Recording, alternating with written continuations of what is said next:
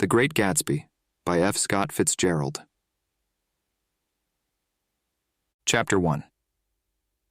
In my younger and more vulnerable years, my father gave me some advice that I've been turning over in my mind ever since.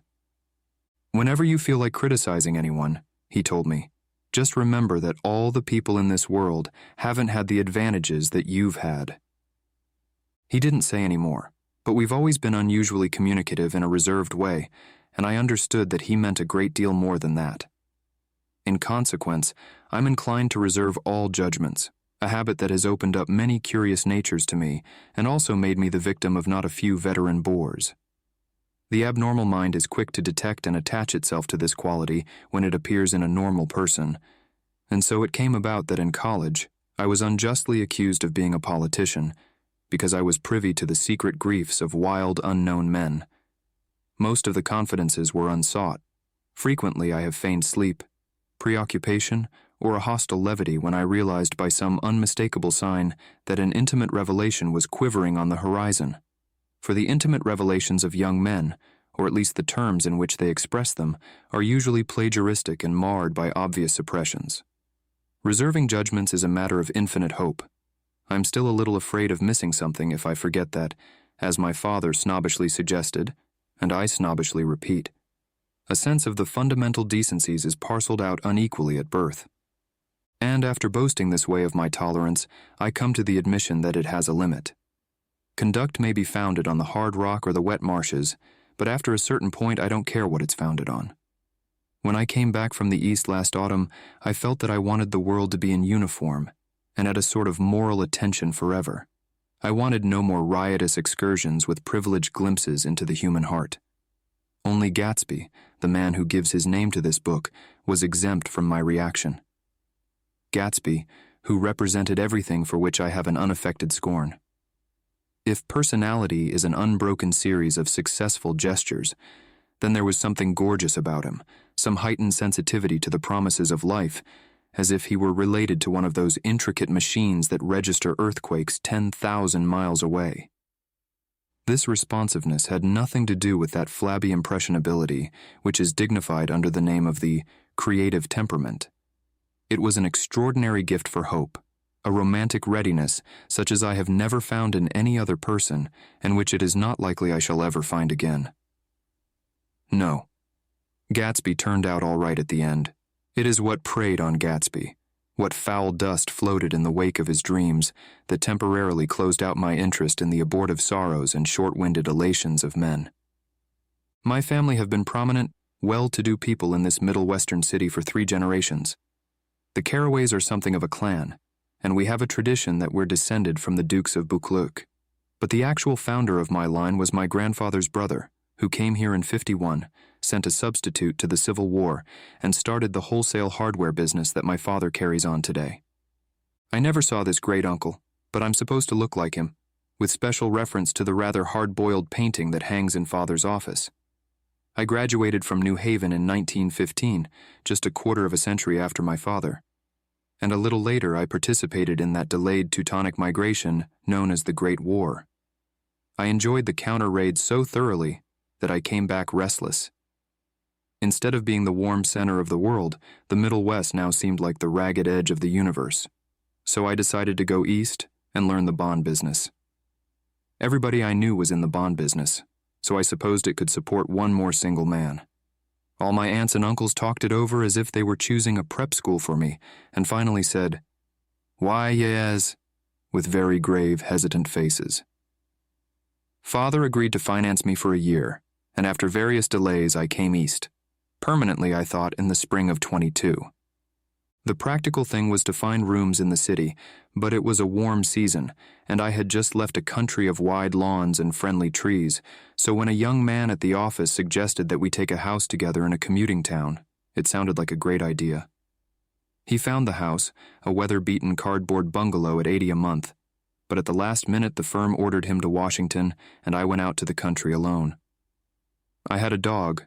At least I had him for a few days until he ran away, and an old Dodge and a Finnish woman who made my bed and cooked breakfast and muttered Finnish wisdom to herself over the electric stove.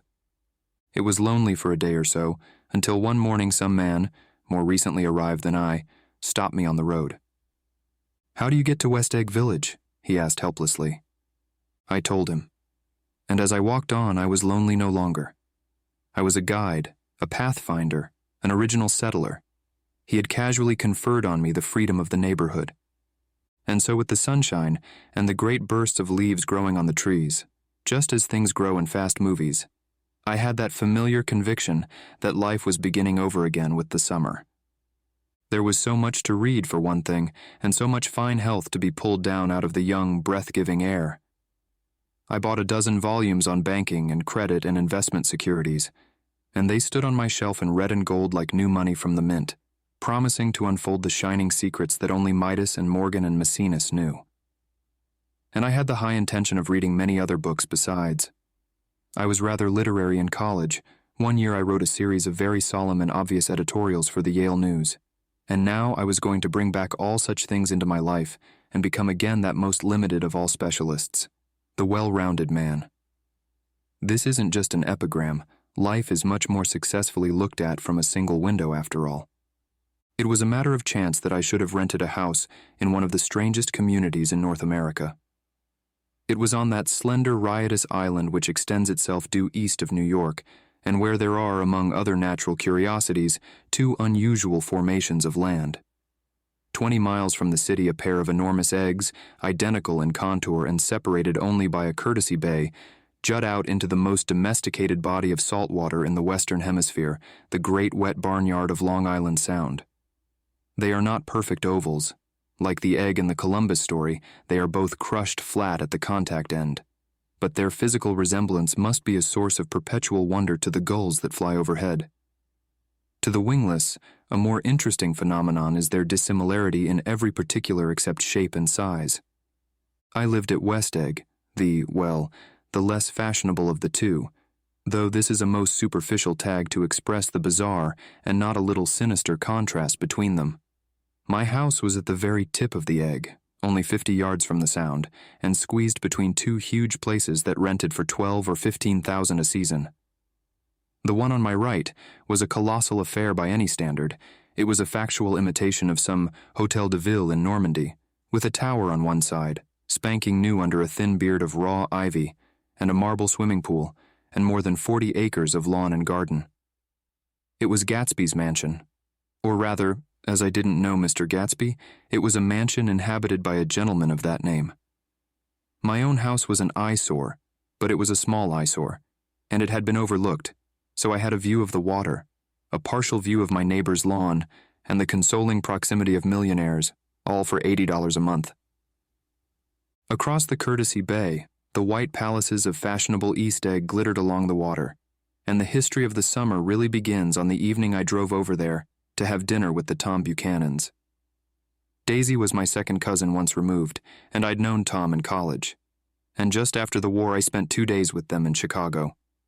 Her husband, among various physical accomplishments, had been one of the most powerful ends that ever played football at New Haven, a national figure in a way, one of those men who reach such an acute, limited excellence at 21 that everything afterward savors of anticlimax. His family were enormously wealthy. Even in college, his freedom with money was a matter for reproach. But now he'd left Chicago and come east in a fashion that rather took your breath away. For instance, he'd brought down a string of polo ponies from Lake Forest. It was hard to realize that a man in my own generation was wealthy enough to do that. Why they came east, I don't know. They had spent a year in France for no particular reason, and then drifted here and there unrestfully, wherever people played polo and were rich together. This was a permanent move, said Daisy over the telephone, but I didn't believe it. I had no sight into Daisy's heart, but I felt that Tom would drift on forever seeking, a little wistfully, for the dramatic turbulence of some irrecoverable football game. And so it happened that on a warm, windy evening, I drove over to East Egg to see two old friends whom I scarcely knew at all. Their house was even more elaborate than I expected, a cheerful red and white Georgian colonial mansion overlooking the bay. The lawn started at the beach and ran towards the front door for a quarter of a mile, jumping over sundials and brick walks and burning gardens. Finally, when it reached the house, drifting up the side in bright vines as though from the momentum of its run. The front was broken by a line of French windows, glowing now with reflected gold and wide open to the warm, windy afternoon, and Tom Buchanan in riding clothes was standing with his legs apart on the front porch. He had changed since his New Haven years.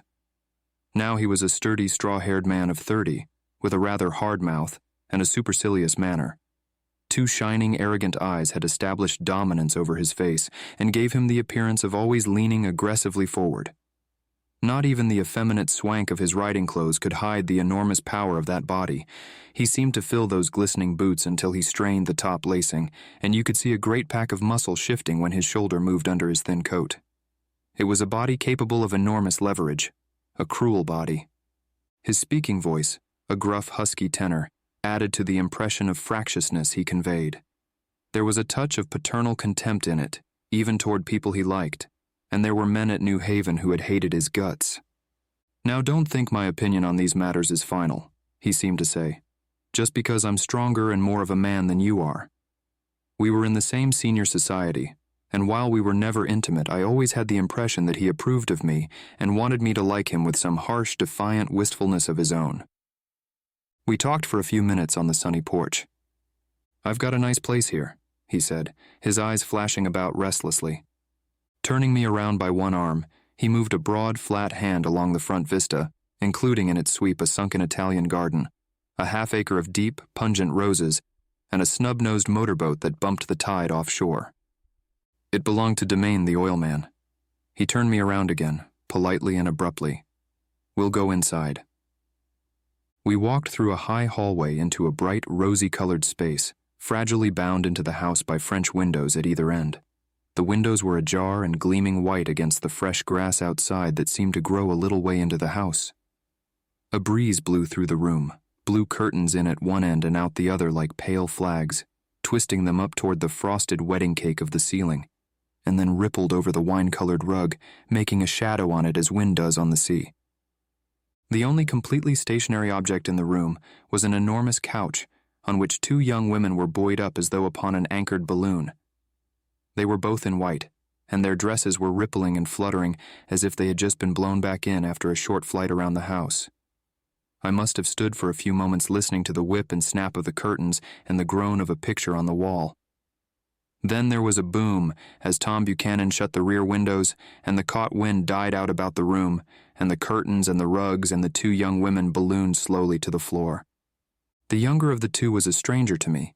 She was extended full length at her end of the divan, completely motionless, and with her chin raised a little, as if she were balancing something on it, which was quite likely to fall. If she saw me out of the corner of her eyes, she gave no hint of it. Indeed, I was almost surprised into murmuring an apology for having disturbed her by coming in. The other girl, Daisy, made an attempt to rise. She leaned slightly forward with a conscientious expression. Then she laughed, an absurd, charming little laugh, and I laughed too and came forward into the room. "I'm paralyzed with happiness." She laughed again, as if she said something very witty, and held my hand for a moment, looking up into my face, promising that there was no one in the world she so much wanted to see. That was a way she had. She hinted in a murmur that the surname of the balancing girl was Baker. I've heard it said that Daisy's murmur was only to make people lean toward her, an irrelevant criticism that made it no less charming. At any rate, Miss Baker's lips fluttered. She nodded at me almost imperceptibly, and then quickly tipped her head back again. The object she was balancing had obviously tottered a little and given her something of a fright.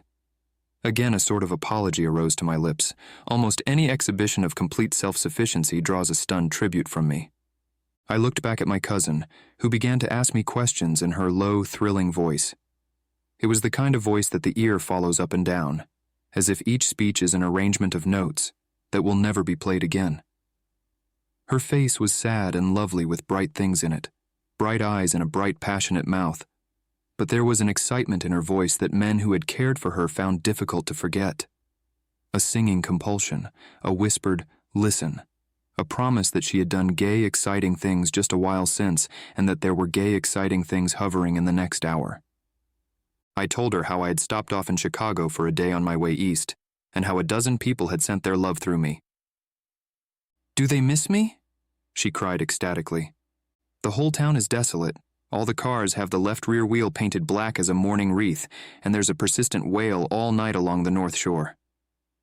How gorgeous! Let's go back, Tom. Tomorrow. Then she added irrelevantly, You ought to see the baby. I'd like to. She's asleep. She's 3 years old. Haven't you ever seen her? Never. Well, you ought to see her. She's... Tom Buchanan, who had been hovering restlessly about the room, stopped and rested his hand on my shoulder. What you doing, Nick? I'm a bondman. Who with? I told him. Never heard of them, he remarked decisively. This annoyed me. You will, I answered shortly. You will if you stay in the East. Oh, I'll stay in the East, don't you worry, he said, glancing at Daisy and then back at me, as if he were alert for something more. I'd be a goddamn fool to live anywhere else. At this point, Miss Baker said, Absolutely, with such suddenness that I started. It was the first word she had uttered since I came into the room.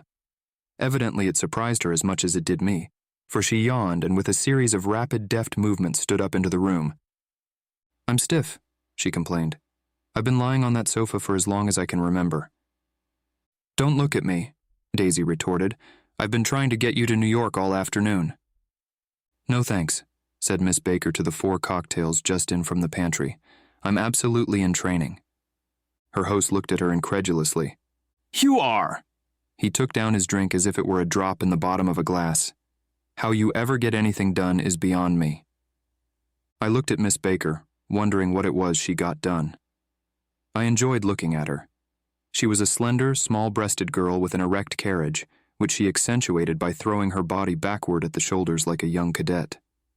Her gray, sun-strained eyes looked back at me with polite reciprocal curiosity out of a wan, charming, discontented face.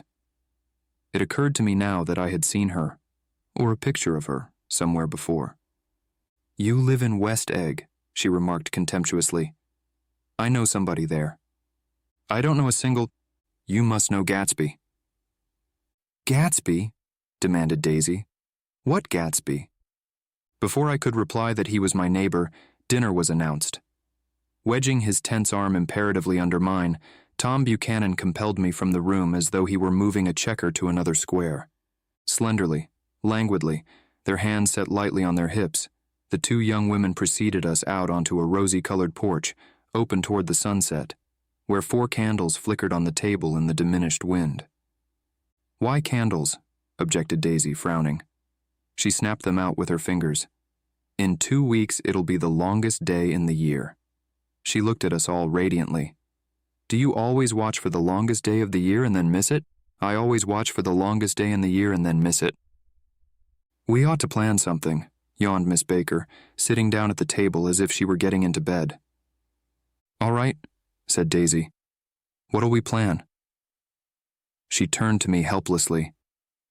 What do people plan? Before I could answer, her eyes fastened with an odd expression on her little finger. Look, she complained. I heard it.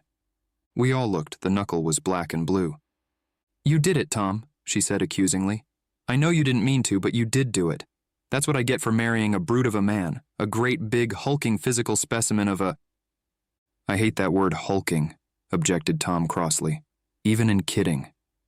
Hulking, insisted Daisy.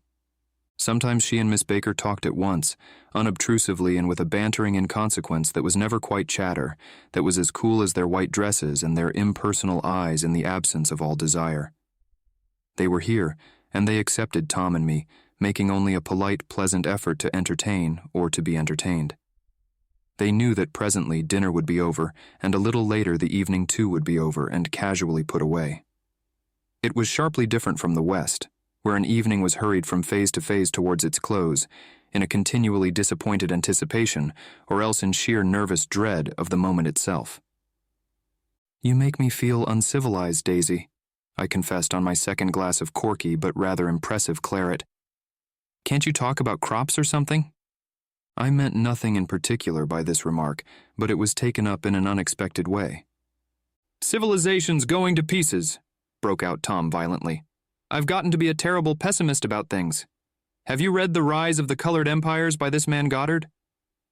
Why no, I answered, rather surprised by his tone. Well, it's a fine book and everybody ought to read it. The idea is if we don't look out, the white race will be utterly submerged. It's all scientific stuff. It's been proved. Tom's getting very profound, said Daisy, with an expression of unthoughtful sadness. He reads deep books with long words in them. What was that word we... Well, these books are all scientific, insisted Tom, glancing at her impatiently. This fellow has worked out the whole thing. It's up to us, who are the dominant race, to watch out, or these other races will have control of things. We've got to beat them down, whispered Daisy, winking ferociously toward the fervent sun. You ought to live in California, began Miss Baker, but Tom interrupted her by shifting heavily in his chair. This idea is that we're Nordics. I am, and you are, and... After an infinitesimal hesitation, he included Daisy with a slight nod, and she winked at me again. And we've produced all the things that go to make civilization. Oh, science and art and all that, do you see? There was something pathetic in his concentration, as if his complacency, more acute than of old, was not enough to him anymore. When, almost immediately, the telephone rang inside, and the butler left the porch, Daisy seized upon the momentary interruption and leaned towards me. I'll tell you a family secret, she whispered enthusiastically. It's about the butler's nose. Do you want to hear about the butler's nose? That's why I came over tonight. Well, he wasn't always a butler. He used to be the silver polisher for some people in New York that had a silver service for 200 people. He had to polish it from morning till night, until finally it began to affect his nose. Things went from bad to worse, suggested Miss Baker. Yes, things went from bad to worse until finally he had to give up his position. For a moment, the last sunshine fell with romantic affection upon her glowing face. Her voice compelled me forward breathlessly as I listened. Then the glow faded, each light deserting her with lingering regret, like children leaving a pleasant street at dusk. The butler came back and murmured something close to Tom's ear, whereupon Tom frowned, pushed back his chair, and without a word went inside. As if his absence quickened something within her, Daisy leaned forward again, her voice glowing and singing. I love to see you at my table, Nick. You remind me of a rose, an absolute rose. Doesn't he? She turned to Miss Baker for confirmation. An absolute rose? This was untrue. I am not even faintly like a rose. She was only extemporizing, but a stirring warmth flowed from her, as if her heart was trying to come out to you concealed in one of those breathless, thrilling words. Then suddenly she threw her napkin on the table and excused herself and went into the house. Miss Baker and I exchanged a short glance consciously devoid of meaning. I was about to speak when she sat up alertly and said, "Shh," in a warning voice. A subdued, impassioned murmur was audible in the room beyond, and Miss Baker leaned forward unashamed, trying to hear. The murmur trembled on the verge of coherence, sank down, mounted excitedly, and then ceased altogether. This Mr. Gatsby you spoke of is my neighbor, I began. Don't talk. I want to hear what happens. Is something happening? I inquired innocently. You mean to say you don't know? Said Miss Baker, honestly surprised. I thought everybody knew. I don't. Why? She said hesitantly. Tom's got some woman in New York. Got some woman? I repeated blankly. Miss Baker nodded. She might have the decency not to telephone him at dinner time, don't you think? Almost before I had grasped her meaning, there was the flutter of a dress and the crunch of leather boots, and Tom and Daisy were back at the table. It couldn't be helped, cried Daisy with tense gaiety. She sat down, glanced searchingly at Miss Baker and then at me, and continued. I looked outdoors for a minute, and it's very romantic outdoors. There's a bird on the lawn that I think must be a nightingale come over on the Cunard or White Star Line. He's singing away. Her voice sang, It's romantic, isn't it, Tom? Very romantic, he said, and then miserably to me, If it's light enough after dinner, I want to take you down to the stables. The telephone rang inside startlingly, and as Daisy shook her head decisively at Tom, the subject of the stables, in fact all subjects, vanished into air. Among the broken fragments of the last 5 minutes at table, I remember the candles being lit again, pointlessly, and I was conscious of wanting to look squarely at everyone, and yet to avoid all eyes. I couldn't guess what Daisy and Tom were thinking. but I doubt if even Miss Baker, who seemed to have mastered a certain hearty skepticism, was able utterly to put this fifth guest's shrill metallic urgency out of mind. To a certain temperament, the situation might have seemed intriguing. My own instinct was to telephone immediately for the police. The horses, needless to say, were not mentioned again. Tom and Miss Baker, with several feet of twilight between them, strolled back into the library, as if to a vigil beside a perfectly tangible body. While trying to look pleasantly interested and a little deaf, I followed Daisy around a chain of connecting verandas to the porch in front. In its deep gloom, we sat down side by side on a wicker settee. Daisy took her face in her hands as if feeling its lovely shape, and her eyes moved gradually out into the velvet dusk. I saw that turbulent emotions possessed her, so I asked what I thought would be some sedative questions about her little girl. "We don't know each other very well, Nick," she said suddenly. "Even if we are cousins. You didn't come to my wedding." "I wasn't back from the war." "That's true." She hesitated. "Well, I've had a very bad time, Nick, and I'm pretty cynical about everything." Evidently she had reason to be. I waited, but she didn't say any more, and after a moment I returned rather feebly to the subject of her daughter. "I suppose she talks and eats and everything." "Oh, yes." She looked at me absently. "Listen, Nick, let me tell you what I said when she was born. Would you like to hear?" "Very much." "It'll show you how I've gotten to feel about things. Well, she was less than an hour old and Tom was God knows where.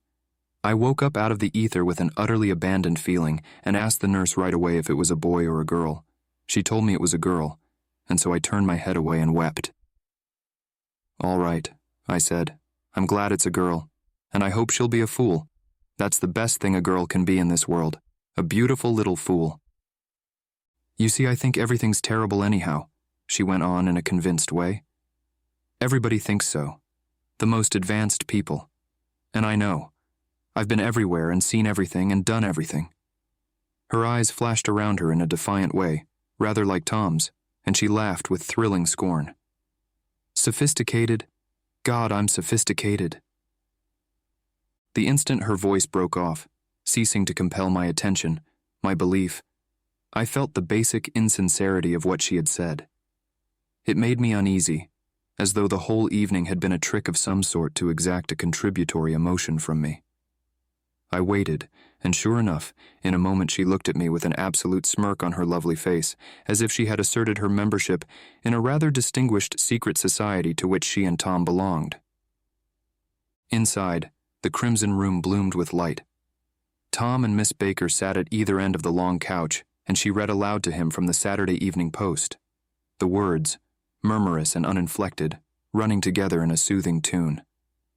The lamplight, bright on his boots and dull on the autumn leaf yellow of her hair, glinted along the paper as she turned a page with a flutter of slender muscles in her arms. When we came in, she held us silent for a moment with a lifted hand. "To be continued," she said, tossing the magazine on the table. "In our very next issue."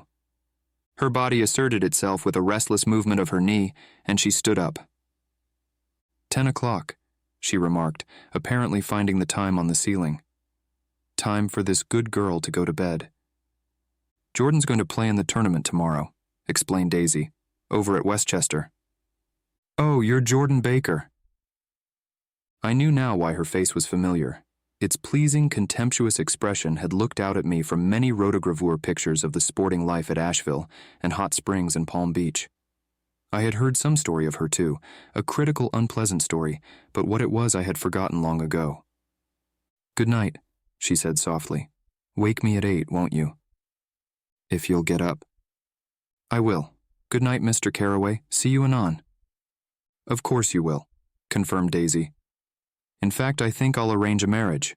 Come over often, Nick, and I'll sort of, fling you together.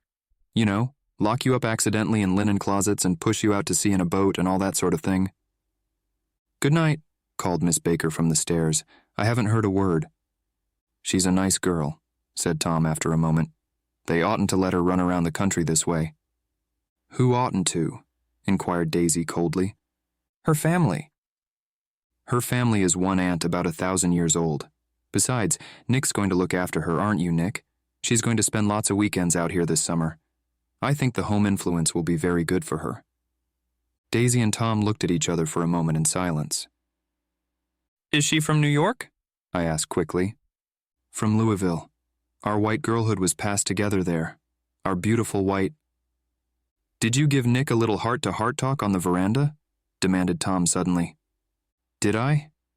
She looked at me. I can't seem to remember, but I think we talked about the Nordic race. Yes, I'm sure we did. It sort of crept up on us, and first thing you know... Don't believe everything you hear, Nick, he advised me. I said lightly that I had heard nothing at all, and a few minutes later I got up to go home. They came to the door with me and stood side by side in a cheerful square of light. As I started my motor, Daisy peremptorily called, "Wait. I forgot to ask you something, and it's important. We heard you were engaged to a girl out west." "That's right," corroborated Tom kindly. "We heard that you were engaged." "It's a libel. I'm too poor." "But we heard it," insisted Daisy, surprising me by opening up again in a flower-like way. "We heard it from 3 people, so it must be true." Of course I knew what they were referring to, but I wasn't even vaguely engaged. The fact that gossip had published the bans was one of the reasons I had come east. You can't stop going with an old friend on account of rumors, and on the other hand I had no intention of being rumored into marriage. Their interest rather touched me and made them less remotely rich. Nevertheless, I was confused and a little disgusted as I drove away.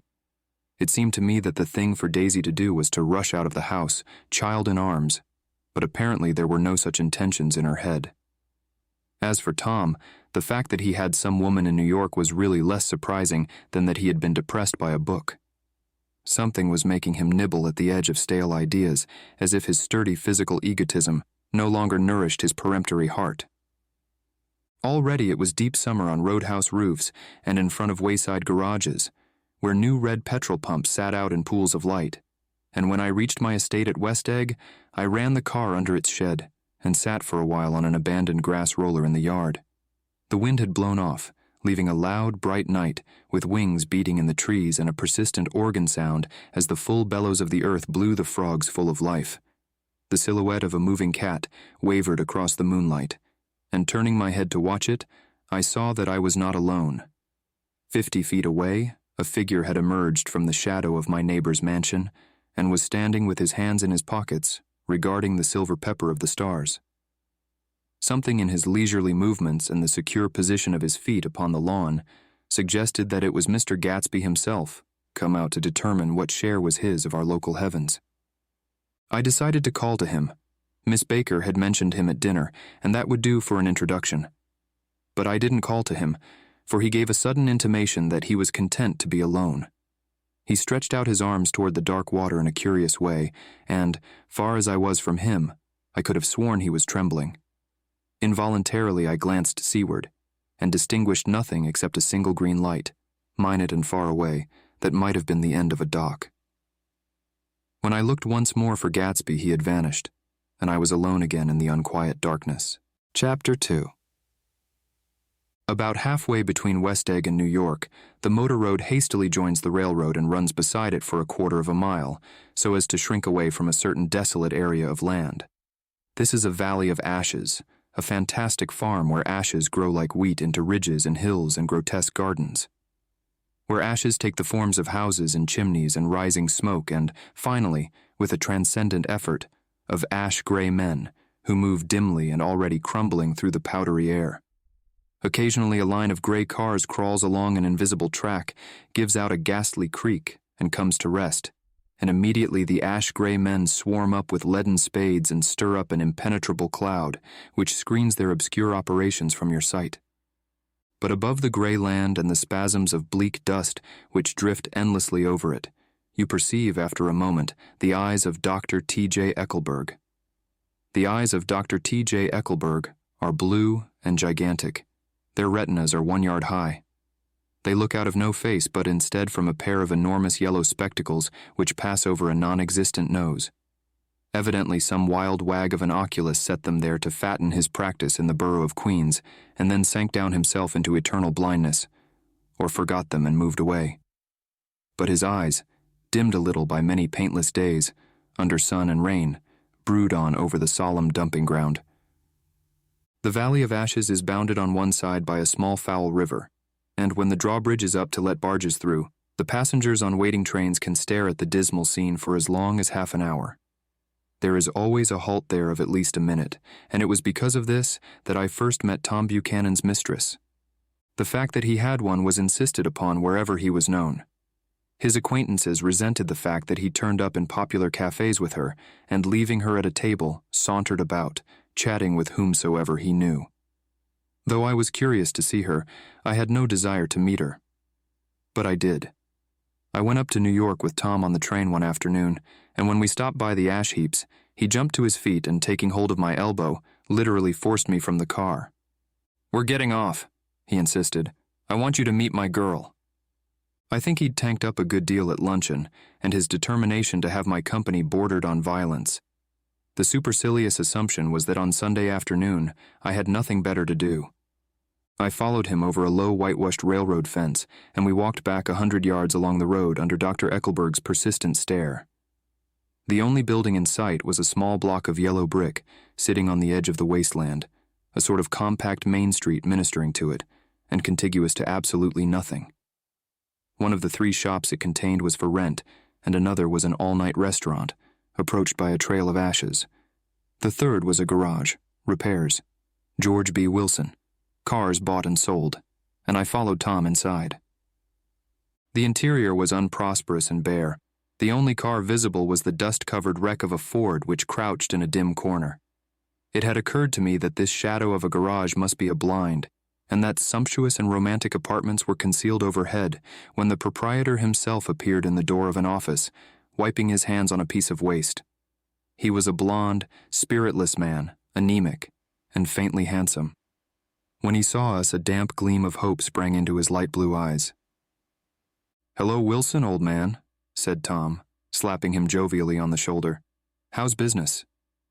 "I can't complain," answered Wilson unconvincingly. "When are you going to sell me that car?" Next week I've got my man working on it now. Works pretty slow, don't he? "No, he doesn't," said Tom coldly. "And if you feel that way about it, maybe I'd better sell it somewhere else after all." "I don't mean that," explained Wilson quickly. "I just meant—" His voice faded off and Tom glanced impatiently around the garage. Then I heard footsteps on a stairs, and in a moment the thickish figure of a woman blocked out the light from the office door. She was in the middle 30s and faintly stout, but she carried her flesh sensuously as some women can. Her face, above a spotted dress of dark blue crêpe de chine, contained no facet or gleam of beauty, but there was an immediately perceptible vitality about her, as if the nerves of her body were continually smoldering. She smiled slowly, and walking through her husband as if he were a ghost, shook hands with Tom, looking him flush in the eye. Then she wet her lips and without turning around spoke to her husband in a soft, coarse voice. "Get some chairs, why don't you? So somebody can sit down." "Oh, sure," agreed Wilson hurriedly, and went toward the little office, mingling immediately with the cement color of the walls. A white ashen dust veiled his dark suit and his pale hair as it veiled everything in the vicinity, except his wife, who moved close to Tom. "I want to see you," said Tom intently. "Get on the next train." "All right. I'll meet you by the newsstand on the lower level." She nodded and moved away from him, just as George Wilson emerged with 2 chairs from his office door. We waited for her down the road and out of sight. It was a few days before the 4th of July, and a gray, scrawny Italian child was setting torpedoes in a row along the railroad track. "Terrible place, isn't it?" said Tom, exchanging a frown with Dr. Eckelberg. "Awful. It does her good to get away." "Doesn't her husband object?" "Wilson? He thinks she goes to see her sister in New York. He's so dumb he doesn't know he's alive." So Tom Buchanan and his girl and I went up together to New York, or not quite together, for Mrs. Wilson sat discreetly in another car. Tom deferred that much to the sensibilities of those East Eggers who might be on the train. She had changed her dress to a brown-figured muslin, which stretched tight over her rather wide hips as Tom helped her to the platform in New York. At the newsstand, she bought a copy of Town Tattle and a moving picture magazine, and in the station drugstore some cold cream and a small flask of perfume. Upstairs, in the solemn echoing drive, she let 4 taxicabs drive away before she selected a new one, lavender-colored with gray upholstery, and in this we slid out from the mass of the station into the glowing sunshine. But immediately she turned sharply from the window and, leaning forward, tapped on the front glass. "I want to get one of those dogs," she said earnestly. "I want to get one for the apartment. They're nice to have. A dog." We backed up to a gray old man who bore an absurd resemblance to John D. Rockefeller. In a basket swung from his neck cowered a dozen very recent puppies of an indeterminate breed. "What kind are they?" asked Mrs. Wilson eagerly as he came to the taxi window. "All kinds. What kind do you want, lady?" "I'd like to get one of those police dogs. I don't suppose you got that kind?" The man peered doubtfully into the basket, plunged in his hand and drew one up, wriggling by the back of the neck. "That's no police dog," said Tom. "No, it's not exactly a police dog," said the man with disappointment in his voice. "It's more of an Airedale." He passed his hand over the brown wash rag of a back. "Look at that coat. Some coat. That's a dog that'll never bother you with catching cold." "I think it's cute," said Mrs. Wilson enthusiastically. "How much is it?" "That dog?" He looked at it admiringly. "That dog will cost you $10. The Airedale, undoubtedly there was an Airedale concerned in it somewhere, though its feet were startlingly white, changed hands and settled down into Mrs. Wilson's lap, where she fondled the weatherproof coat with rapture.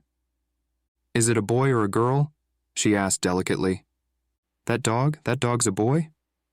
"It's a bitch," said Tom decisively. "Here's your money. Go and buy 10 more dogs with it."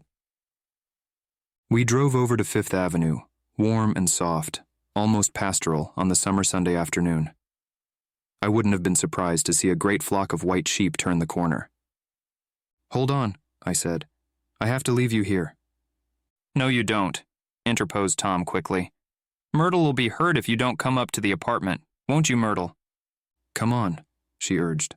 "I'll telephone my sister Catherine. She's said to be very beautiful by people who ought to know." "Well, I'd like to, but—" We went on, cutting back again over the park toward the West Hundreds. At 158th Street, the cab stopped at one slice in a long white cake of apartment houses. Throwing a regal homecoming glance around the neighborhood, Mrs. Wilson gathered up her dog and her other purchases and went haughtily in. "I'm going to have the McKees come up," she announced as we rose in the elevator. "And of course, I got to call up my sister, too." The apartment was on the top floor, a small living room, a small dining room, a small bedroom, and a bath. The living room was crowded to the doors with a set of tapestried furniture entirely too large for it, so that to move about was to stumble continually over scenes of ladies swinging in the gardens of Versailles. The only picture was an over-enlarged photograph, apparently a hen sitting on a blurred rock. Looked at from a distance, however, the hen resolved itself into a bonnet, and the countenance of a stout old lady beamed down into the room. Several old copies of Town Tattle lay on the table together with a copy of Simon Called Peter and some of the small scandal magazines of Broadway. Mrs. Wilson was first concerned with the dog. A reluctant elevator boy went for a box full of straw and some milk, to which he added on his own initiative a tin of large, hard dog biscuits, one of which decomposed apathetically in the saucer of milk all afternoon. Meanwhile, Tom brought out a bottle of whiskey from a locked bureau door. I've been drunk just twice in my life, and the second time was that afternoon. So everything that happened has a dim, hazy cast over it, although until after 8 o'clock the apartment was full of cheerful sun. Sitting on Tom's lap, Mrs. Wilson called up several people on the telephone. Then there were no cigarettes, and I went out to buy some at the drugstore on the corner. When I came back, they had both disappeared, so I sat down discreetly in the living room and read a chapter of Simon Called Peter. Either it was terrible stuff, or the whiskey distorted things, because it didn't make any sense to me. Just as Tom and Myrtle, after the first drink Mrs. Wilson and I called each other by our first names, reappeared, company commenced to arrive at the apartment door. The sister, Catherine, was a slender, worldly girl of about 30, with a solid, sticky bob of red hair and a complexion powdered milky white. Her eyebrows had been plucked and then drawn on again at a more rakish angle, but the efforts of nature toward the restoration of the old alignment gave a blurred air to her face. When she moved about, there was an incessant clicking as innumerable pottery bracelets jingled up and down upon her arms. She came in with such a proprietary haste and looked around so possessively at the furniture that I wondered if she lived here. But when I asked her, she laughed immoderately, repeated my question aloud, and told me she lived with a girlfriend at a hotel. Mr. McKee was a pale, feminine man from the flat below. He had just shaved, for there was a white spot of lather on his cheekbone, and he was most respectful in his greeting to everyone in the room. He informed me that he was in the artistic game, and I gathered later that he was a photographer and had made the dim enlargement of Mrs. Wilson's mother, which hovered like an ectoplasm on the wall. His wife was shrill, languid, handsome, and horrible. She told me with pride that her husband had photographed her 127 times since they had been married. Mrs. Wilson had changed her costume some time before and was now attired in an elaborate afternoon dress of cream-colored chiffon, which gave out a continual rustle as she swept about the room. With the influence of the dress, her personality had also undergone a change. The intense vitality that had been so remarkable in the garage was converted into impressive hauteur. Her laughter, her gestures, her assertions became more violently affected moment by moment, and as she expanded the room grew smaller around her, until she seemed to be revolving on a noisy, creaking pivot through the smoky air.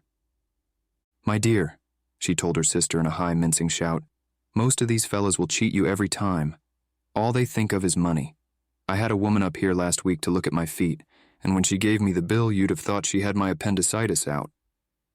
"What was the name of the woman?" asked Mrs. McKee. "Mrs. Eberhardt. She goes around looking at people's feet in their own homes." "I like your dress," remarked Mrs. McKee. "I think it's adorable." Mrs. Wilson rejected the compliment by raising her eyebrow in disdain. "It's just a crazy old thing," she said. "I just slip it on sometimes when I don't care what I look like.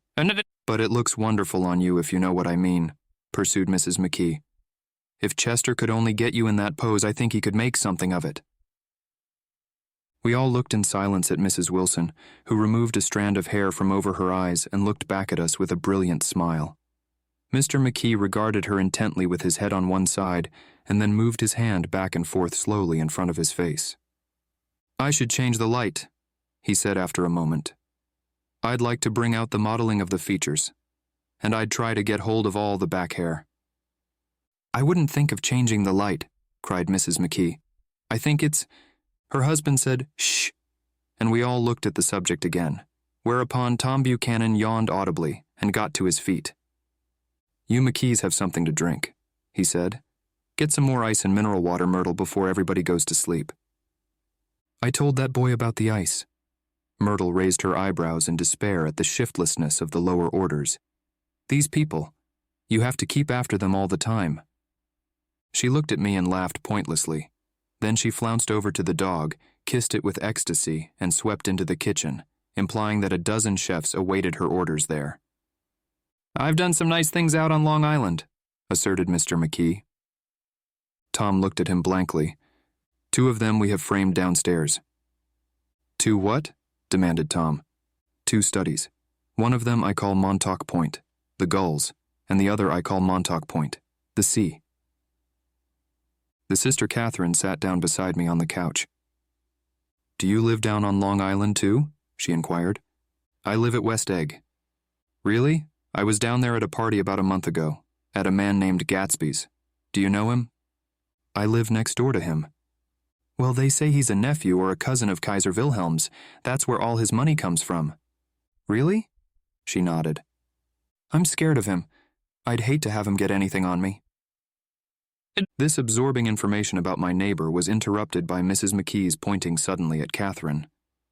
"Chester, I think you could do something with her," she broke out, but Mr. McKee only nodded in a bored way and turned his attention to Tom. "I'd like to do more work on Long Island if I could get the entry. All I ask is that they should give me a start." "Ask Myrtle," said Tom, breaking into a short shout of laughter as Mrs. Wilson entered with a tray. "She'll give you a letter of introduction, won't you, Myrtle?" "Do what?" she asked, startled. "You'll give McKee a letter of introduction to your husband so he can do some studies of him." His lips moved silently for a moment as he invented George B. Wilson at the gasoline pump, or something like that. Catherine leaned close to me and whispered in my ear, "Neither of them can stand the person they're married to." "Can't they?" "Can't stand them." She looked at Myrtle and then at Tom. "What I say is, why go on living with them if they can't stand them? If I was them, I'd get a divorce and get married to each other right away." "Doesn't she like Wilson either?" The answer to this was unexpected. It came from Myrtle, who had overheard the question, and it was violent and obscene. "You see," cried Catherine triumphantly. She lowered her voice again. "It's really his wife that's keeping them apart. She's a Catholic, and they don't believe in divorce." Daisy was not a Catholic, and I was a little shocked at the elaborateness of the lie. "When they do get married," continued Catherine, "they're going west to live for a while until it blows over. It'd be more discreet to go to Europe." "Oh, do you like Europe?" she exclaimed surprisingly. "I just got back from Monte Carlo." "Really?" "Just last year. I went over there with another girl." "Stay long?" "No, we just went to Monte Carlo and back. We went by way of Marseille. We had over $1,200 when we started, but we got jiped out of it all in 2 days in the private rooms. We had an awful time getting back, I can tell you. God, how I hated that town." The late afternoon sky bloomed in the window for a moment like the blue honey of the Mediterranean. Then the shrill voice of Mrs. McKee called me back into the room. "I almost made a mistake, too," she declared vigorously. "I almost married a little kike who'd been after me for years. I knew he was below me. Everybody kept saying to me, 'Lucille, that man's way below you.' But if I hadn't met Chester, he'd have got me sure." "Yes, but listen," said Myrtle Wilson, nodding her head up and down. "At least you didn't marry him." "I know I didn't." "Well, I married him," said Myrtle ambiguously, "and that's the difference between your case and mine." "Why did you, Myrtle?" demanded Catherine. "Nobody forced you to." Myrtle considered. "I married him because I thought he was a gentleman," she said finally. "I thought he knew something about breeding, but he wasn't fit to lick my shoe." "You were crazy about him for a while," said Catherine. "Crazy about him!" cried Myrtle incredulously. "Who said I was crazy about him? I never was any more crazy about him than I was about that man there." She pointed suddenly at me, and everyone looked at me accusingly. I tried to show by my expression that I expected no affection. "The only crazy I was when I married him. I knew right away I made a mistake. He borrowed somebody's best suit to get married in and never even told me about it, and the man came after it one day when he was out. 'Oh, is that your suit?' I said. 'This is the first I ever heard about it.' But I gave it to him, and then I lay down and cried to beat the band all afternoon." "She really ought to get away from him," resumed Catherine to me. "They've been living over that garage for 11 years, and Tom's the first sweetie she ever had." The bottle of whiskey, a second one, was now in constant demand by all present, excepting Catherine, who felt just as good on nothing at all. Tom rang for the janitor and sent him for some celebrated sandwiches, which were a complete supper in themselves. I wanted to get out and walk eastward toward the park through the soft twilight, but each time I tried to go, I became entangled in some wild, strident argument which pulled me back, as if with ropes, into my chair. Yet high over the city, our line of yellow windows must have contributed their share of human secrecy to the casual watcher in the darkening streets, and I saw him too, looking up and wondering. I was within and without, simultaneously enchanted and repelled by the inexhaustible variety of life. Myrtle pulled her chair close to mine, and suddenly her warm breath poured over me the story of her first meeting with Tom. It was on the 2 little seats facing each other that are always the last ones left on the train. I was going up to New York to see my sister and spend the night. He had on a dress suit and patent leather shoes, and I couldn't keep my eyes off him, but every time he looked at me I had to pretend to be looking at the advertisement over his head. When we came into the station, he was next to me, and his white shirt front pressed against my arm, and so I told him I'd have to call a policeman, but he knew I lied. I was so excited that when I got into a taxi with him, I didn't hardly know I wasn't getting into a subway train. All I kept thinking about over and over was, "You can't live forever. You can't live forever." She turned to Mrs. McKee and the room rang full of her artificial laughter. "My dear," she cried, "I'm going to give you this dress as soon as I'm through with it. I've got to get another one tomorrow. I'm going to make a list of all the things I've got to get. A massage and a wave and a collar for the dog, and one of those cute little ashtrays where you touch a spring, and a wreath with a black silk bow for Mother's grave that'll last all summer. I got to write down a list so I won't forget all the things I got to do. It was 9 o'clock. Almost immediately afterward, I looked at my watch and found it was 10. Mr. McKee was asleep on a chair with his fists clenched in his lap, like a photograph of a man of action. Taking out my handkerchief, I wiped from his cheek the spot of dried lather that had worried me all the afternoon. The little dog was sitting on the table looking with blind eyes through the smoke, and from time to time groaning faintly. People disappeared, reappeared, made plans to go somewhere, and then lost each other, searched for each other, found each other a few feet away. Sometime toward midnight, Tom Buchanan and Mrs. Wilson stood face to face discussing, in impassioned voices, whether Mrs. Wilson had any right to mention Daisy's name. Daisy! Daisy! Daisy! Shouted Mrs. Wilson. I'll say it whenever I want to. Daisy! Making a short deft movement, Tom Buchanan broke her nose with his open hand. Then there were bloody towels upon the bathroom floor, and women's voices scolding, and high over the confusion a long broken wail of pain. Mr. McKee awoke from his doze and started in a daze toward the door. When he had gone halfway, he turned around and stared at the scene. His wife and Catherine scolding and consoling as they stumbled here and there among the crowded furniture with articles of aid, and the despairing figure on the couch, bleeding fluently and trying to spread a copy of Town Tattle over the tapestry scenes of Versailles. Then Mr. McKee turned and continued on out the door. Taking my hat from the chandelier, I followed. "Come to lunch someday," he suggested, as we groaned down in the elevator. "Where?" Anywhere! "Keep your hands off the lever," snapped the elevator boy. "I beg your pardon?" said Mr. McKee with dignity. "I didn't know I was touching it." "All right," I agreed. "I'll be glad to." I was standing beside his bed and he was sitting up between the sheets, clad in his underwear, with a great portfolio in his hands. Beauty and the Beast, Loneliness, Old Grocery Horse, Brooklyn Bridge. Then I was lying half asleep in the cold lower level of the Pennsylvania station, staring at the Morning Tribune and waiting for the 4 o'clock train. Chapter 3. There was music from my neighbor's house through the summer nights. In his blue gardens, men and girls came and went like moths among the whisperings and the champagne and the stars. At high tide in the afternoon, I watched his guests diving from the tower of his raft or taking the sun on the hot sand of his beach while his 2 motorboats slit the waters of the Sound, drawing aquaplanes over cataracts of foam. On weekends, his Rolls-Royce became an omnibus, bearing parties to and from the city between 9 in the morning and long past midnight, while his station wagon scampered like a brisk yellow bug to meet all trains. And on Mondays, 8 servants, including an extra gardener, toiled all day with mops and scrubbing brushes and hammers and garden shears, repairing the ravages of the night before. Every Friday, 5 crates of oranges and lemons arrived from a fruiterer in New York. Every Monday, these same oranges and lemons left his back door in a pyramid of pulpless halves. There was a machine in the kitchen which could extract the juice of 200 oranges in half an hour if a little button was pressed 200 times by a butler's thumb.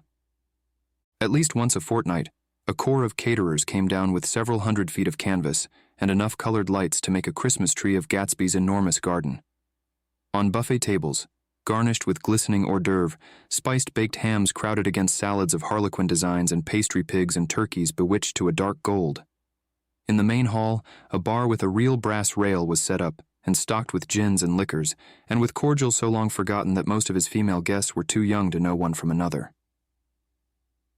By 7 o'clock the orchestra has arrived, no thin 5-piece affair, but a whole pitful of oboes and trombones and saxophones and viols and cornets and piccolos and low and high drums. The last swimmers have come in from the beach now and are dressing upstairs. The cars from New York are parked 5 deep in the drive, and already the halls and salons and verandas are gaudy with primary colors, and hair bobbed in strange new ways, and shawls beyond the dreams of Castile. The bar is in full swing, and floating rounds of cocktails permeate the garden outside, until the air is alive with chatter and laughter, and casual innuendo and introductions forgotten on the spot, and enthusiastic meetings between women who never knew each other's names. The lights grow brighter as the earth lurches away from the sun, and now the orchestra is playing yellow cocktail music, and the opera of voices pitches a key higher. Laughter is easier minute by minute, spilled with prodigality, tipped out at a cheerful word. The groups change more swiftly, swell with new arrivals, dissolve and form in the same breath. Already there are wanderers, confident girls who weave here and there among the stouter and more stable, become for a sharp, joyous moment the center of a group, and then, excited with triumph, glide on through the sea change of faces and voices and color under the constantly changing light. Suddenly one of these gypsies, in trembling opal, seizes a cocktail out of the air, dumps it down for courage, and moving her hands like Frisco, dances out alone on the canvas platform. A momentary hush. The orchestra leader varies his rhythm obligingly for her, and there is a burst of chatter as the erroneous news goes around that she is Gilda Gray's understudy from the Follies. The party has begun. I believe that on the first night I went to Gatsby's house, I was one of the few guests who had actually been invited. People were not invited. They went there.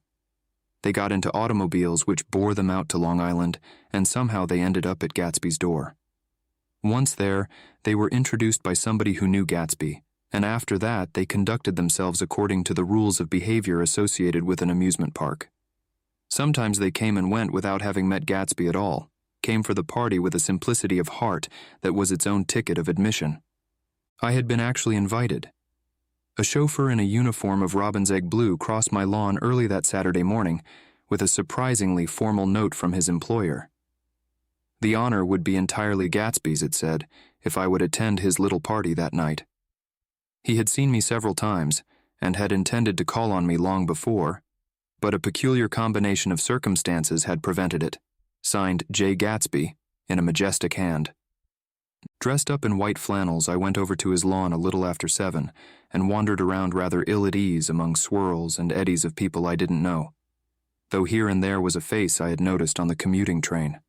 I was immediately struck by the number of young Englishmen dotted about, all well-dressed, all looking a little hungry, and all talking in low, earnest voices to solid and prosperous Americans.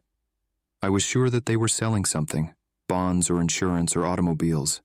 They were at least agonizingly aware of the easy money in the vicinity and convinced that it was theirs for a few words in the right key. As soon as I arrived, I made an attempt to find my host, but the 2 or 3 people of whom I asked his whereabouts stared at me in such an amazed way, and denied so vehemently any knowledge of his movements that I slunk off in the direction of the cocktail table, the only place in the garden where a single man could linger without looking purposeless and alone. I was on my way to get roaring drunk from sheer embarrassment when Jordan Baker came out of the house and stood at the head of the marble steps, leaning a little backward and looking with contemptuous interest down into the garden. Welcome or not, I found it necessary to attach myself to someone before I should begin to address cordial remarks to the passers-by. "Hello," I roared, advancing toward her. My voice seemed unnaturally loud across the garden. "I thought you might be here," she responded absently as I came up. "I remembered you lived next door to—" She held my hand impersonally, as a promise that she'd take care of me in a minute, and gave ear to 2 girls in twin yellow dresses who stopped at the foot of the steps. Hello? They cried together. Sorry you didn't win? That was for the golf tournament. She had lost in the finals the week before. "You don't know who we are," said one of the girls in yellow, "but we met you here about a month ago." "You've dyed your hair since then," remarked Jordan, and I started, but the girls had moved casually on, and her remark was addressed to the premature moon, produced like the supper, no doubt, out of a caterer's basket. With Jordan's slender golden arm resting in mine, we descended the steps and sauntered about the garden. A tray of cocktails floated at us through the twilight, and we sat down at a table with the 2 girls in yellow and 3 men, each one introduced to us as Mr. Mumble. "Do you come to these parties often?" inquired Jordan of the girl beside her. "The last one was the one I met you at," answered the girl in an alert, confident voice. She turned to her companion. "Wasn't it for you, Lucille?" It was for Lucille, too. "I like to come," Lucille said. "I never care what I do, so I always have a good time. When I was here last, I tore my gown on a chair, and he asked me my name and address. Inside of a week, I got a package from Croirier's with a new evening gown in it. Did you keep it? Asked Jordan. Sure I did. I was going to wear it tonight, but it was too big in the bust and had to be altered. It was gas blue with lavender beads. $265. There's something funny about a fellow that'll do a thing like that, said the other girl eagerly. He doesn't want any trouble with anybody. Who doesn't? I inquired. Gatsby. Somebody told me. The two girls and Jordan leaned together confidentially. Somebody told me they thought he killed a man once. A thrill passed over all of us. The three Mr. Mumbles bent forward and listened eagerly. I don't think it's so much that, argued Lucille skeptically. It's more that he was a German spy during the war. One of the men nodded in confirmation. I heard that from a man who knew all about him, grew up with him in Germany, he assured us positively. Oh no, said the first girl. It couldn't be that, because he was in the American Army during the war. As our credulity switched back to her, she leaned forward with enthusiasm. You look at him sometimes when he thinks nobody's looking at him. I'll bet he killed a man. She narrowed her eyes and shivered. Lucille shivered. We all turned and looked around for Gatsby. It was testimony to the romantic speculation he inspired that there were whispers about him from those who had found little that it was necessary to whisper about in this world. The first supper, there would be another one after midnight, was now being served, and Jordan invited me to join her own party, who were spread around a table on the other side of the garden. There were 3 married couples, and Jordan's escort, a persistent undergraduate given to violent innuendo, and obviously under the impression that sooner or later Jordan was going to yield him up her person to a greater or lesser degree.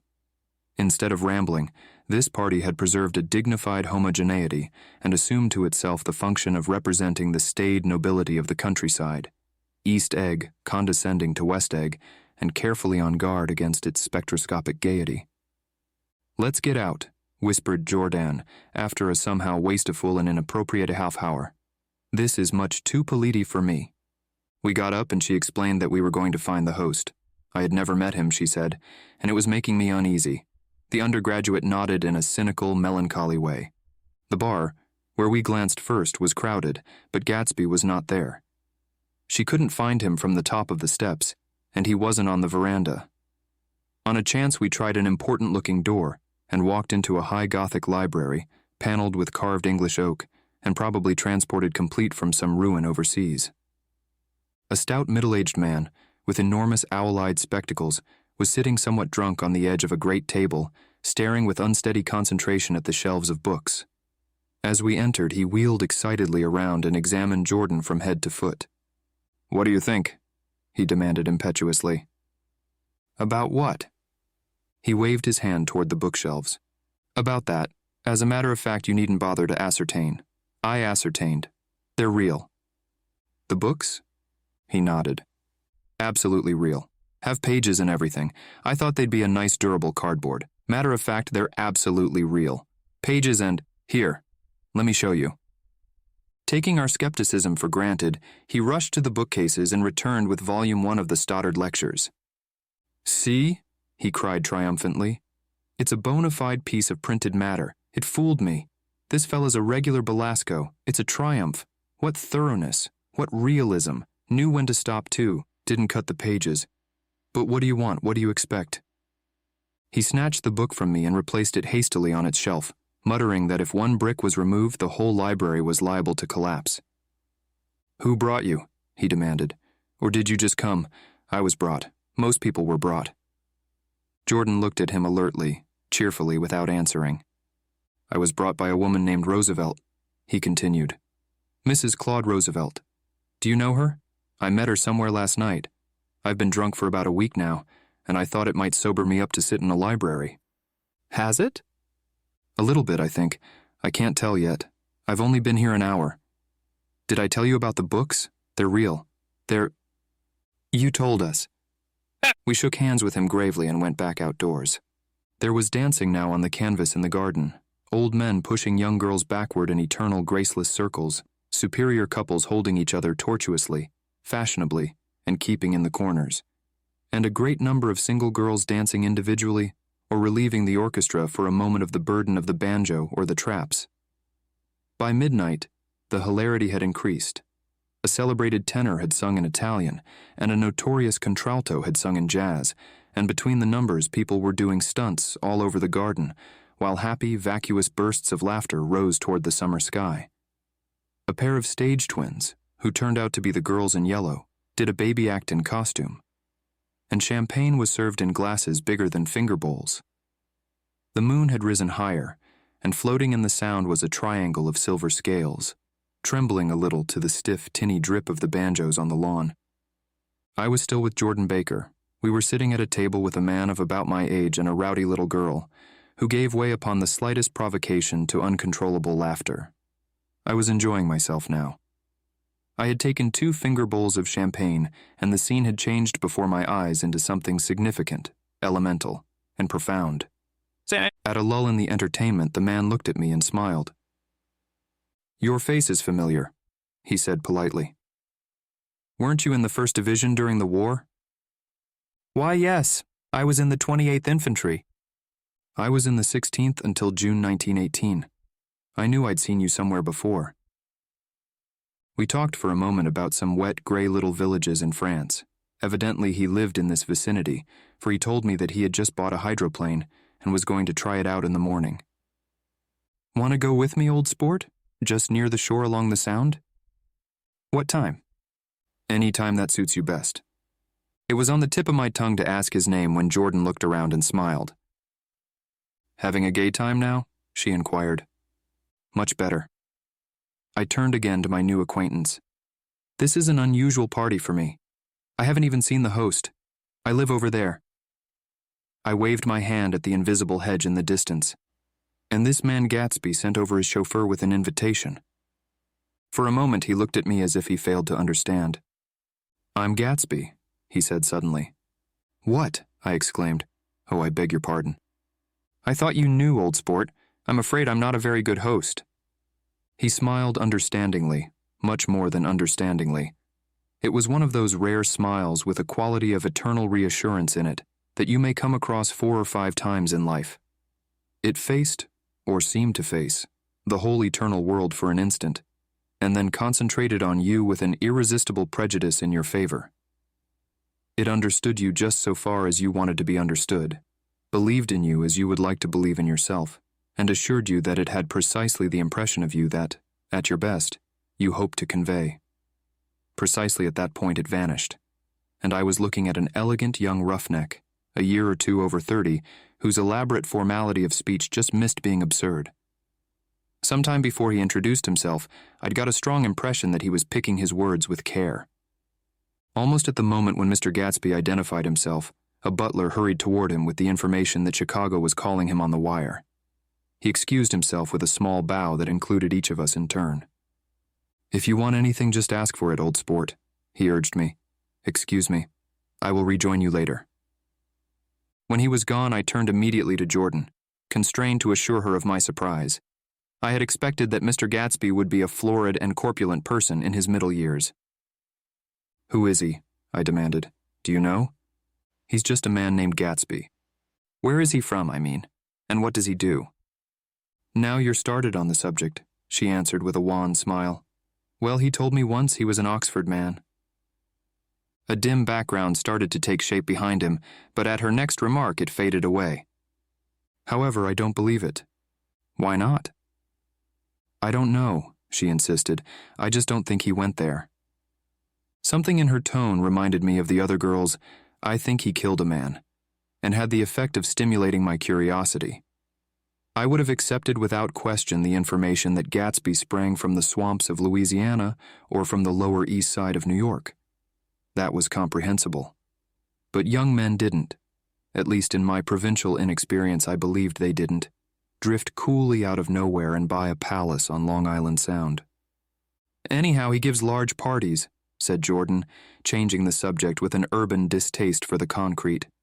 "And I like large parties. They're so intimate. At small parties, there isn't any privacy." There was the boom of a bass drum, and the voice of the orchestra leader rang out suddenly above the echolalia of the garden. "Ladies and gentlemen," he cried, "at the request of Mr. Gatsby, we are going to play for you Mr. Vladimir Tostov's latest work, which attracted so much attention at Carnegie Hall last May. If you read the papers, you know there was a big sensation." He smiled with jovial condescension and added, "Some sensation," whereupon everybody laughed. "The piece is known," he concluded lustily, "as Vladimir Tolstoy's Jazz History of the World." The nature of Mr. Tolstoy's composition eluded me, because just as it began, my eyes fell on Gatsby, standing alone on the marble steps and looking from one group to another with approving eyes. His tanned skin was drawn attractively tight on his face, and his short hair looked as though it were trimmed every day. I could see nothing sinister about him. I wondered if the fact that he was not drinking helped to set him off from his guests, for it seemed to me that he grew more correct as the fraternal hilarity increased. When the Jazz History of the World was over, girls were putting their heads on men's shoulders in a puppyish, convivial way. Girls were swooning backward playfully into men's arms, even into groups, knowing that someone would arrest their falls. But no one swooned backward on Gatsby, and no French bob touched Gatsby's shoulder, and no singing quartets were formed with Gatsby's head for one link. "I beg your pardon." Gatsby's butler was suddenly standing beside us. "Miss Baker?" he inquired. "I beg your pardon, but Mr. Gatsby would like to speak to you alone." "With me?" she exclaimed in surprise. "Yes, madame." She got up slowly, raising her eyebrows at me in astonishment, and followed the butler toward the house. I noticed that she wore her evening dress, all her dresses, like sports clothes. There was a jauntiness about her movements as if she had first learned to walk upon golf courses on clean, crisp mornings. I was alone, and it was almost 2. For some time, confused and intriguing sounds had issued from a long, many-windowed room which overhung the terrace. Eluding Jordan's undergraduate, who was now engaged in an obstetrical conversation with 2 chorus girls and who implored me to join him, I went inside. The large room was full of people. One of the girls in yellow was playing the piano, and beside her stood a tall, red-haired young lady from a famous chorus, engaged in song. She had drunk a quantity of champagne, and during the course of her song she had decided ineptly that everything was very, very sad. She was not only singing, she was weeping too. Whenever there was a pause in the song, she filled it with gasping, broken sobs, and then took up the lyric again in a quavering soprano. The tears coursed down her cheeks, not freely, however, for when they came into contact with her heavily beaded eyelashes, they assumed an inky color and pursued the rest of their way in slow black rivulets. A humorous suggestion was made that she sing the notes on her face, whereupon she threw up her hands, sank into a chair, and went off into a deep, vinous sleep. "She had a fight with a man who says he's her husband," explained a girl at my elbow. I looked around. Most of the remaining women were now having fights with men said to be their husbands. Even Jordan's party, the quartet from East Egg, were rent asunder by dissension. One of the men was talking with curious intensity to a young actress, and his wife, after attempting to laugh at the situation in a dignified and indifferent way, broke down entirely and resorted to flank attacks. At intervals, she appeared suddenly at his side like an angry diamond and hissed, "You promised," into his ear. The reluctance to go home was not confined to wayward men. The hall was at present occupied by 2 deplorably sober men and their highly indignant wives. The wives were sympathizing with each other in slightly raised voices. "Whenever he sees I'm having a good time, he wants to go home." Never heard anything so selfish in my life. We're always the first ones to leave. So are we. "Well, we're almost the last tonight," said one of the men sheepishly. "The orchestra left half an hour ago." In spite of the wives' agreement that such malevolence was beyond credibility, the dispute ended in a short struggle, and both wives were lifted, kicking, into the night. As I waited for my hat in the hall, the door of the library opened and Jordan Baker and Gatsby came out together. He was saying some last word to her, but the eagerness in his manner tightened abruptly into formality as several people approached him to say goodbye. Jordan's party were calling impatiently to her from the porch, but she lingered for a moment to shake hands. "I've just heard the most amazing thing," she whispered. "How long were we in there?" "Why, about an hour." "It was simply amazing," she repeated abstractedly. "But I swore I wouldn't tell it, and here I am tantalizing you." She yawned gracefully in my face. "Please come and see me. Phone book. Under the name of Mrs. Sigourney Howard. My aunt. She was hurrying off as she talked. Her brown hand waved a jaunty salute as she melted into her party at the door. Rather ashamed that on my first appearance I had stayed so late, I joined the last of Gatsby's guests, who were clustered around him. I wanted to explain that I'd hunted for him early in the evening and to apologize for not having known him in the garden. "Don't mention it," he enjoined me eagerly. "Don't give it another thought, old sport." The familiar expression held no more familiarity than the hand which reassuringly brushed my shoulder. "And don't forget we're going up in the hydroplane tomorrow morning at 9 o'clock. Then the butler behind his shoulder. "Philadelphia wants you on the phone, sir." "All right, in a minute. Tell them I'll be right there. Good night." "Good night." "Good night."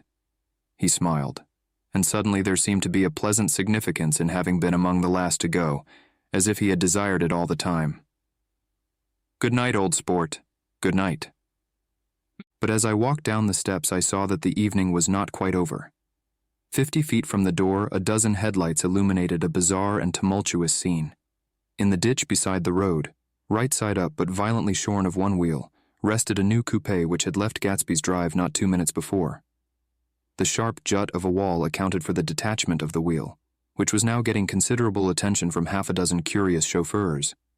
However, as they had left their cars blocking the road, a harsh, discordant din from those in the rear had been audible for some time and added to the already violent confusion of the scene. A man in a long duster had dismounted from the wreck and now stood in the middle of the road, looking from the car to the tire and from the tire to the observers in a pleasant, puzzled way. "See?" he explained. "It went in the ditch."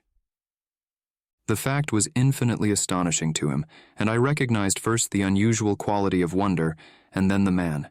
It was the late patron of Gatsby's library. "How'd it happen?" He shrugged his shoulders. "I know nothing whatever about mechanics," he said decisively. "But how did it happen? Did you run into the wall?" "Don't ask me," said Owl Eyes, washing his hands of the whole matter. "I know very little about driving, next to nothing. It happened, and that's all I know." "Well, if you're a poor driver, you oughtn't to try driving at night." "But I wasn't even trying," he explained indignantly. "I wasn't even trying." An awed hush fell upon the bystanders. "Do you want to commit suicide?" "You're lucky it was just a wheel, a bad driver, and not even trying." "You don't understand," explained the criminal. "I wasn't driving. There's another man in the car." The shock that followed this declaration found voice in a sustained "ah-ha" as the door of the coupe swung slowly open. The crowd, it was now a crowd, stepped back involuntarily, and when the door had opened wide, there was a ghostly pause. Then, very gradually, part by part, a pale, dangling individual stepped out of the wreck, pawing tentatively at the ground with a large, uncertain dancing shoe. Blinded by the glare of the headlights and confused by the incessant groaning of the horns, the apparition stood swaying for a moment before he perceived the man in the duster. "What's matter?" he inquired calmly. "Did we run out of gas?" "Look." Half a dozen fingers pointed at the amputated wheel. He stared at it for a moment and then looked upward as though he suspected that it had dropped from the sky. "It came off," someone explained. He nodded. "At first, I didn't notice we'd stopped." A pause. Then, taking a long breath and straightening his shoulders, he remarked in a determined voice, "Wonder if tell me where there's a gas line station." At least a dozen men, some of them a little better off than he was, explained to him that wheel and car were no longer joined by any physical bond. "Back out," he suggested after a moment. "Put her in reverse." "But the wheel's off!" He hesitated. "No harm in trying," he said. The caterwauling horns had reached a crescendo, and I turned away and cut across the lawn toward home. I glanced back once. A wafer of a moon was shining over Gatsby's house, making the night fine as before, and surviving the laughter and the sound of his still glowing garden. A sudden emptiness seemed to flow now from the windows and the great doors, endowing with complete isolation the figure of the host, who stood on the porch, his hand up in a formal gesture of farewell. Reading over what I have written so far, I see I have given the impression that the events of 3 nights several weeks apart were all that absorbed me, On the contrary, they were merely casual events in a crowded summer, and until much later, they absorbed me infinitely less than my personal affairs. Most of the time I worked. In the early morning, the sun threw my shadow westward as I hurried down the white chasms of lower New York to the Probity Trust. I knew the other clerks and young bond salesmen by their first names, and lunched with them in dark, crowded restaurants on little pig sausages and mashed potatoes and coffee. I even had a short affair with a girl who lived in Jersey City and worked in the accounting department, but her brother began throwing mean looks in my direction, so when she went on her vacation in July, I let it blow quietly away. I took dinner usually at the Yale Club. For some reason, it was the gloomiest event of my day. And then I went upstairs to the library and studied investments and securities for a conscientious hour. There were generally a few rioters around, but they never came into the library, so it was a good place to work. After that, if the night was mellow, I strolled down Madison Avenue past the old Murray Hill Hotel and over 33rd Street to the Pennsylvania Station. I began to like New York, the racy, adventurous feel of it at night, and the satisfaction that the constant flicker of men and women and machines gives to the restless eye. I liked to walk up Fifth Avenue and pick out romantic women from the crowd and imagine that in a few minutes I was going to enter into their lives, and no one would ever know or disapprove. Sometimes in my mind, I followed them to their apartments on the corners of hidden streets, and they turned and smiled back at me before they faded through a door into warm darkness. At the enchanted metropolitan twilight, I felt a haunting loneliness sometimes, and felt it in others, poor young clerks who loitered in front of windows waiting until it was time for a solitary restaurant dinner, young clerks in the dusk, wasting the most poignant moments of night and life. Again at 8 o'clock, when the dark lanes of the 40s were lined 5 deep with throbbing taxicabs, bound for the theater district, I felt a sinking in my heart.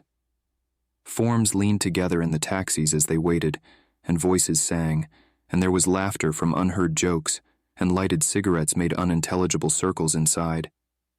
Imagining that I too was hurrying towards gaiety and sharing their intimate excitement, I wished them well. For a while I lost sight of Jordan Baker, and then in midsummer I found her again. At first I was flattered to go places with her, because she was a golf champion, and everyone knew her name. Then it was something more. I wasn't actually in love, but I felt a sort of tender curiosity. The bored, haughty face that she turned to the world concealed something. Most affectations conceal something eventually, even though they don't in the beginning, and one day I found what it was. When we were on a house party together up in Warwick, she left a borrowed car out in the rain with the top down, and then lied about it. And suddenly, I remembered the story about her that had eluded me that night at Daisy's. At her first big golf tournament, there was a row that nearly reached the newspapers, a suggestion that she had moved her ball from a bad lie in the semi-final round. The thing approached the proportions of a scandal, then died away. A caddy retracted his statement, and the only other witness admitted that he might have been mistaken. The incident and the name had remained together in my mind. Jordan Baker instinctively avoided clever, shrewd men, and now I saw that this was because she felt safer on a plane where any divergence from a code would be thought impossible. She was incurably dishonest.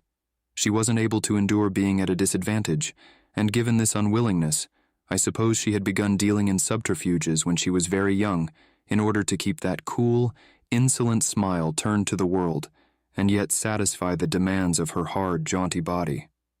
It made no difference to me. Dishonesty in a woman is a thing you never blame deeply. I was casually sorry, and then I forgot. It was on that same house party that we had a curious conversation about driving a car. It started because she passed so close to some workmen that our fender flicked a button on one man's coat. "You're a rotten driver," I protested. "Either you ought to be more careful or you oughtn't to drive at all." "I am careful." "No, you're not." "Well, other people are," she said lightly. "What's that got to do with it?" "They'll keep out of my way," she insisted. "It takes 2 to make an accident. Suppose you met somebody just as careless as yourself." "I hope I never will," she answered. "I hate careless people. That's why I like you." Her gray, sun-strained eyes stared straight ahead, but she had deliberately shifted our relations, and for a moment I thought I loved her. But I am slow-thinking and full of interior rules, that act as brakes on my desires, and I knew that first I had to get myself definitely out of that tangle back home. I'd been writing letters once a week and signing them. Love, Nick. And all I could think of was how, when that certain girl played tennis, a faint mustache of perspiration appeared on her upper lip. Nevertheless, there was a vague understanding that had to be tactfully broken off before I was free. Everyone suspects himself of at least one of the cardinal virtues, and this is mine. I am one of the few honest people that I have ever known. Chapter 4. On Sunday morning, while church bells rang in the villages along shore, the world and its mistress returned to Gatsby's house and twinkled hilariously on his lawn. "He's a bootlegger," said the young ladies, moving somewhere between his cocktails and his flowers. "One time he killed a man who had found out that he was nephew to von Hindenburg and second cousin to the devil. Reach me a rose, honey, and pour me a last drop into that there crystal glass." Once I wrote down on the empty spaces of a timetable the names of those who came to Gatsby's house that summer. It is an old timetable now, disintegrating at its folds, and headed, "This schedule in effect July 5th, 1922. But I can still read the gray names, and they will give you a better impression than my generalities of those who accepted Gatsby's hospitality and paid him the subtle tribute of knowing nothing whatever about him. From East Egg, then, came the Chester Beckers and the Leaches, and a man named Bunsen, whom I knew at Yale, and Dr. Webster Sive, who was drowned last summer up in Maine, and the Hornbeams, and the Willie Voltaires, and a whole clan named Blackbuck, who always gathered in a corner and flipped up their noses like goats at whosoever came near, and the Ismays and the Christies, or rather Hubert Auerbach and Mr. Christie's wife, and Edgar Beaver, whose hair, they say, turned cotton white one winter afternoon for no good reason at all. Clarence Endive was from East Egg, as I remember. He came only once in white knickerbockers and had a fight with a bum named Eddie in the garden. From farther out on the island came the Cheadles and the O.R.P. Schraders and the Stonewall Jackson Abrams of Georgia and the Fishguards and the Ripley Snells. Snell was there 3 days before he went to the penitentiary, so drunk out on the gravel drive that Mrs. Ulysses Sweat's automobile ran over his right hand. The Danceys came too, and S.B. Whitebait, who was well over 60, and Morris A. Flink, and the Hammerheads, and Beluga the tobacco importer, and Beluga's girls. From West Egg came the Poles and the Mulreadys, and Cecil Roebuck and Cecil Schoen, and Gulick the state senator, and Newton Orchid, who controlled films par excellence, and Eckhoust and Clyde Cohen, and Don S. Schwartz the son, and Arthur McCarty, all connected with the movies in one way or another, and the Catlips and the Bembergs and G. Earl Muldoon, brother to that Muldoon who afterward strangled his wife. Da Fontano, the promoter, came there, and Ed Legros and James B., Rotgut, Ferret and the De Jongs and Ernest Lilly. They came to gamble, and when Ferret wandered into the garden it meant he was cleaned out, and Associated Traction would have to fluctuate profitably next day. A man named Klipspringer was there so often that he became known as the Boarder. I doubt if he had any other home. Of theatrical people there were Gus Ways and Horace O'Donovan and Lester Meyer and George Duckweed and Francis Bull. Also from New York were the Cromes and the Backhissens and the Denekers and Russell Betty and the Corrigans and the Kellehers and the Dewars and the Scullys and S.W. Belcher and the Smirks and the Young Quinns, divorced now, and Henry L. Palmetto, who killed himself by jumping in front of a subway train in Times Square. Benny McClenahan arrived always with 4 girls. They were never quite the same ones in physical person, but they were so identical one with another that it inevitably seemed they had been there before. I have forgotten their names. Jacqueline, I think, or else Consuela, or Gloria, or Judy, or June.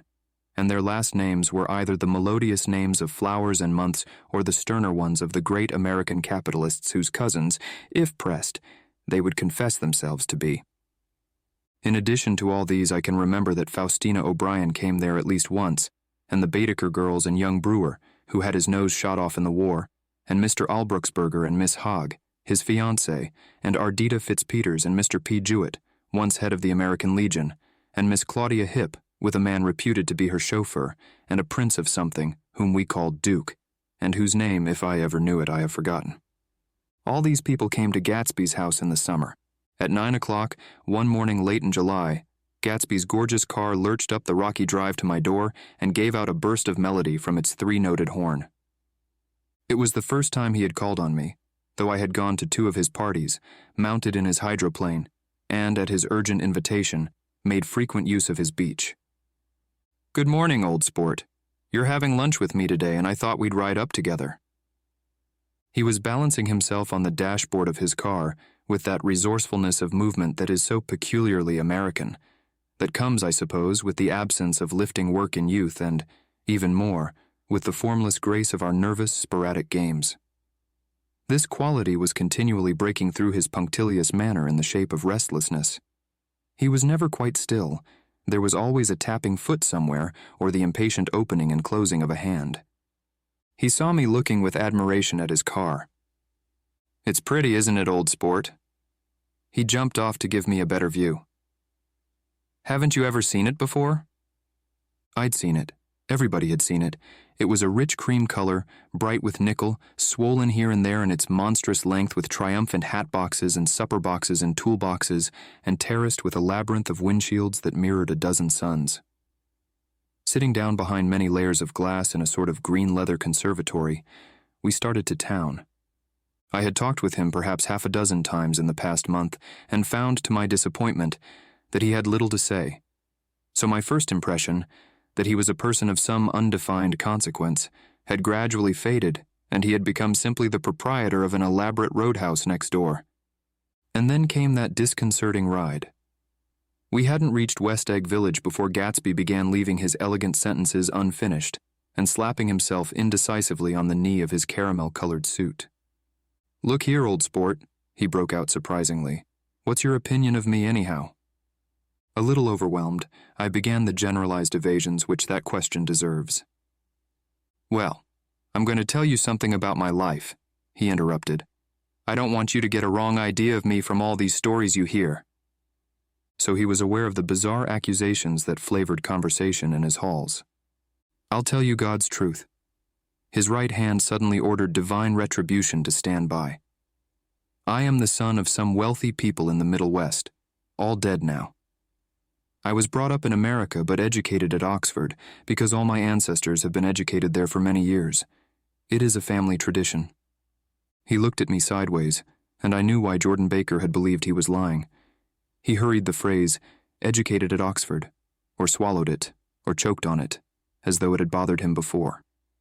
And with this doubt, his whole statement fell to pieces, and I wondered if there wasn't something a little sinister about him after all.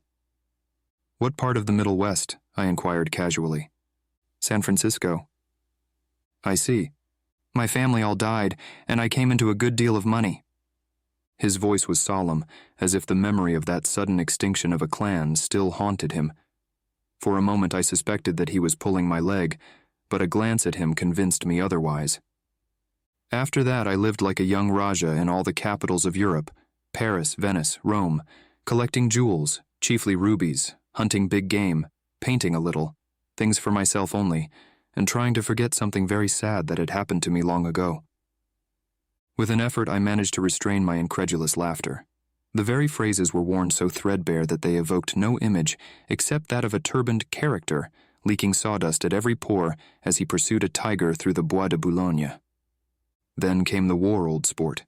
It was a great relief, and I tried very hard to die, but I seemed to bear an enchanted life. I accepted a commission as first lieutenant when it began. In the Argonne forest I took the remains of my machine gun battalion so far forward that there was a half-mile gap on either side of us, where the infantry couldn't advance. We stayed there 2 days and 2 nights. 130 men with 16 Lewis guns, and when the infantry came up at last they found the insignia of 3 German divisions among the piles of dead. I was promoted to be a major, and every Allied government gave me a decoration.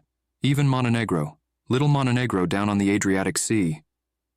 Little Montenegro.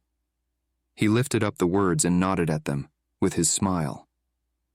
The smile comprehended Montenegro's troubled history and sympathized with the brave struggles of the Montenegrin people. It appreciated fully the chain of national circumstances which had elicited this tribute from Montenegro's warm little heart. My incredulity was submerged in fascination now. It was like skimming hastily through a dozen magazines. He reached in his pocket, and a piece of metal, slung on a ribbon, fell into my palm. "That's the one from Montenegro." To my astonishment, the thing had an authentic look. Orderi di Danilo, ran the circular legend. Montenegro Nicholas Rex. Turn it. Major J. Gatsby, I read. For valor extraordinary. Here's another thing I always carry. A souvenir of Oxford days. It was taken in Trinity Quad. The man on my left is now the Earl of Doncaster. It was a photograph of half a dozen young men in blazers loafing in an archway through which were visible a host of spires. There was Gatsby, looking a little, not much, younger, with a cricket bat in his hand. Then it was all true. I saw the skins of tigers flaming in his palace on the Grand Canal. I saw him opening a chest of rubies to ease, with their crimson-lighted depths, the gnawings of his broken heart. "I'm going to make a big request of you today," he said, pocketing his souvenirs with satisfaction. "So I thought you ought to know something about me. I didn't want you to think I was just some nobody. You see, I usually find myself among strangers because I drift here and there trying to forget the sad things that happened to me." He hesitated. "You'll hear about it this afternoon." "At lunch?" "No, this afternoon. I happened to find out that you're taking Miss Baker to tea." Do you mean you're in love with Miss Baker? "No, old sport, I'm not. But Miss Baker has kindly consented to speak to you about this matter." I hadn't the faintest idea what this matter was, but I was more annoyed than interested. I hadn't asked Jordan to tea in order to discuss Mr. J. Gatsby. I was sure the request would be something utterly fantastic, and for a moment I was sorry I'd ever set foot upon his overpopulated lawn. He wouldn't say another word. His correctness grew on him as we neared the city. We passed Port Roosevelt, where there was a glimpse of red-belted ocean-going ships, and sped along a cobbled slum lined with the dark, undeserted saloons of the faded gilt 1900s. Then the Valley of Ashes opened out on both sides of us, and I had a glimpse of Mrs. Wilson straining at the garage pump with panting vitality as we went by. With fenders spread like wings, we scattered light through half Astoria, only half, for as we twisted among the pillars of the elevated, I heard the familiar jug-jug spat of a motorcycle, and a frantic policeman rode alongside. "All right, old sport," called Gatsby. We slowed down. Taking a white card from his wallet, he waved it before the man's eyes. "Right you are," agreed the policeman, tipping his cap. "Know you next time, Mr. Gatsby. Excuse me." "What was that?" I inquired. "The picture of Oxford?" "I was able to do the commissioner a favor once, and he sends me a Christmas card every year." Over the great bridge, with the sunlight through the girders making a constant flicker upon the moving cars, with the city rising up across the river in white heaps, and sugar lumps all built with a wish out of non-olfactory money. The city seen from the Queensboro Bridge is always the city seen for the first time, in its first wild promise of all the mystery and the beauty in the world. A dead man passed us in a hearse heaped with blooms, followed by 2 carriages with drawn blinds, and by more cheerful carriages for friends. The friends looked out at us with the tragic eyes and short upper lips of southeastern Europe, and I was glad that the sight of Gatsby's splendid car was included in their somber holiday. As we crossed Blackwell's Island, a limousine passed us, driven by a white chauffeur, in which sat 3 modish Negroes, 2 bucks and a girl. I laughed aloud as the yolks of their eyeballs rolled toward us in haughty rivalry. Anything can happen now that we've slid over this bridge, I thought. Anything at all. Even Gatsby could happen, without any particular wonder. Roaring noon. In a well-fanned 42nd Street cellar, I met Gatsby for lunch. Blinking away the brightness of the street outside, my eyes picked him out obscurely in the anteroom, talking to another man. "Mr. Carraway, this is my friend Mr. Wolfsham." A small, flat-nosed Jew raised his large head and regarded me with 2 fine growths of hair which luxuriated in either nostril. After a moment, I discovered his tiny eyes in the half-darkness. "So I took one look at him," said Mr. Wolfsham, shaking my hand earnestly. "And what do you think I did?" "What?" I inquired politely. But evidently he was not addressing me, for he dropped my hand and covered Gatsby with his expressive nose. I handed the money to Catspaw, and I said, "All right, Catspaw, don't pay him a penny till he shuts his mouth." He shut it then and there. Gatsby took an arm of each of us and moved forward into the restaurant. whereupon Mr. Wolfsheim swallowed a new sentence he was starting and lapsed into a somnambulatory abstraction. "Highballs?" asked the head waiter. "This is a nice restaurant here," said Mr. Wolfsheim, looking at the Presbyterian nymphs on the ceiling. "But I like across the street better." "Yes, highballs," agreed Gatsby, and then to Mr. Wolfsheim, "It's too hot over there." "Hot and small, yes," said Mr. Wolfsheim, but full of memories. "What place is that?" I asked. "The old Metropole." "The old Metropole," brooded Mr. Wolfsheim gloomily, "filled with faces dead and gone, filled with friends gone now forever. I can't forget so long as I live the night they shot Rosie Rosenthal there. It was 6 of us at the table, and Rosie had eaten drunk a lot all evening. When it was almost morning, the waiter came up to him with a funny look and says somebody wants to speak to him outside. "All right," says Rosie, and begins to get up, and I pulled him down in his chair. "Let the bastards come in here if they want you, Rosie, but don't you. So help me, move outside this room." It was 4 o'clock in the morning then, and if we'd have raised the blinds, we'd have seen daylight. "Did he go?" I asked innocently. "Sure he went." Mr. Wolfsheim's nose flashed at me indignantly. He turned around in the door and says, "Don't let that waiter take away my coffee." Then he went out on the sidewalk, and they shot him 3 times in his full belly and drove away. 4 of them were electrocuted, I said, remembering. 5, with Becker. His nostrils turned to me in an interested way. "I understand you're looking for a business connection." The juxtaposition of these 2 remarks was startling. Gatsby answered for me. "Oh no," he exclaimed, "this isn't the man." "No?" Mr. Wolfsheim seemed disappointed. "This is just a friend. I told you we'd talk about that some other time." "I beg your pardon," said Mr. Wolfsheim. "I had a wrong man." A succulent hash arrived, and Mr. Wolfsheim, forgetting the more sentimental atmosphere of the old Metropole, began to eat with ferocious delicacy. His eyes, meanwhile, roved very slowly all around the room. He completed the arc by turning to inspect the people directly behind. I think that, except for my presence, he would have taken one short glance beneath our own table. "Look here, old sport," said Gatsby, leaning toward me. "I'm afraid I made you a little angry this morning in the car." There was the smile again, but this time I held out against it. "I don't like mysteries," I answered, "and I don't understand why you won't come out frankly and tell me what you want. Why has it all got to come through Miss Baker?" "Oh, it's nothing underhand," he assured me. "Miss Baker's a great sportswoman, you know, and she'd never do anything that wasn't all right." Suddenly, he looked at his watch, jumped up, and hurried from the room, leaving me with Mr. Wolfsheim at the table. "He has to telephone," said Mr. Wolfsheim, following him with his eyes. "Fine fellow, isn't he? Handsome to look at and a perfect gentleman." "Yes. He's an Oxford man."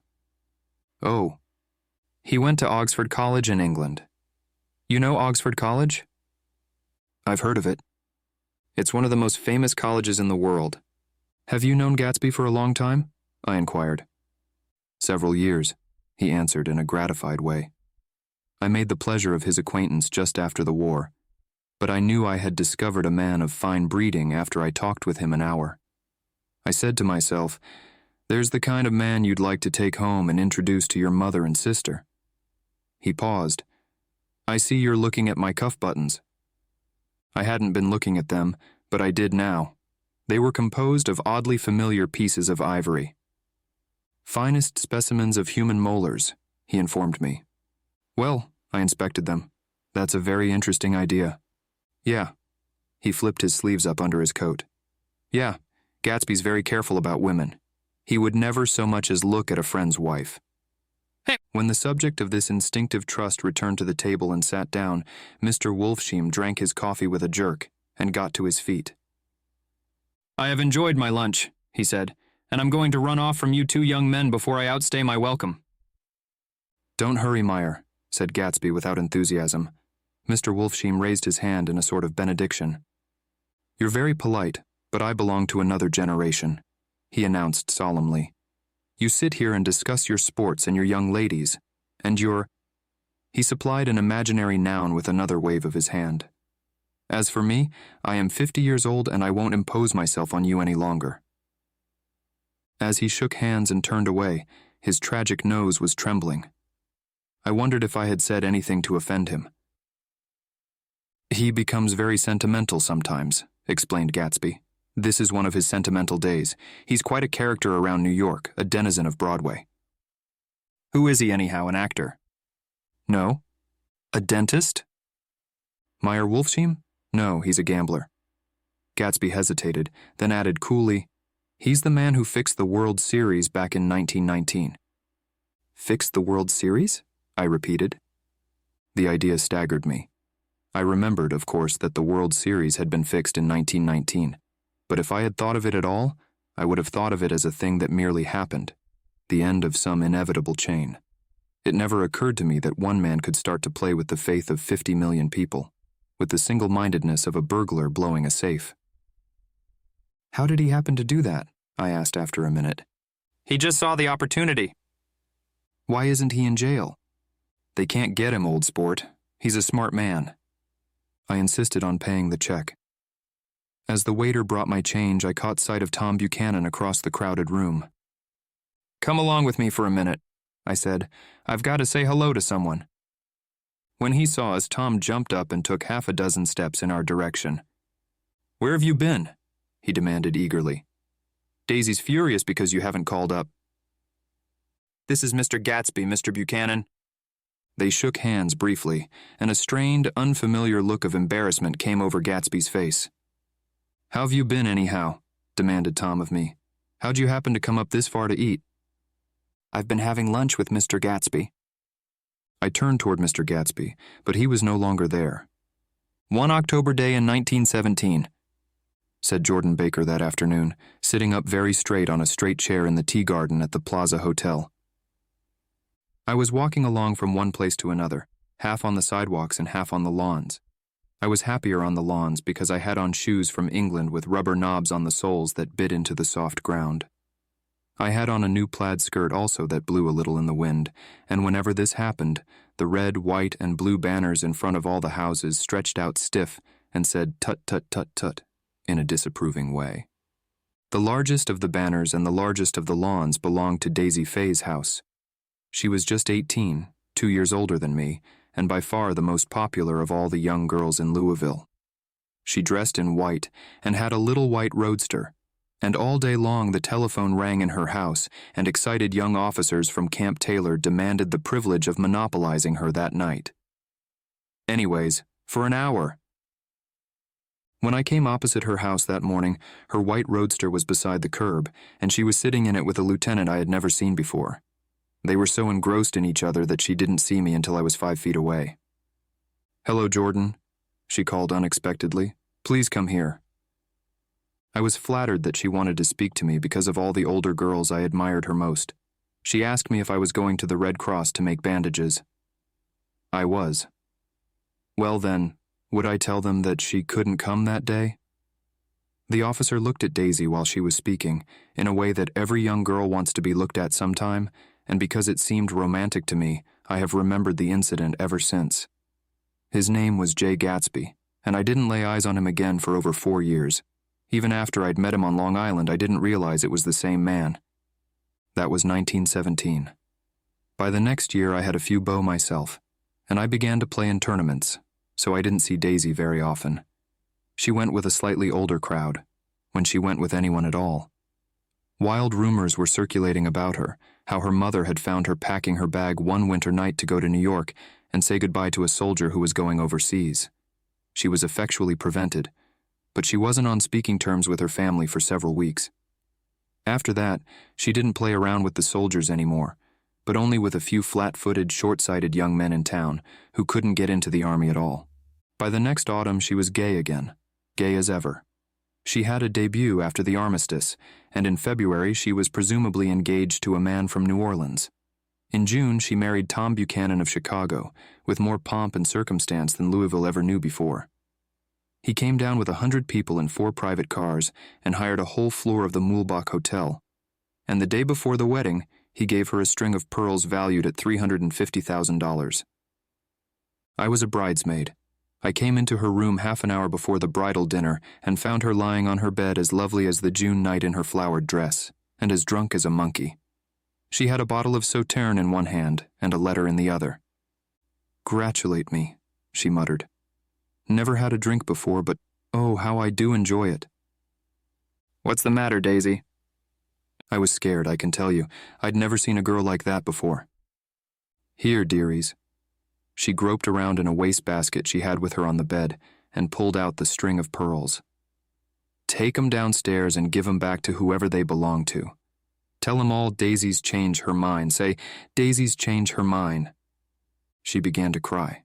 She cried and cried. I rushed out and found her mother's maid, and we locked the door and got her into a cold bath. She wouldn't let go of the letter. She took it into the tub with her and squeezed it up in a wet ball and only let me leave it in the soap dish when she saw that it was coming to pieces like snow. But she didn't say another word. We gave her spirits of ammonia and put ice on her forehead and hooked her back into her dress.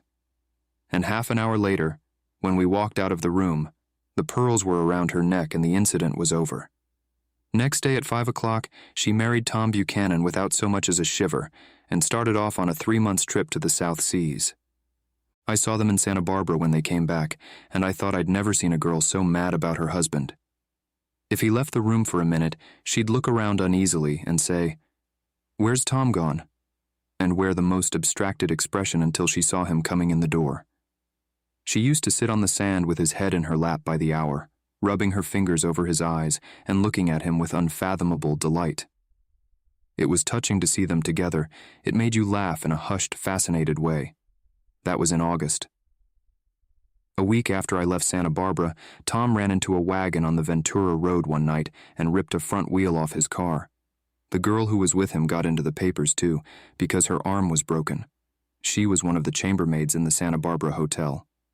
The next April, Daisy had her little girl, and they went to France for a year. I saw them one spring in Cannes, and later in Deauville, and then they came back to Chicago to settle down. Daisy was popular in Chicago, as you know. They moved with a fast crowd, all of them young and rich and wild, but she came out with an absolutely perfect reputation, perhaps because she doesn't drink. It's a great advantage not to drink among hard-drinking people. You can hold your tongue, and moreover you can time any little irregularity of your own so that everybody else is so blind that they don't see or care. Perhaps Daisy never went in for amour at all. And yet there's something in that voice of hers. Well, about 6 weeks ago, she heard the name Gatsby for the first time in years. It was when I asked you, do you remember, if you knew Gatsby in West Egg. After you had gone home, she came into my room and woke me up and said, "What Gatsby?" And when I described him, I was half asleep. She said in the strangest voice that it must be the man she used to know. It wasn't until then that I connected this Gatsby with the officer in her white car. When Jordan Baker had finished telling all this, we had left the plaza for half an hour and were driving in a Victoria through Central Park. The sun had gone down behind the tall apartments of the movie stars in the West 50s, and the clear voices of children, already gathered like crickets on the grass, rose through the hot twilight. "I'm the Sheik of Araby. Your love belongs to me. At night when you're asleep. Into your tent I'll creep." It was a strange coincidence, I said. But it wasn't a coincidence at all. Why not? Gatsby bought that house so that Daisy would be just across the bay. Then it had not been merely the stars to which he had aspired on that June night. He came alive to me, delivered suddenly from the womb of his purposeless splendor. "He wants to know," continued Jordan, "if you'll invite Daisy to your house some afternoon and then let him come over." The modesty of the demand shook me. He had waited 5 years and bought a mansion where he dispensed starlight to casual moths, so that he could come over some afternoon to a stranger's garden. Did I have to know all this before he could ask such a little thing? "He's afraid. He's waited so long. He thought you might be offended. You see, he's regular tough underneath it all." Something worried me. "Why didn't he ask you to arrange a meeting?" "He wants her to see his house," she explained. "And your house is right next door." "Oh, I think he half expected her to wander into one of his parties some night," went on Jordan, "but she never did. Then he began asking people casually if they knew her, and I was the first one he found. It was that night he sent for me at his dance. and you should have heard the elaborate way he worked up to it. Of course, I immediately suggested a luncheon in New York, and I thought he'd go mad. I don't want to do anything out of the way, he kept saying. I want to see her right next door. When I said you were a particular friend of Tom's, he started to abandon the whole idea. He doesn't know very much about Tom, though he says he's read a Chicago paper for years just on the chance of catching a glimpse of Daisy's name.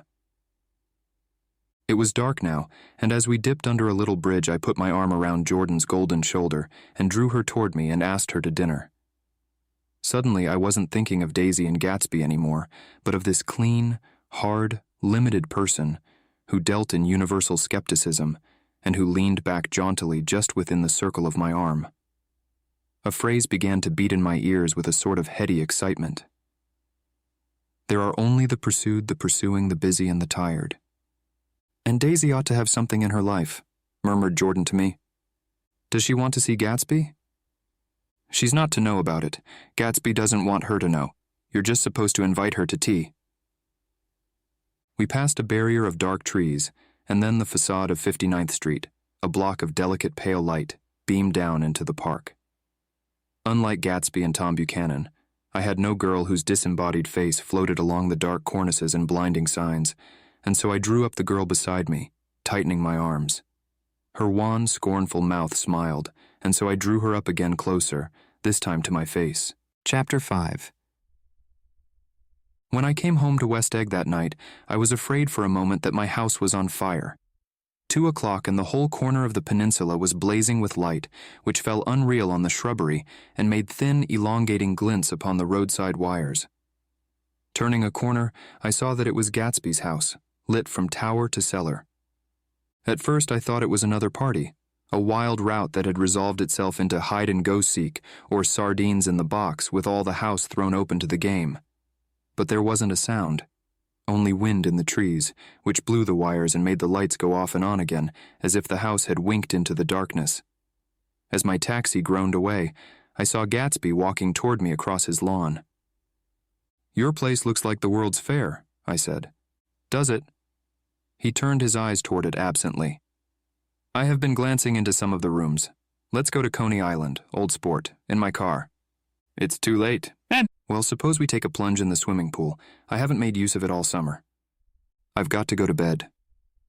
"All right." He waited, looking at me with suppressed eagerness. "I talked with Miss Baker," I said after a moment. "I'm going to call up Daisy tomorrow and invite her over here to tea."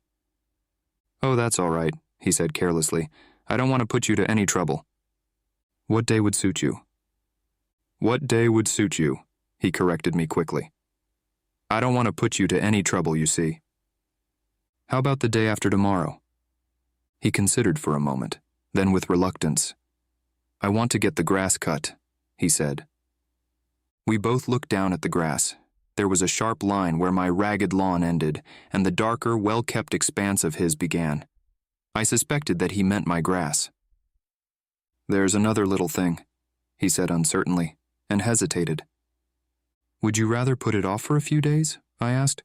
"Oh, it isn't about that, at least—" He fumbled with a series of beginnings. Why, look here, old sport. You don't make much money, do you?" "Not very much." This seemed to reassure him, and he continued more confidently. "I thought you didn't. If you'll pardon you see, I carry on a little business on the side, a sort of sideline, you understand. And I thought that, if you don't make very much— You're selling bonds, aren't you, old sport?" "Trying to." "No." "Well, this would interest you. It wouldn't take up much of your time and you might pick up a nice bit of money. It happens to be a rather confidential sort of thing. I realize now that, under different circumstances, that conversation might have been one of the crises of my life. But because the offer was obviously and tactlessly for a service to be rendered, I had no choice except to cut him off there." "I've got my hands full," I said. "I'm much obliged, but I couldn't take on any more work." "You wouldn't have to do any business with Wolfsham." Evidently he thought that I was shying away from the connection mentioned at lunch, but I assured him he was wrong. He waited a moment longer, hoping I'd begin a conversation, but I was too absorbed to be responsive, so he went unwillingly home. The evening had made me light-headed and happy. I think I walked into a deep sleep as I entered my front door. So I don't know whether or not Gatsby went to Coney Island, or for how many hours he glanced into rooms while his house blazed gaudily on. I called up Daisy from the office next morning and invited her to come to tea. "Don't bring Tom," I warned her. "What?" "Don't bring Tom." "Who is Tom?" she asked innocently. The day agreed upon was pouring rain. At 11 o'clock, a man in a raincoat dragging a lawnmower tapped at my front door and said that Mr. Gatsby had sent him over to cut my grass. This reminded me that I had forgotten to tell my Finn to come back, so I drove into West Egg Village to search for her among soggy, whitewashed alleys and to buy some cups and lemons and flowers. The flowers were unnecessary, for at 2 o'clock a greenhouse arrived from Gatsby's with innumerable receptacles to contain it. An hour later, the front door opened nervously, and Gatsby, in a white flannel suit, silver shirt, and gold-colored tie, hurried in. He was pale, and there were dark signs of sleeplessness beneath his eyes. "Is everything all right?" he asked immediately. "The grass looks fine, if that's what you mean." "What grass?" he inquired blankly. "Oh, the grass in the yard." He looked out the window at it, but judging from his expression, I don't believe he saw a thing. "Looks very good," he remarked vaguely. "One of the papers said they thought the rain would stop about 4. I think it was the Journal. Have you got everything you need in the shape of tea?" I took him into the pantry, where he looked a little reproachfully at the Finn. Together we scrutinized the 12 lemon cakes from the delicatessen shop. "Will they do?" I asked. Of course, they're fine." And he added hollowly, "Old sport." The rain cooled about 3:30 to a damp mist, through which occasional thin drops swam like dew. Gatsby looked with vacant eyes through a copy of Clay's Economics, starting at the finished tread that shook the kitchen floor, and peering towards the bleared windows from time to time as if a series of invisible but alarming happenings were taking place outside. Finally he got up and informed me, in an uncertain voice, that he was going home. "Why's that?" "Nobody's coming to tea, it's too late." He looked at his watch as if there was some pressing demand on his time elsewhere. "I can't wait all day." Don't be silly, it's just 2 minutes to 4. He sat down miserably as if I had pushed him, and simultaneously there was the sound of a motor turning into my lane. We both jumped up, and a little harrowed myself, I went out into the yard. Under the dripping bare lilac trees, a large open car was coming up the drive. It stopped. Daisy's face, tipped sideways beneath a 3-cornered lavender hat, looked out at me with a bright, ecstatic smile. "Is this absolutely where you live, my dearest one?" The exhilarating ripple of her voice was a wild tonic in the rain. I had to follow the sound of it for a moment, up and down, with my ear alone, before any words came through. A damp streak of hair lay like a dash of blue paint across her cheek, and her hand was wet with glistening drops as I took it to help her from the car. "Are you in love with me?" she said low in my ear. "Or why did I have to come alone?" "That's the secret of Castle Rackrent. Tell your chauffeur to go far away and spend an hour." "Come back in an hour, Ferdy." Then in a grave murmur, "His name is Ferdy." "Does the gasoline affect his nose?" "I don't think so," she said innocently. "Why?" We went in. To my overwhelming surprise, the living room was deserted. "Well, that's funny," I exclaimed. "What's funny?" She turned her head as there was a light, dignified knocking at the front door. I went out and opened it. Gatsby, pale as death, with his hands plunged like weights in his coat pockets, was standing in a puddle of water glaring tragically into my eyes. With his hands still in his coat pockets, he stalked by me into the hall, turned sharply as if he were on a wire, and disappeared into the living room. It wasn't a bit funny. Aware of the loud beating of my own heart, I pulled the door to against the increasing rain. For half a minute there wasn't a sound. Then from the living room I heard a sort of choking murmur and part of a laugh, followed by Daisy's voice on a clear artificial note. "I certainly am awfully glad to see you again." A pause. It endured horribly. I had nothing to do in the hall, so I went into the room. Gatsby, his hands still in his pockets, was reclining against the mantelpiece in a strained counterfeit of perfect ease, even of boredom. His head leaned back so far that it rested against the face of a defunct mantelpiece clock, and from this position his distraught eyes stared down at Daisy, who was sitting, frightened but graceful, on the edge of a stiff chair. "We've met before," muttered Gatsby. His eyes glanced momentarily at me, and his lips parted with an abortive attempt at a laugh. Luckily, the clock took this moment to tilt dangerously at the pressure of his head, whereupon he turned and caught it with trembling fingers and set it back in place. Then he sat down, rigidly, his elbow on the arm of the sofa and his chin in his hand. "I'm sorry about the clock," he said. My own face had now assumed a deep tropical burn. I couldn't muster up a single commonplace out of the 1,000 in my head. "It's an old clock," I told them idiotically. I think we all believed for a moment that it had smashed in pieces on the floor. "We haven't met for many years," said Daisy, her voice as matter-of-fact as it could ever be. 5 years next November." The automatic quality of Gatsby's answer set us all back at least another minute. I had them both on their feet with the desperate suggestion that they help me make tea in the kitchen when the demoniac Finn brought it in on a tray. Amid the welcome confusion of cups and cakes, a certain physical decency established itself. Gatsby got himself into a shadow, and while Daisy and I talked, looked conscientiously from one to the other of us with tense, unhappy eyes. However, as calmness wasn't an end in itself, I made an excuse at the first possible moment and got to my feet. "Where are you going?" demanded Gatsby in immediate alarm. "I'll be back." "I've got to speak to you about something before you go." He followed me wildly into the kitchen, closed the door and whispered, "Oh, God," in a miserable way. "What's the matter?" "This is a terrible mistake," he said, shaking his head from side to side. "A terrible, terrible mistake. You're just embarrassed, that's all. And luckily," I added, "Daisy's embarrassed too."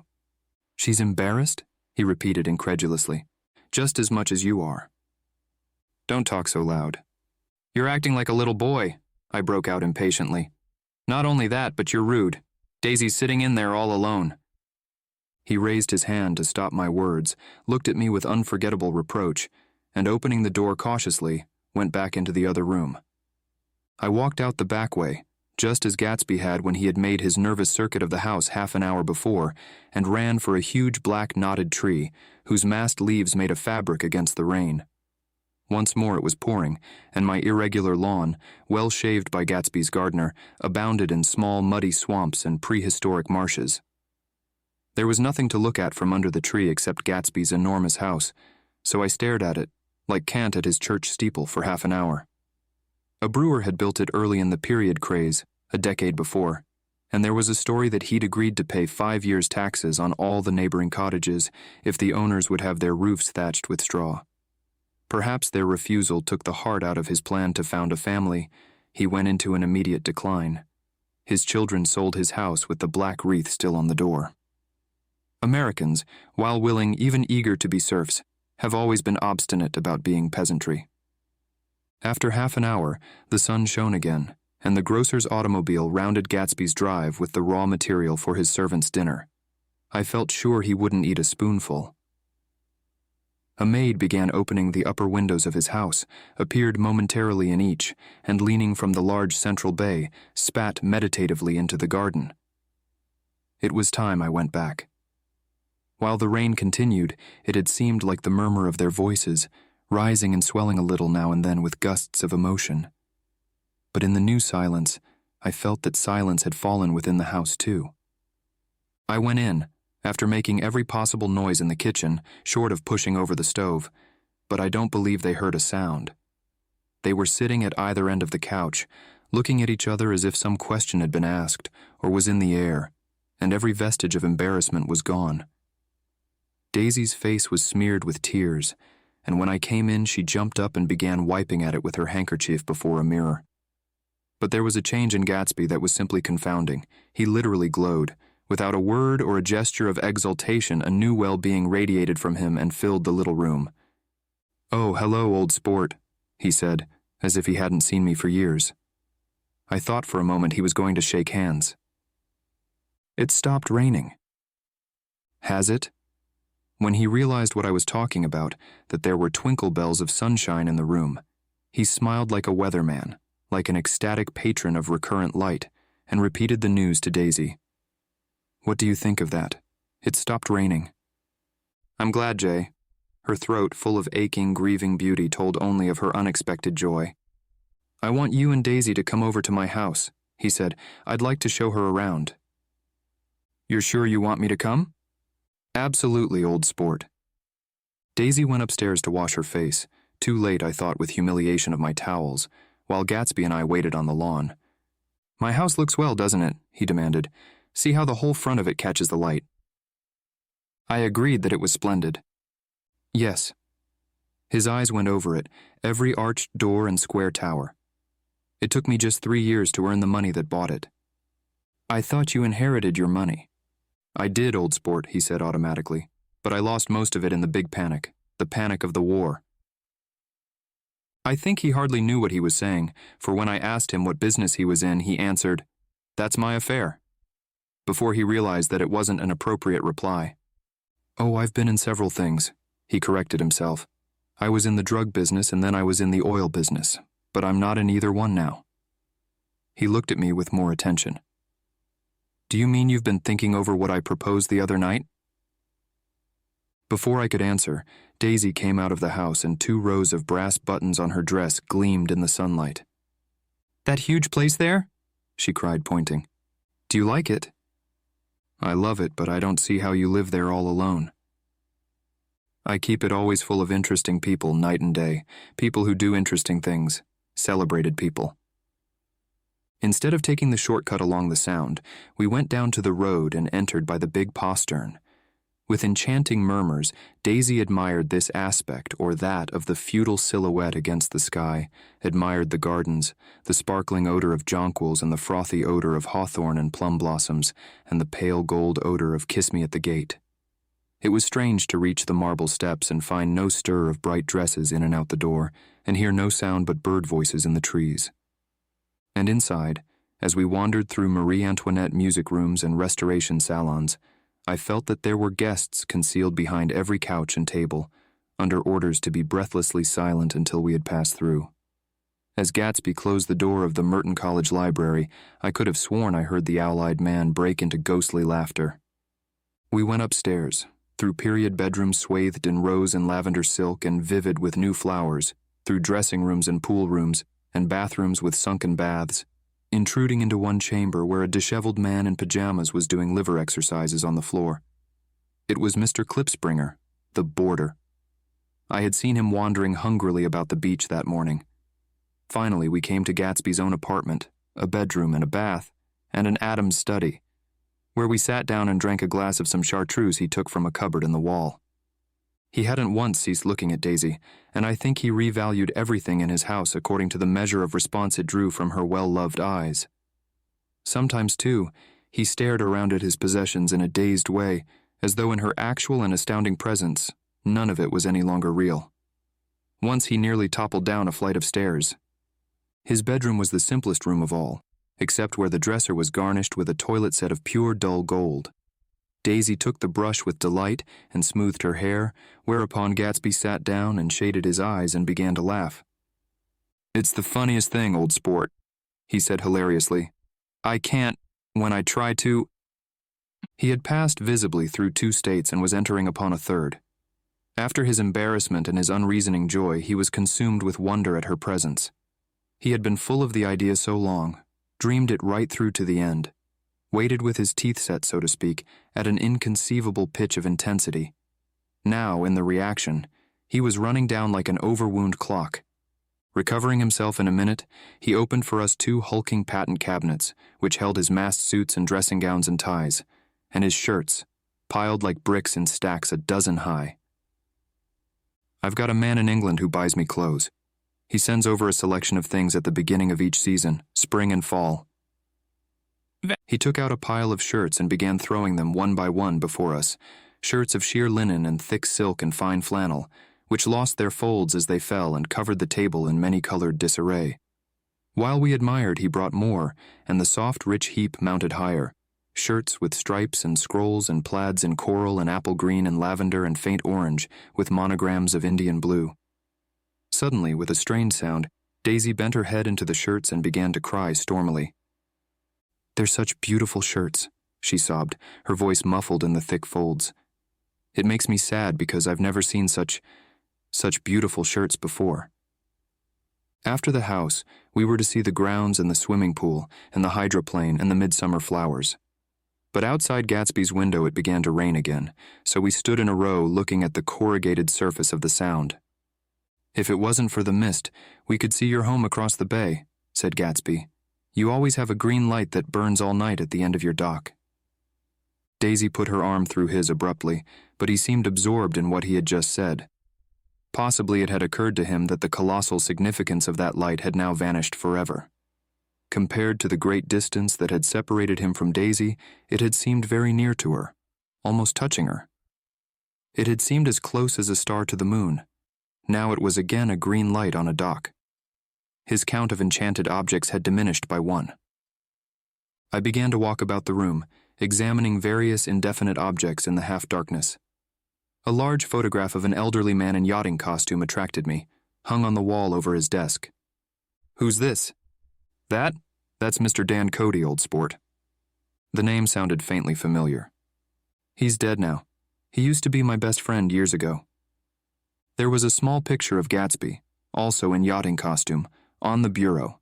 Gatsby, with his head thrown back defiantly, taken apparently when he was about 18. "I adore it," exclaimed Daisy. "The pompadour. You never told me you had a pompadour, or a yacht." "Look at this," said Gatsby quickly. "Here's a lot of clippings about you." They stood side by side examining it. I was going to ask to see the rubies when the phone rang, and Gatsby took up the receiver. "Yes? Well, I can't talk now. I can't talk now, old sport. I said a small town. He must know what a small town is. Well, he's no use to us if Detroit is his idea of a small town." He rang off. "Come here quick," cried Daisy at the window. The rain was still falling, but the darkness had parted in the west, and there was a pink and golden billow of foamy clouds above the sea. "Look at that," she whispered, and then after a moment, "I'd like to just get one of those pink clouds and put you in it and push you around." I tried to go then, but they wouldn't hear of it. Perhaps my presence made them feel more satisfactorily alone. "I know what we'll do," said Gatsby. "We'll have Klipspringer play the piano." He went out of the room calling Ewing, and returned in a few minutes accompanied by an embarrassed, slightly worn young man with shell-rimmed glasses and scanty blonde hair. He was now decently clothed in a sport shirt, open at the neck, sneakers and duck trousers of a nebulous hue. "Did we interrupt your exercise?" inquired Daisy politely. "I was asleep," cried Mr. Klipspringer in a spasm of embarrassment. "That is, I'd been asleep. Then I got up." "Klipspringer plays the piano," said Gatsby, cutting him off. "Don't you, Ewing, old sport?" "I don't play well. I don't hardly play at all. I'm all out of "We'll go downstairs," interrupted Gatsby. He flipped a switch. The gray windows disappeared as the house glowed full of light. In the music room, Gatsby turned on a solitary lamp beside the piano. He lit Daisy's cigarette from a trembling match and sat down with her on a couch far across the room, where there was no light save what the gleaming floor bounced in from the hall. When Klipspringer had played The Love Nest, he turned around on the bench and searched unhappily for Gatsby in the gloom. "I'm all out of practice, you see. I told you I couldn't play. I'm all out of "Don't talk so much, old sport," commanded Gatsby. "Play. In the morning and in the evening, ain't we got fun?" Outside, the wind was loud and there was a faint flow of thunder along the Sound. All the lights were going on in West Egg now. The electric trains, men carrying, were plunging home through the rain from New York. It was the hour of a profound human change, and excitement was generating on the air. "One thing's sure and nothing's surer. The rich get richer and the poor get children. In the meantime and in between time..." As I went over to say goodbye, I saw that the expression of bewilderment had come back into Gatsby's face, as though a faint doubt had occurred to him as to the quality of his present happiness. Almost 5 years. There must have been moments even that afternoon when Daisy tumbled short of his dreams, not through her own fault, but because of the colossal vitality of his illusion. It had gone beyond her, beyond everything. He had thrown himself into it with a creative passion, adding to it all the time, decking it out with every bright feather that drifted his way. No amount of fire or freshness can challenge what a man can store up in his ghostly heart. As I watched him, he adjusted himself a little, visibly. His hand took hold of hers, and as she said something low in his ear, he turned toward her with a rush of emotion. I think that voice held him most, with its fluctuating feverish warmth, because it couldn't be overdreamed. That voice was a deathless song. They had forgotten me, but Dicey glanced up and held out her hand. Gatsby didn't know me now at all. I looked once more at them, and they looked back at me, remotely, possessed by intense life. Then I went out of the room and down the marble steps into the rain, leaving them there together. Chapter 6. About this time, an ambitious young reporter from New York arrived one morning at Gatsby's door and asked him if he had anything to say. "Anything to say about what?" inquired Gatsby politely. "Why, any statement to give out." It transpired after a confused 5 minutes that the man had heard Gatsby's name around his office in a connection which he either wouldn't reveal or didn't fully understand. This was his day off, and with laudable initiative he had hurried out to see. It was a random shot, and yet the reporter's instinct was right. Gatsby's notoriety, spread about by the hundreds who had accepted his hospitality and so become authorities upon his past, had increased all summer until he fell just short of being news. Contemporary legends, such as the underground pipeline to Canada, attached themselves to him, and there was one persistent story that he didn't live in a house at all, but in a boat that looked like a house and was moved secretly up and down the Long Island shore. Just why these inventions were a source of satisfaction to James Gatz of North Dakota isn't easy to say. James Gatz, that was really, or at least legally, his name. He had changed it at the age of 17 and at the specific moment that witnessed the beginning of his career, when he saw Dan Cody's yacht drop anchor over the most insidious flat on Lake Superior. It was James Gatz who had been loafing along the beach that afternoon in a torn green jersey and a pair of canvas pants, but it was already Jay Gatsby who borrowed a rowboat, pulled out to the Tuolumne, and informed Cody that a wind might catch him and break him up in half an hour. I suppose he'd had the name ready for a long time, even then. His parents were shiftless and unsuccessful farm people. His imagination had never really accepted them as his parents at all. The truth was that Jay Gatsby of West Egg, Long Island, sprang from his platonic conception of himself. He was a son of God, a phrase which, if it means anything, means just that, and he must be about his father's business, the service of a vast, vulgar, and meretricious beauty. So he invented just the sort of Jay Gatsby that a 17-year-old boy would be likely to invent, and to this conception, he was faithful to the end. For over a year he had been beating his way along the south shore of Lake Superior as a clam digger and a salmon fisher, or in any other capacity that brought him food and bed. His brown, hardening body lived naturally through the half-fierce, half-lazy work of the bracing days. He knew women early, and since they spoiled him, he became contemptuous of them, of young virgins because they were ignorant, of the others because they were hysterical about things which in his overwhelming self-absorption he took for granted. But his heart was in a constant, turbulent riot. The most grotesque and fantastic conceits haunted him in his bed at night. A universe of ineffable gaudiness spun itself out in his brain while the clock ticked on the washstand and the moon soaked with wet light his tangled clothes upon the floor. Each night he added to the pattern of his fancies until drowsiness closed down upon some vivid scene with an oblivious embrace. For a while these reveries provided an outlet for his imagination. They were a satisfactory hint of the unreality of reality, a promise that the rock of the world was founded securely on a fairy's wing. An instinct toward his future glory had led him, some months before, to the small Lutheran College of St. Olaf's in southern Minnesota. He stayed there 2 weeks, dismayed at its ferocious indifference to the drums of his destiny, to destiny itself, and despising the janitor's work with which he was to pay his way through. Then he drifted back to Lake Superior, and he was still searching for something to do on the day that Dan Cody's yacht dropped anchor in the shallows along shore. Cody was 50 years old then, a product of the Nevada silver fields, of the Yukon, of every rush for metal since '75. The transactions in Montana copper that made him many times a millionaire found him physically robust but on the verge of soft-mindedness, and suspecting this, an infinite number of women tried to separate him from his money. the none too savory ramifications by which Ella Kay, the newspaper woman, played Madame de Maintenon to his weakness and sent him to sea in a yacht, were common property of the turgid journalism in 1902. He had been coasting along all too hospitable shores for 5 years when he turned up as James Gats's destiny in Little Girl Bay. To young Gats, resting on his oars and looking up at the railed deck, that yacht represented all the beauty and glamour in the world. I suppose he smiled at Cody. He had probably discovered that people liked him when he smiled. At any rate, Cody asked him a few questions, one of them elicited the brand new name, and found that he was quick and extravagantly ambitious. A few days later he took him to Duluth and bought him a blue coat, 6 pairs of white duck trousers, and a yachting cap. And when the Tuolumne left for the West Indies and the Barbary Coast, Gatsby left too. He was employed in a vague personal capacity.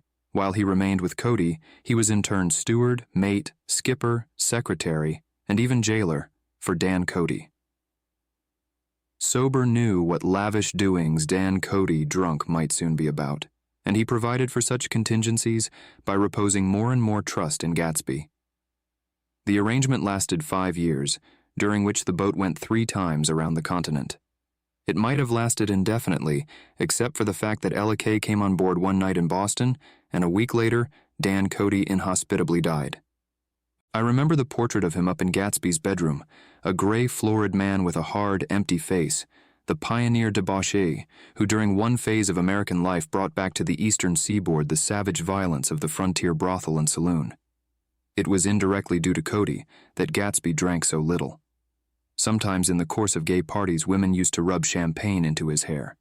For himself, he formed the habit of letting liquor alone. And it was from Cody that he inherited money, a legacy of $25,000. He didn't get it. He never understood the legal device that was used against him, but what remained of the millions went intact to Ella Kay. He was left with his singularly appropriate education. The vague contour of J. Gatsby had filled out to the substantiality of a man. He told me all this very much later, but I've put it down here with the idea of exploding those first wild rumors about his antecedents, which weren't even faintly true. Moreover, he told it to me at a time of confusion, when I had reached the point of believing everything and nothing about him. So I take advantage of this short halt, while Gatsby, so to speak, caught his breath, to clear this set of misconceptions away. It was a halt, too, in my association with his affairs. For several weeks I didn't see him or hear his voice on the phone. Mostly I was in New York, trotting around with Jordan and trying to ingratiate myself with her senile aunt. But finally I went over to his house one Sunday afternoon. I hadn't been there 2 minutes when somebody brought Tom Buchanan in for a drink. I was startled, naturally, but the really surprising thing was that it hadn't happened before. They were a party of 3 on horseback, Tom and a man named Sloan and a pretty woman in a brown riding habit who had been there previously. "I'm delighted to see you," said Gatsby, standing on his porch. "I'm delighted that you dropped in." As though they cared. "Sit right down. Have a cigarette or a cigar." He walked around the room quickly, ringing bells. "I'll have something to drink for you in just a minute." He was profoundly affected by the fact that Tom was there, but he would be uneasy anyhow until he had given them something, realizing in a vague way that that was all they came for. Mr. Sloan wanted nothing. "A lemonade? No, thanks. A little champagne? Nothing at all, thanks." "I'm sorry." "Did you have a nice ride?" "Very good roads around here. I suppose the automobiles—" "Yeah." Moved by an irresistible impulse, Gatsby turned to Tom, who had accepted the introduction as a stranger. "I believe we've met somewhere before, Mr. Buchanan." "Oh, yes," said Tom, gruffly polite but obviously not remembering. "So we did. I remember very well." "About 2 weeks ago?" "That's right. You were with Nick here." "I know your wife," continued Gatsby almost aggressively. "That so?" Tom turned to me. "You live near here, Nick?" "Next door." "That so?" Mr. Sloan didn't enter into the conversation, but lounged back haughtily in his chair. The woman said nothing either, until unexpectedly, after 2 highballs, she became cordial. "We'll all come over to your next party, Mr. Gatsby," she suggested. "What do you say?" Certainly, I'd be delighted to have you. Beaver nice, said Mr. Sloane without gratitude. Well, think ought to be starting home. Please don't hurry, Gatsby urged them. He had control of himself now, and he wanted to see more of Tom. Why don't you stay for supper? I wouldn't be surprised if some other people dropped in from New York. You come to supper with me, said the lady enthusiastically. Both of you. This included me. Mr. Sloane got to his feet.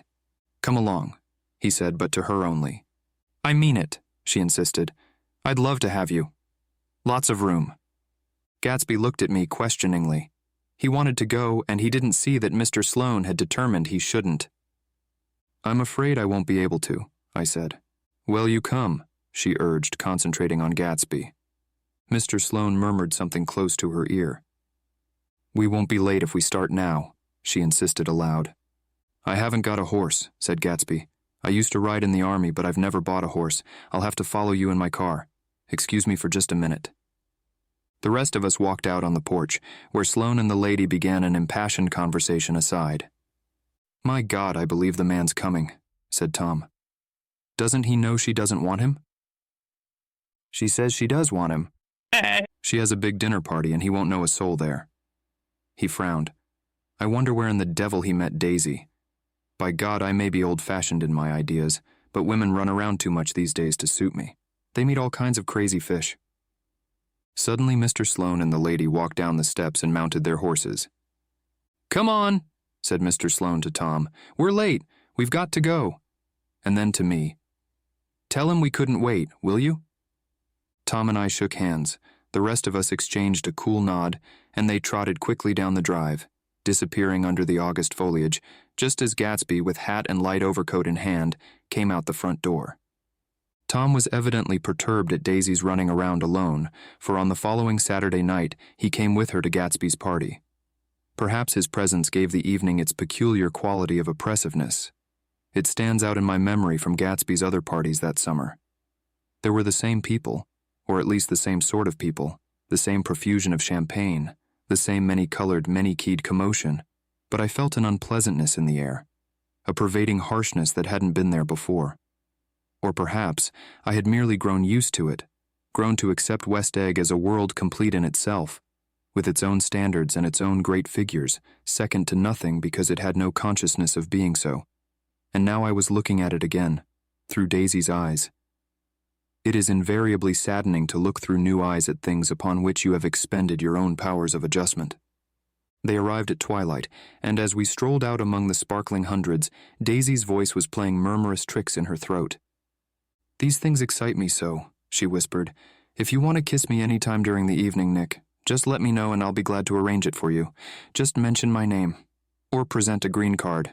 I'm giving out green. Look around, suggested Gatsby. I'm looking around. I'm having a marvelous... You must see the faces of many people you've heard about. Tom's arrogant eyes roamed the crowd. We don't go around very much, he said. In fact, I was just thinking I don't know a soul here. Perhaps you know that lady. Gatsby indicated a gorgeous, scarcely human orchid of a woman who sat in state under a white plum tree. Tom and Daisy stared, with that peculiarly unreal feeling that accompanies the recognition of a hitherto ghostly celebrity of the movies. She's lovely, said Daisy. The man bending over her is her director. He took them ceremoniously from group to group. Mrs. Buchanan and Mr. Buchanan. After an instant's hesitation, he added, the polo player. Oh no, objected Tom quickly. Not me. But evidently the sound of it pleased Gatsby, for Tom remained the polo player for the rest of the evening. I've never met so many celebrities, Daisy exclaimed. I liked that man. What was his name? With the sort of blue nose. Gatsby identified him, adding that he was a small producer. Well, I liked him anyhow.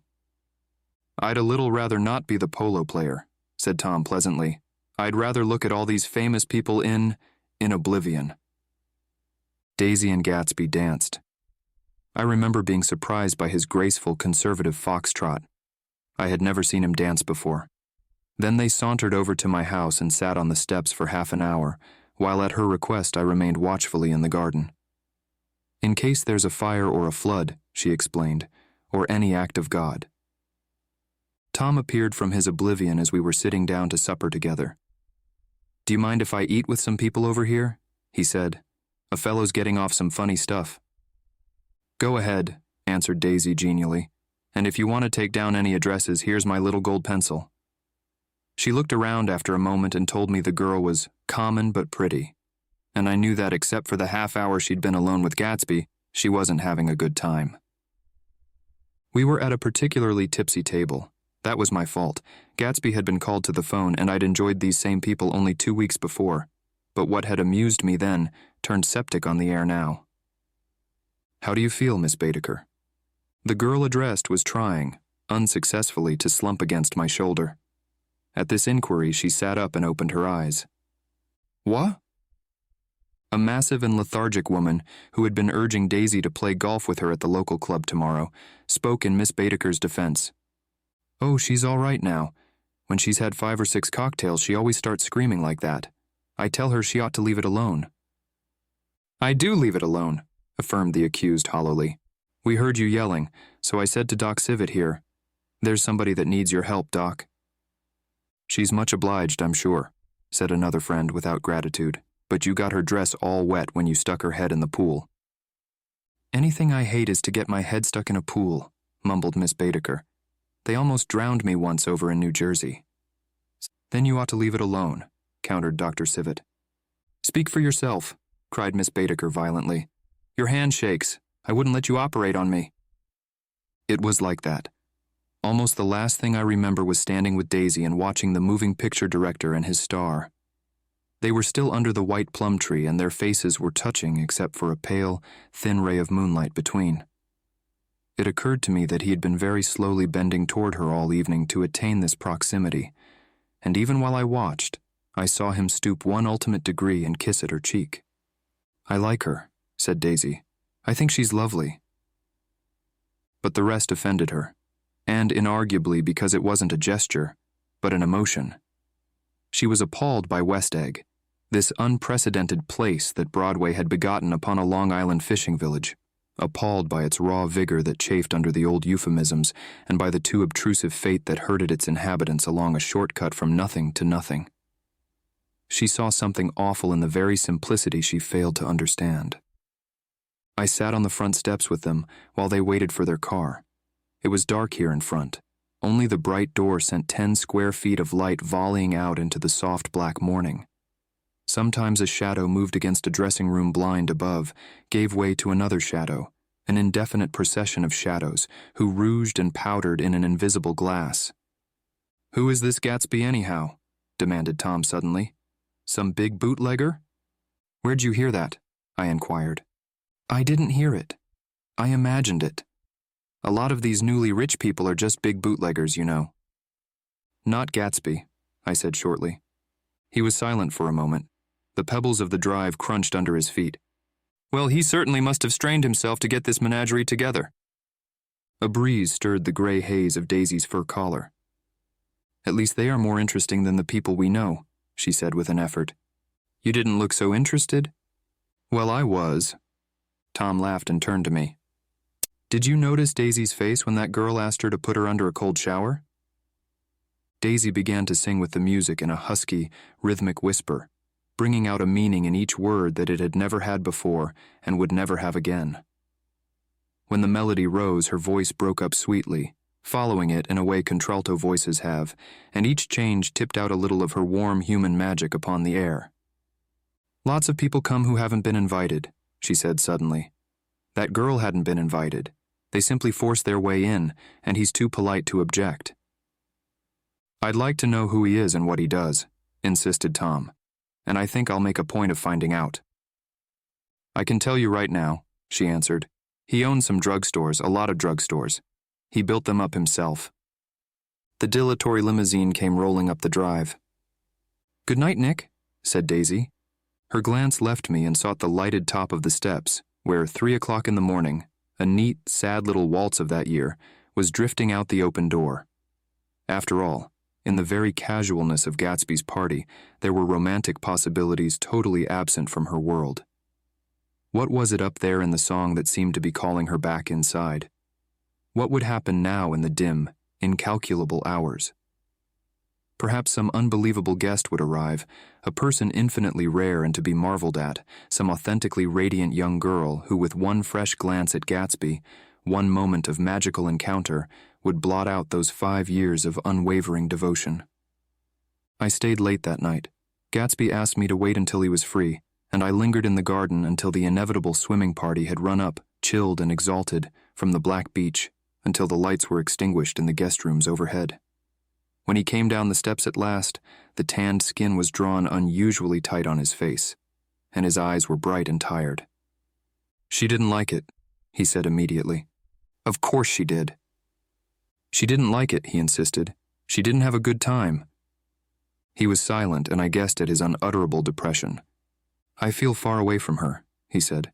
"It's hard to make her understand." "You mean about the dance?" "The dance?" He dismissed all the dances he had given with a snap of his fingers. "Old sport.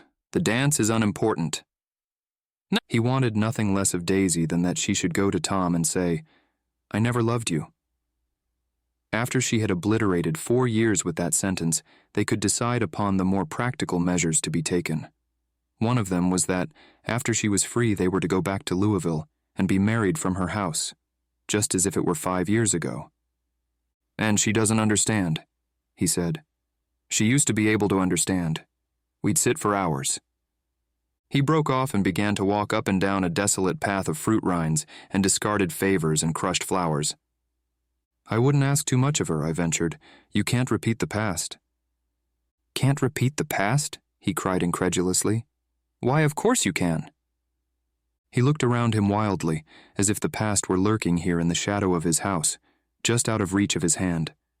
"I'm going to fix everything just the way it was before," he said, nodding determinedly. "She'll see." He talked a lot about the past, and I gathered that he wanted to recover something, some idea of himself, perhaps, that had gone into loving Daisy. His life had been confused and disordered since then, but if he could once return to a certain starting place and go over it all slowly, he could find out what that thing was. One autumn night, 5 years before, they had been walking down the street when the leaves were falling, and they came to a place where there were no trees, and the sidewalk was white with moonlight. They stopped here and turned toward each other. Now it was a cool night with that mysterious excitement in it which comes at the 2 changes of the year. The quiet lights in the houses were humming out into the darkness, and there was a stir and bustle among the stars. Out of the corner of his eye, Gatsby saw that the blocks of the sidewalks really formed a ladder and mounted to a secret place above the trees. He could climb to it if he climbed alone, and once there he could suck on the pap of life, gulp down the incomparable milk of wonder. His heart beat faster as Daisy's white face came up to his own. He knew that when he kissed this girl and forever wed his unutterable visions to her perishable breath, his mind would never romp again like the mind of God. So he waited, listening for a moment longer to the tuning fork that had been struck upon a star. Then he kissed her. At his lips' touch, she blossomed for him like a flower, and the incarnation was complete. Through all he said, even through his appalling sentimentality, I was reminded of something, an elusive rhythm, a fragment of lost words that I had heard somewhere a long time ago. For a moment a phrase tried to take shape in my mouth, and my lips parted like a dumb man's, as though there was more struggling upon them than a wisp of startled air. But they made no sound, and what I had almost remembered was uncommunicable forever. Chapter 7.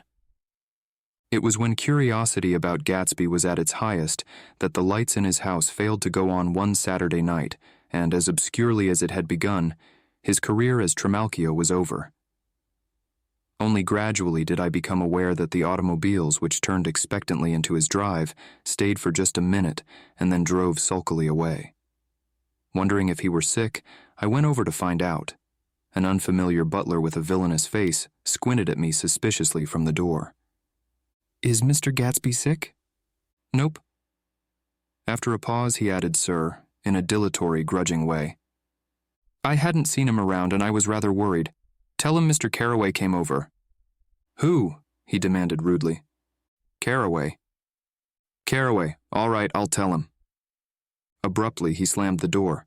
My Finn informed me that Gatsby had dismissed every servant in his house a week ago and replaced them with half a dozen others who never went into West Egg Village to be bribed by the tradesmen, but ordered moderate supplies over the telephone. The grocery boy reported that the kitchen looked like a pigsty, and the general opinion in the village was that the new people weren't servants at all. Next day, Gatsby called me on the phone. "Going away?" I inquired. "No, old sport." "I hear you fired all your servants." "I wanted somebody who wouldn't gossip. Daisy comes over quite often, in the afternoons." So the whole caravanserai had fallen in like a card house at the disapproval in her eyes. "There's some people Wolfsham wanted to do something for. They're all brothers and sisters. They used to run a small hotel." "I see." He was calling up at Daisy's request. Would I come to lunch at her house tomorrow? Miss Baker would be there. Half an hour later, Daisy herself telephoned and seemed relieved to find that I was coming. Something was up. And yet I couldn't believe that they would choose this occasion for a scene, especially for the rather harrowing scene that Gatsby had outlined in the garden. The next day was broiling, almost the last, certainly the warmest of the summer. As my train emerged from the tunnel into sunlight, only the hot whistles of the National Biscuit Company broke the simmering hush at noon. The straw seats of the car hovered on the edge of combustion. The woman next to me perspired delicately for a while into her white shirtwaist, and then, as her newspaper dampened under her fingers, lapsed despairingly into deep heat with a desolate cry. Her pocketbook slapped to the floor. "Oh my!" she gasped. I picked it up with a weary bend and handed it back to her, holding it at arm's length and by the extreme tip of the corners to indicate that I had no designs upon it. But everyone nearby, including the woman, suspected me just the same. "Hot," said the conductor to familiar faces. "Some weather. Hot. Hot. Hot. Is it hot enough for you? Is it hot? Is it—" My commutation ticket came back to me with a dark stain from his hand. That anyone should care in this heat whose flushed lips he kissed, whose head made damp the pajama pocket over his heart. Through the hall of the Buchanan's house blew a faint wind, carrying the sound of the telephone bell out to Gatsby and me as we waited at the door. "The master's body?" roared the butler into the mouthpiece. "I'm sorry, madam, but we can't furnish it. It's far too hot to touch this noon." What he really said was, "Yes, I'll see." He set down the receiver and came toward us, glistening slightly, to take our stiff straw hats. "Madam expects you in the salon," he cried, needlessly indicating the direction. In this heat, every extra gesture was an affront to the common store of life. The room, shadowed well with awnings, was dark and cool. Daisy and Jordan lay upon an enormous couch, like silver idols weighing down their own white dresses against the singing breeze of the fans. "We can't move," they said together. Jordan's fingers, powdered white over their tan, rested for a moment in mine. "And Mr. Thomas Buchanan, the athlete?" I inquired. Simultaneously, I heard his voice, gruff, muffled, husky, at the hall telephone. Gatsby stood in the center of the crimson carpet and gazed around with fascinated eyes. Daisy watched him and laughed, her sweet, exciting laugh. A tiny gust of powder rose from her bosom into the air. "The rumor is," whispered Jordan, "that that's Tom's girl on the telephone." We were silent. The voice in the hall rose high with annoyance. "Very well, then. I won't sell you the car at all. I'm under no obligations to you at all. And as for your bothering me about it at lunchtime, I won't stand that at all." "Holding down the receiver," said Daisy cynically. "No, he's not," I assured her. "It's a bona fide deal. I happen to know about it." Tom flung open the door, blocked out its space for a moment with his thick body, and hurried into the room. "Mr. Gatsby." He put out his broad, flat hand with well-concealed dislike. "I'm glad to see you, sir. Nick." "Make us a cold drink," cried Daisy. As he left the room again, she got up and went over to Gatsby and pulled his face down, kissing him on the mouth. "You know I love you," she murmured. "You forget there's a lady present," said Jordan. Daisy looked around doubtfully. "You kiss Nick too." "What a low, vulgar girl." "I don't care," cried Daisy, and began to clog on the brick fireplace. Then she remembered the heat, and sat down guiltily on the couch, just as a freshly laundered nurse leading a little girl came into the room. "Blessed precious," she crooned, holding out her arms. "Come to your own mother that loves you." The child, relinquished by the nurse, rushed across the room and rooted shyly into her mother's dress. "The blessed precious. Did mother get powder on your old yellowy hair? Stand up now and say, 'How to do.'" Gatsby and I in turn leaned down and took the small reluctant hand. Afterward, he kept looking at the child with surprise. I don't think he had ever really believed in its existence before. "I got dressed before luncheon," said the child, turning eagerly to Daisy. "That's because your mother wanted to show you off." Her face bent into the single wrinkle of the small white neck. "You dream, you. You absolute little dream." "Yes," admitted the child calmly. "Aunt Jordan's got on a white dress, too. How do you like Mother's friends?" Daisy turned her around so that she faced Gatsby. "Do you think they're pretty? Where's Daddy?" "She doesn't look like her father," explained Daisy. "She looks like me. She's got my hair and shape of the face." Daisy sat back upon the couch. The nurse took a step forward and held out her hand. "Come, Pammy. Goodbye, sweetheart." With a reluctant backward glance, the well-disciplined child held to her nurse's hand and was pulled out the door, just as Tom came back, preceding 4 gin rickeys that clicked full of ice. Gatsby took up his drink. "They certainly look cool," he said with visible tension. We drank in long, greedy swallows. "I read somewhere that the sun's getting hotter every year," said Tom genially. "It seems that pretty soon the Earth's going to fall into the sun, or wait a minute, it's just the opposite. The sun's getting colder every year." "Come outside," he suggested to Gatsby. "I'd like you to have a look at the place." I went with them out to the veranda. On the green sound, stagnant in the heat, one small sail crawled slowly toward the fresher sea. Gatsby's eyes followed it momentarily.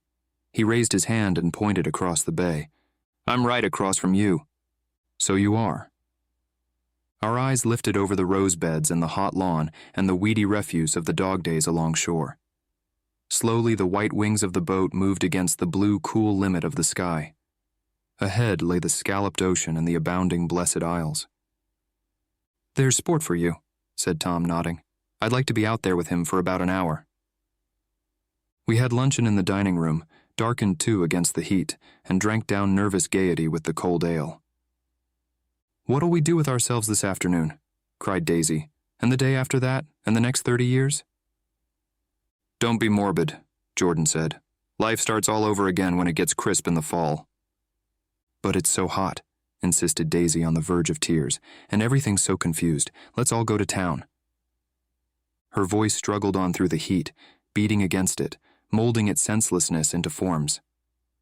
"I've heard of making a garage out of a stable," Tom was saying to Gatsby, "but I'm the first man who ever made a stable out of a garage." "Who wants to go to town?" demanded Daisy insistently. Gatsby's eyes floated toward her. "Ah," she cried. "You look so cool." Their eyes met, and they stared together at each other, alone in space. With an effort, she glanced down at the table. "You always look so cool," she repeated. She had told him that she loved him, and Tom Buchanan saw. He was astounded. His mouth opened a little, and he looked at Gatsby, and then back at Daisy as if he had just recognized her as someone he knew a long time ago. "You resemble the advertisement of the man," she went on innocently. "You know the advertisement of the man." "All right," broke in Tom quickly. "I'm perfectly willing to go to town. Come on, we're all going to town." He got up, his eyes still flashing between Gatsby and his wife. No one moved. "Come on." His temper cracked a little. "What's the matter, anyhow? If we're going to town, let's start." His hand, trembling with his effort at self-control, bore to his lips the last of his glass of ale. Daisy's voice got us to our feet and out onto the blazing gravel drive. "Are we just going to go?" she objected. "Like this? Aren't we going to let anyone smoke a cigarette first?" "Everybody smoked all through lunch." "Oh, let's have fun," she begged him. "It's too hot to fuss." He didn't answer. "Have it your own way," she said. "Come on, Jordan." They went upstairs to get ready while we 3 men stood there shuffling the hot pebbles with our feet. A silver curve of the moon hovered already in the western sky. Gatsby started to speak, changed his mind, but not before Tom wheeled and faced him expectantly. "Have you got your stables here?" asked Gatsby with an effort. "About a quarter of a mile down the road." "Oh." A pause. "I don't see the idea of going to town," broke out Tom savagely. "Women get these notions in their heads." "Shall we take anything to drink?" called Daisy from an upper window. "I'll get some whiskey," answered Tom. He went inside. Gatsby turned to me rigidly. "I can't say anything in his house, old sport." "She's got an indiscreet voice," I remarked. "It's full of—" I hesitated. "Her voice is full of money," he said suddenly. That was it. I'd never understood before. It was full of money. That was the inexhaustible charm that rose and fell in it, the jingle of it, the symbol's song of it.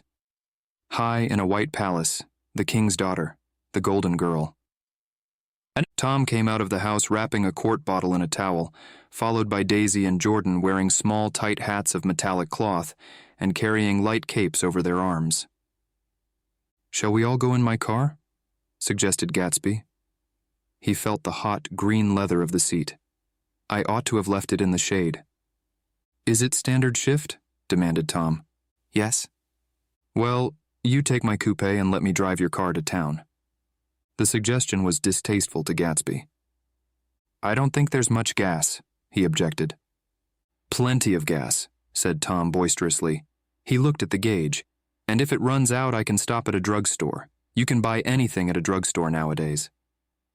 A pause followed this apparently pointless remark.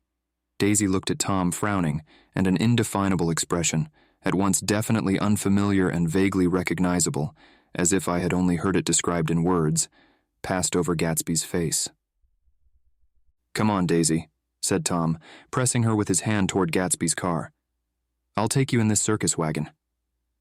He opened the door, but she moved out from the circle of his arm. "You take Nick and Jordan. We'll follow you in the coupe." She walked close to Gatsby, touching his coat with her hand. Jordan and Tom and I got into the front seat of Gatsby's car. Tom pushed the unfamiliar gears tentatively, and we shot off into the oppressive heat, leaving them out of sight behind. "Did you see that?" demanded Tom. "See what?" He looked at me keenly, realizing that Jordan and I must have known all along. "You think I'm pretty dumb, don't you?" he suggested. "Perhaps I am, but I have almost a second sight sometimes. That tells me what to do. Maybe you don't believe that, but science—" He paused. The immediate contingency overtook him, pulled him back from the edge of theoretical abyss. "I've made a small investigation of this fellow," he continued. "I could have gone deeper if I'd known—" "Do you mean you've been to a medium?" inquired Jordan humorously. "What?" Confused, he stared at us as we laughed. "A medium?" "About Gatsby." "About Gatsby? No, I haven't. I said I'd been making a small investigation of his past." "And you found he was an Oxford man," said Jordan helpfully. "An Oxford man?" He was incredulous. "Like hell he is. He wears a pink suit." "Nevertheless, he's an Oxford man." "Oxford, New Mexico," snorted Tom contemptuously. "Or something like that." "Listen, Tom, if you're such a snob, why did you invite him to lunch?" demanded Jordan crossly. "Daisy invited him. She knew him before we were married. God knows where." We were all irritable now with the fading ale, and aware of it we drove for a while in silence. Then, as Dr. T.J. Eckelberg's faded eyes came into sight down the road, I remembered Gatsby's caution about gasoline. "We've got enough to get us to town," said Tom. "But there's a garage right here," objected Jordan. "I don't want to get stalled in this baking heat." Tom threw on both brakes impatiently, and we slid to an abrupt, dusty stop under Wilson's sign. After a moment, the proprietor emerged from the interior of his establishment and gazed hollow-eyed at the car. "Let's have some gas," cried Tom roughly. "What do you think we stopped for?" "To admire the view." "I'm sick," said Wilson without moving. "Been sick all day."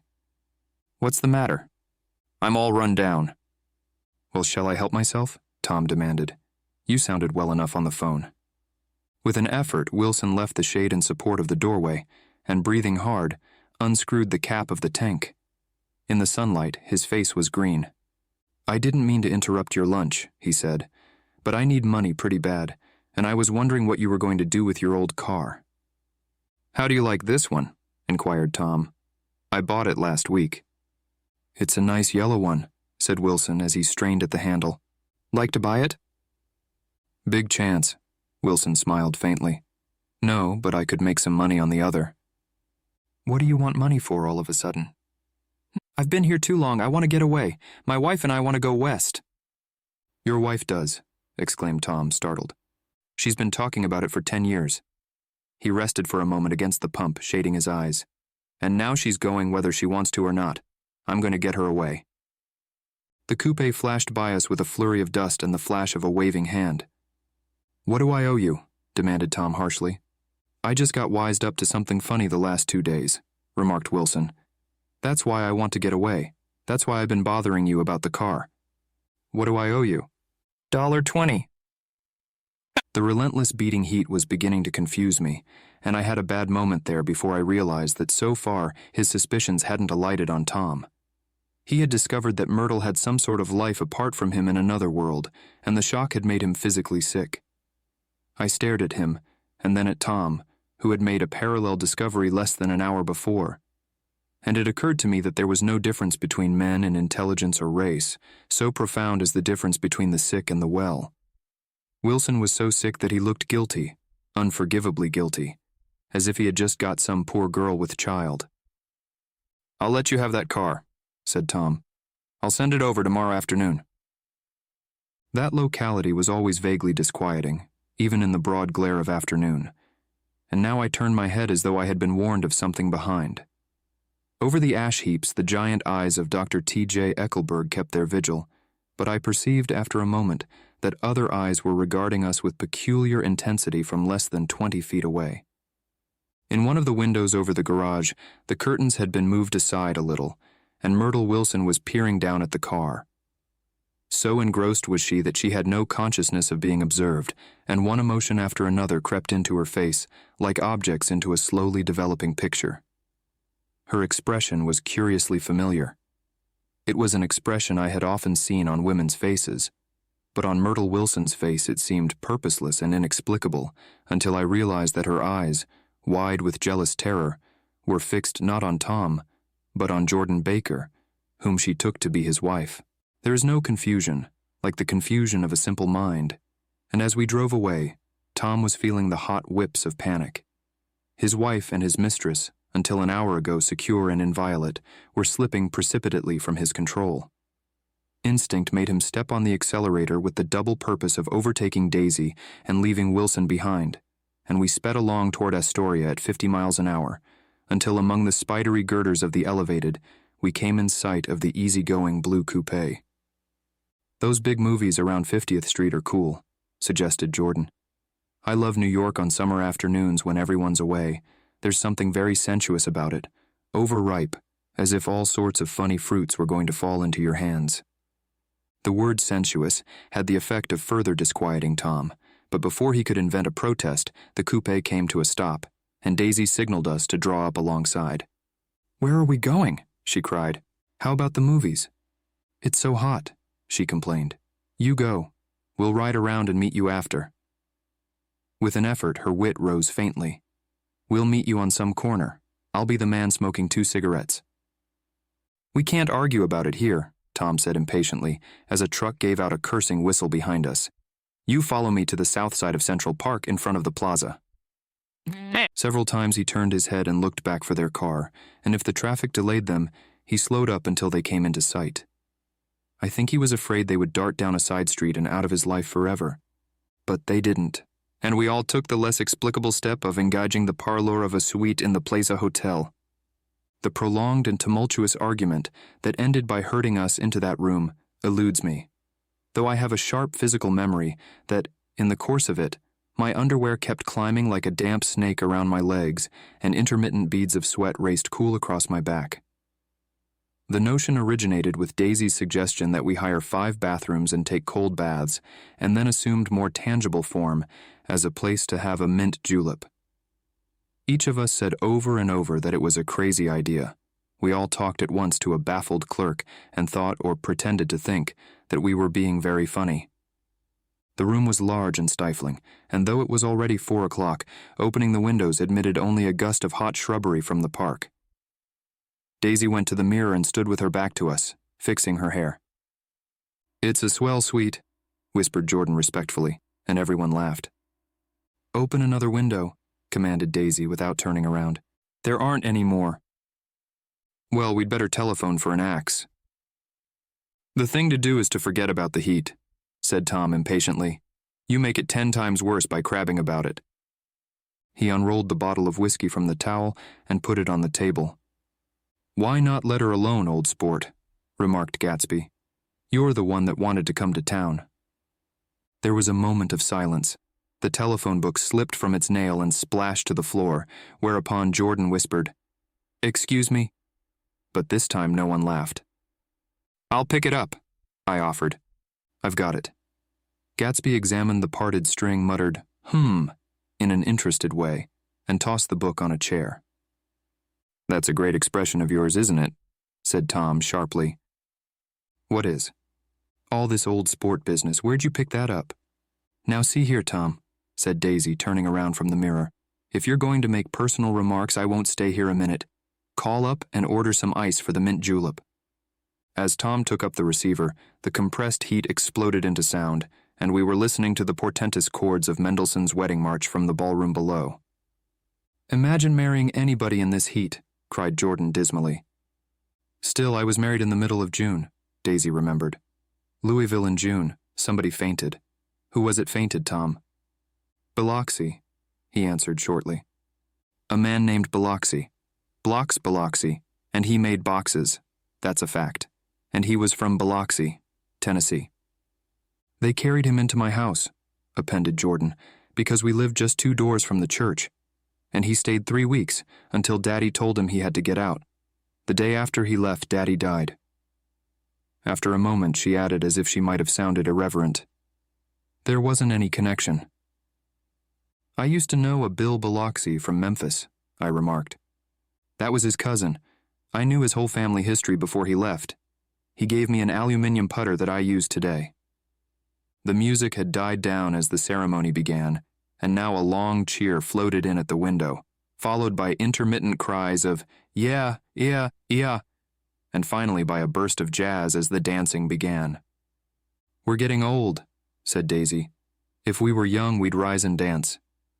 "Remember Biloxi," Jordan warned her. "Where'd you know him, Tom?" "Biloxi?" He concentrated with an effort. "I didn't know him. He was a friend of Daisy's." "He was not," she denied. "I'd never seen him before. He came down in the private car." "Well, he said he knew you. He said he was raised in Louisville. Asa Bird brought him around at the last minute and asked if we had room for him." Jordan smiled. "He was probably bumming his way home. He told me he was president of your class at Yale." Tom and I looked at each other blankly. "Biloxi?" "First place, we didn't have any president." Gatsby's foot beat a short, restless tattoo, and Tom eyed him suddenly. "By the way, Mr. Gatsby, I understand you're an Oxford man." "Not exactly." "Oh yes, I understand you went to Oxford." "Yes, I went there." A pause. Then Tom's voice, incredulous and insulting. "Yep. You must have gone there about the time Biloxi went to New Haven." Another pause. A waiter knocked and came in with crushed mint and ice, but the silence was unbroken by his "thank you" and the soft closing of the door. This tremendous detail was to be cleared up at last. "I told you I went there," said Gatsby. "I heard you, but I'd like to know when." "It was in 1919. I only stayed 5 months. That's why I can't really call myself an Oxford man." Tom glanced around to see if we mirrored his unbelief, but we were all looking at Gatsby. "It was an opportunity they gave to some of the officers after the armistice," he continued. "We could go to any of the universities in England or France. I wanted to get up and slap him on the back. I had one of those renewals of complete faith in him that I'd experienced before." Daisy rose, smiling faintly, and went to the table. "Open the whiskey, Tom," she ordered, "and I'll make you a mint julep. Then you won't seem so stupid to yourself. Look at the mint." "Wait a minute," snapped Tom. I want to ask Mr. Gatsby one more question. Go on, Gatsby said politely. Sir. What kind of a row are you trying to cause in my house anyhow? They were out in the open at last, and Gatsby was content. He isn't causing a row. Daisy looked desperately from one to the other. You're causing a row. Please have a little self-control. Self-control, repeated Tom incredulously. I suppose the latest thing is to sit back and let Mr. Nobody from Nowhere make love to your wife. Well, if that's the idea, you can count me out. Nowadays, people begin by sneering at family life and family institutions, and next they'll throw everything overboard and have intermarriage between black and white. Flushed with his impassioned gibberish, he saw himself standing alone on the last barrier of civilization. We're all white here, murmured Jordan. I know I'm not very popular. I don't give big parties. I suppose you've got to make your house into a pigsty in order to have any friends, in the modern world. Angry as I was, as we all were, I was tempted to laugh whenever he opened his mouth. The transition from libertine to prig was so complete. I've got something to tell you, old sport, began Gatsby. But Daisy guessed at his intention. Please don't, she interrupted helplessly. Please, let's all go home. Why don't we all go home? That's a good idea, I got up. Come on, Tom, nobody wants a drink. I want to know what Mr. Gatsby has to tell me. Your wife doesn't love you, said Gatsby. She's never loved you. She loves me. You must be crazy, exclaimed Tom automatically. Gatsby sprang to his feet, vivid with excitement. She never loved you, do you hear? He cried. She only married you because I was poor and she was tired of waiting for me. It was a terrible mistake, but in her heart, she never loved anyone except me. At this point, Jordan and I tried to go, but Tom and Gatsby insisted with competitive firmness that we remain, as though neither of them had anything to conceal, and it would be a privilege to partake vicariously of their emotions. Sit down, Daisy. Tom's voice groped unsuccessfully for the paternal note. What's been going on? I want to hear all about it. I told you what's been going on, said Gatsby. Going on for 5 years and you didn't know. Tom turned to Daisy sharply. You've been seeing this fellow for 5 years? Not seeing, said Gatsby. No, we couldn't meet. But both of us loved each other all that time, old sport, and you didn't know. I used to laugh sometimes. But there was no laughter in his eyes. To think that you didn't know. Oh, that's all. Tom tapped his thick fingers together like a clergyman and leaned back in his chair. You're crazy, he exploded. I can't speak about what happened 5 years ago because I didn't know Daisy then, and I'll be damned if I see how you got within a mile of her unless you brought the groceries to the back door. But all the rest of that's a goddamn lie. Daisy loved me when she married me and she loves me now. No, said Gatsby, shaking his head. She does, though. The trouble is that sometimes she gets foolish ideas in her head and doesn't know what she's doing. He nodded sagely. And what's more, I love Daisy too. Once in a while I go off on a spree and make a fool of myself, but I always come back, and in my heart I love her all the time. You're revolting, said Daisy. She turned to me, and her voice, dropping an octave lower, filled the room with thrilling scorn. Do you know why we left Chicago? I'm surprised that they didn't treat you to the story of that little spree. Gatsby walked over and stood beside her. Daisy, that's all over now, he said earnestly. It doesn't matter anymore. Just tell him the truth, that you never loved him, and it's all wiped out forever. She looked at him blindly. Why, how could I love him? Possibly. You never loved him? She hesitated. Her eyes fell on Jordan and me with a sort of appeal, as though she realized at last what she was doing, and as though she had never, all along, intended doing anything at all. But it was done now. It was too late. I never loved him, she said with perceptible reluctance. Not at Capiolani? Demanded Tom suddenly. No. From the ballroom beneath, muffled and suffocating chords were drifting up on hot waves of air. Not that day I carried you down from the punch bowl to keep your shoes dry? There was a husky tenderness in his tone. Daisy? Please don't. Her voice was cold, but the rancor was gone from it. She looked at Gatsby.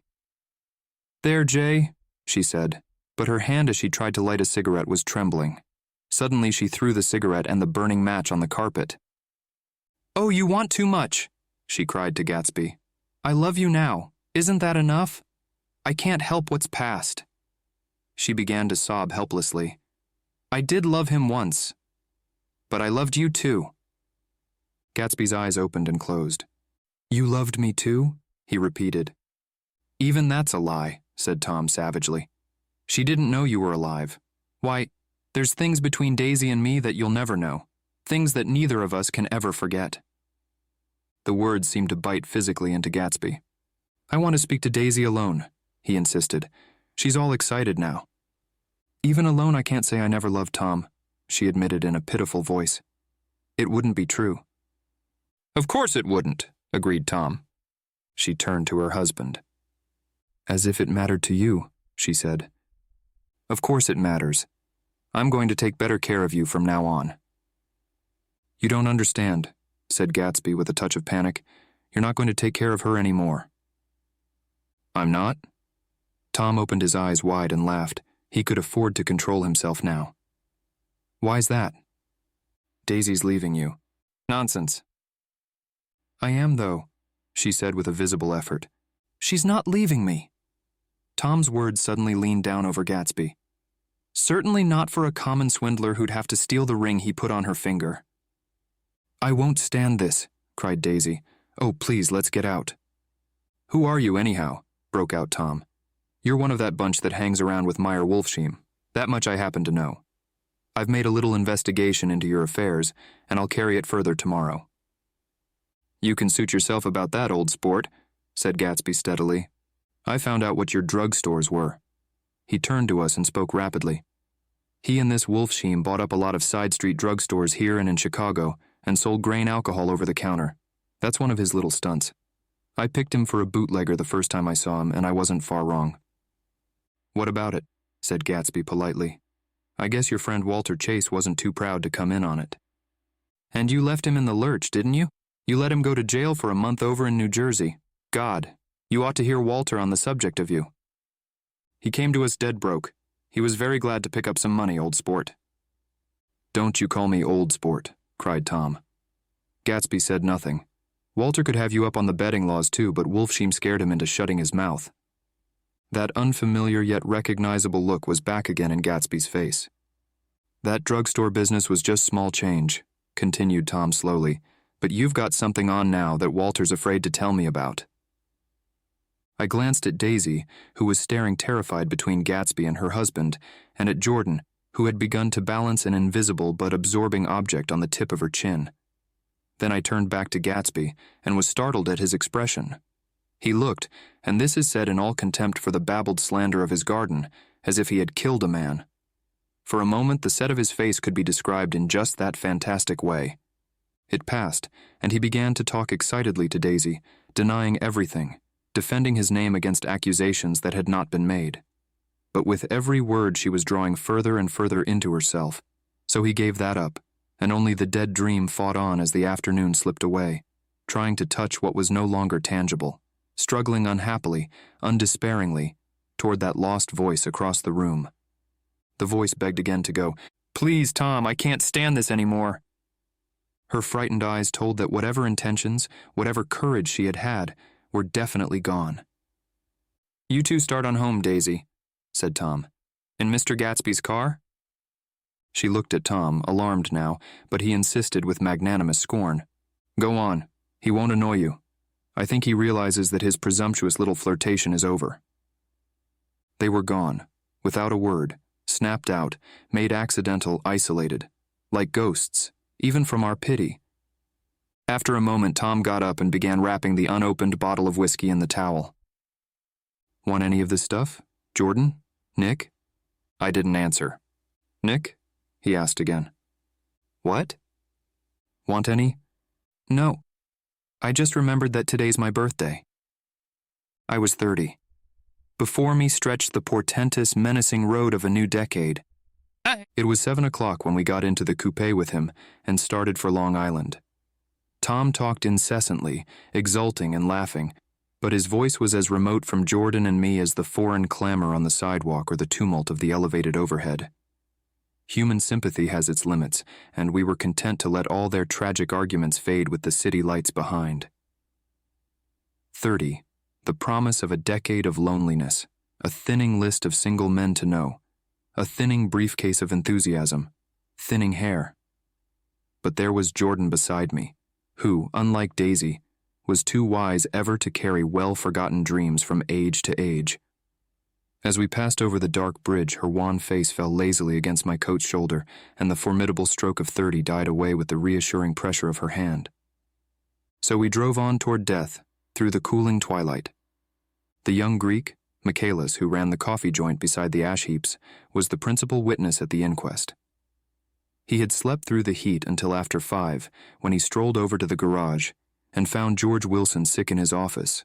Really sick, pale as his own pale hair and shaking all over. Michaelis advised him to go to bed, but Wilson refused, saying that he'd miss a lot of business if he did. While his neighbor was trying to persuade him, a violent racket broke out overhead. "I've got my wife locked in up there," explained Wilson calmly. "She's going to stay there till the day after tomorrow, and then we're going to move away." Michaelis was astonished. They had been neighbors for 4 years, and Wilson had never seemed faintly capable of such a statement. Generally, he was one of these worn-out men. When he wasn't working, he sat on a chair in the doorway and stared at the people and the cars that passed along the road. When anyone spoke to him, he invariably laughed in an agreeable, colorless way. He was his wife's man, and not his own. So naturally, Michaelis tried to find out what had happened, but Wilson wouldn't say a word. Instead, he began to throw curious, suspicious glances at his visitor and ask him what he'd been doing at certain times on certain days. Just as the latter was getting uneasy, some workmen came past the door bound for his restaurant, and Michaelis took the opportunity to get away, intending to come back later. But he didn't. He supposed he forgot to, that's all. When he came outside again, a little after 7, he was reminded of the conversation because he heard Mrs. Wilson's voice, loud and scolding, downstairs in the garage. "Beat me," he heard her cry. "Throw me down and beat me, you dirty little coward." A moment later, she rushed out into the dusk, waving her hands and shouting. Before he could move from his door, the business was over. The death car, as the newspapers called it, didn't stop. It came out of the gathering darkness, wavered tragically for a moment, and then disappeared around the next bend. Mavro Michaelis wasn't even sure of its color. He told the first policeman that it was light green. The other car, the one going toward New York, came to rest 100 yards beyond, and its driver hurried back to where Myrtle Wilson, her life violently extinguished, knelt in the road and mingled her thick dark blood with the dust. Michaelis and this man reached her first, but when they had torn open her shirtwaist, still damp with perspiration, they saw that her left breast was swinging loose like a flap, and there was no need to listen for the heart beneath. The mouth was wide open and ripped a little at the corners, as though she had choked a little in giving up the tremendous vitality she had stored so long. We saw the 3 or 4 automobiles in the crowd when we were still some distance away. "Wreck," said Tom. "That's good. Wilson'll have a little business at last." He slowed down, but still without any intention of stopping, until as we came nearer, the hushed, intent faces of the people at the garage door made him automatically put on the brakes. "We'll take a look," he said doubtfully. "Just a look." I became aware now of a hollow wailing sound which issued incessantly from the garage, a sound which, as we got out of the coupe and walked toward the door, resolved itself into the words, "Oh my God," uttered over and over in a gasping moan. "There's some bad trouble here," said Tom excitedly. He reached up on tiptoes and peered over a circle of heads into the garage, which was lit only by a yellow light in a swinging metal basket overhead. Then he made a harsh sound in his throat, and with a violent thrusting movement of his powerful arms pushed his way through. The circle closed up again with a running murmur of expostulation. It was a minute before I could see anything at all. Then new arrivals deranged the line, and Jordan and I were pushed suddenly inside. Myrtle Wilson's body, wrapped in a blanket and then in another blanket as though she suffered from a chill in the hot night, lay on a work table by the wall, and Tom, with his back to us, was bending over it, motionless. Next to him stood a motorcycle policeman taking down names with much sweat and correction in a little book. At first, I couldn't find the source of the high, groaning words that echoed clamorously through the bare garage. Then I saw Wilson standing on the raised threshold of his office, swaying back and forth and holding to the doorposts with both hands. Some man was talking to him in a low voice and attempting, from time to time, to lay a hand on his shoulder, but Wilson neither heard nor saw. His eyes would drop slowly from the swinging light to the laden table by the wall, and then jerk back to the light again, and he gave out incessantly his high, horrible call. "Oh my God, oh my God, oh God, oh my God." Presently Tom lifted his head with a jerk, and after staring around the garage with glazed eyes, addressed a mumbled, incoherent remark to the policeman. The policeman was saying. "Oh, no, corrected the man. Mavero." "Listen to me," muttered Tom fiercely. Said the policeman. "Oh, g." He looked up as Tom's broad hand fell sharply on his shoulder. "What you want, fella?" "What happened? That's what I want to know." "Otto hit her. Instantly killed." "Instantly killed," repeated Tom, staring. "She ran out in a road. Son of a bitch didn't even stop his car." "There was 2 cars," said Michaelis. "One comin', one goin', see?" "Going where?" asked the policeman keenly. "One goin' each way. Well, she—" His hand rose toward the blankets but stopped halfway and fell to his side. "She ran out there and the one comin' from New York knocked right into her, going 30 or 40 miles an hour." "What's the name of this place here?" demanded the officer. "Hasn't got any name." A pale, well-dressed Negro stepped near. "It was a yellow car," he said. "Big yellow car.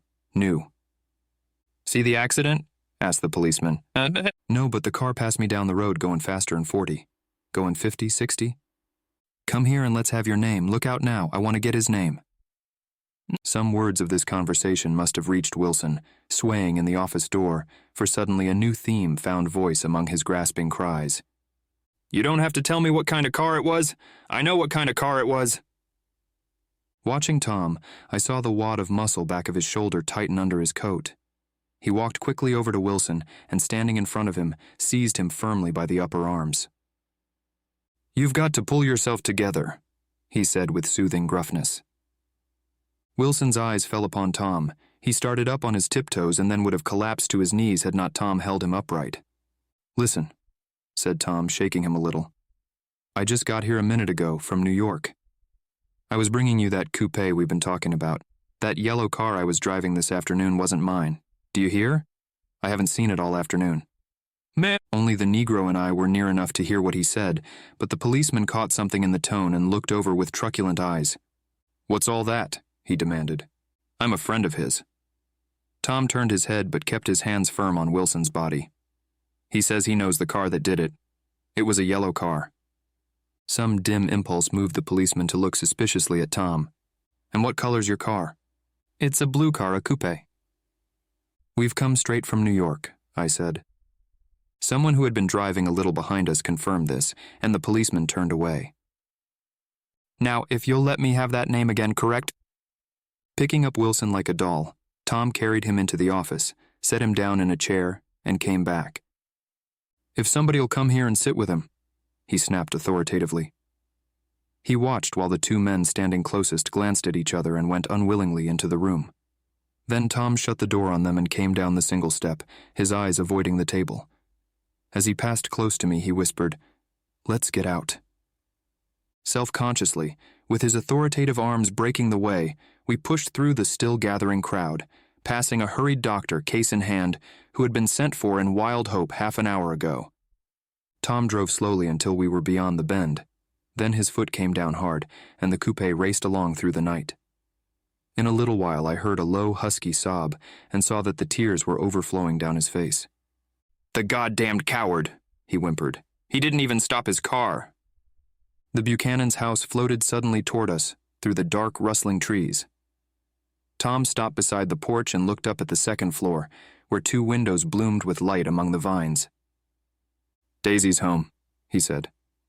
As we got out of the car, he glanced at me and frowned slightly. "I ought to have dropped you in West Egg, Nick. There's nothing we can do tonight." A change had come over him, and he spoke gravely and with decision. As we walked across the moonlight gravel to the porch, he disposed of the situation in a few brisk phrases. I'll telephone for a taxi to take you home, and while you're waiting, you and Jordan better go in the kitchen and have them get you some supper, if you want any." He opened the door. "Come in." "No thanks, but I'd be glad if you'd order me the taxi. I'll wait outside."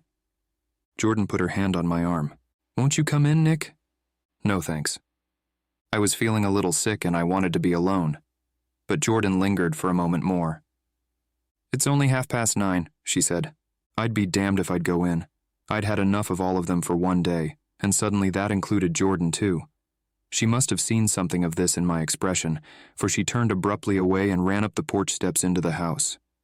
I sat down for a few minutes with my head in my hands until I heard the phone taken up inside and the butler's voice calling a taxi. Then I walked slowly down the drive away from the house, intending to wait by the gate. I hadn't gone 20 yards when I heard my name and Gatsby stepped from between two bushes into the path. I must have felt pretty weird by that time, because I could think of nothing except the luminosity of his pink suit under the moon. "What are you doing?" I inquired. "Just standing here, old sport."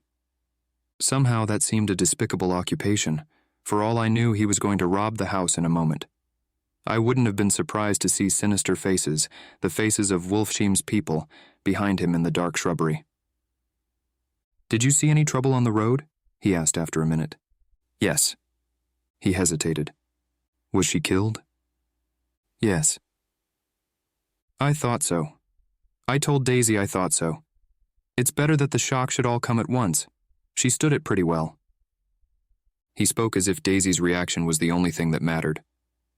"I got to West Egg by a side road," he went on, "and left the car in my garage. I don't think anybody saw us, but of course I can't be sure." I disliked him so much by this time that I didn't find it necessary to tell him he was wrong. "Who was the woman?" he inquired.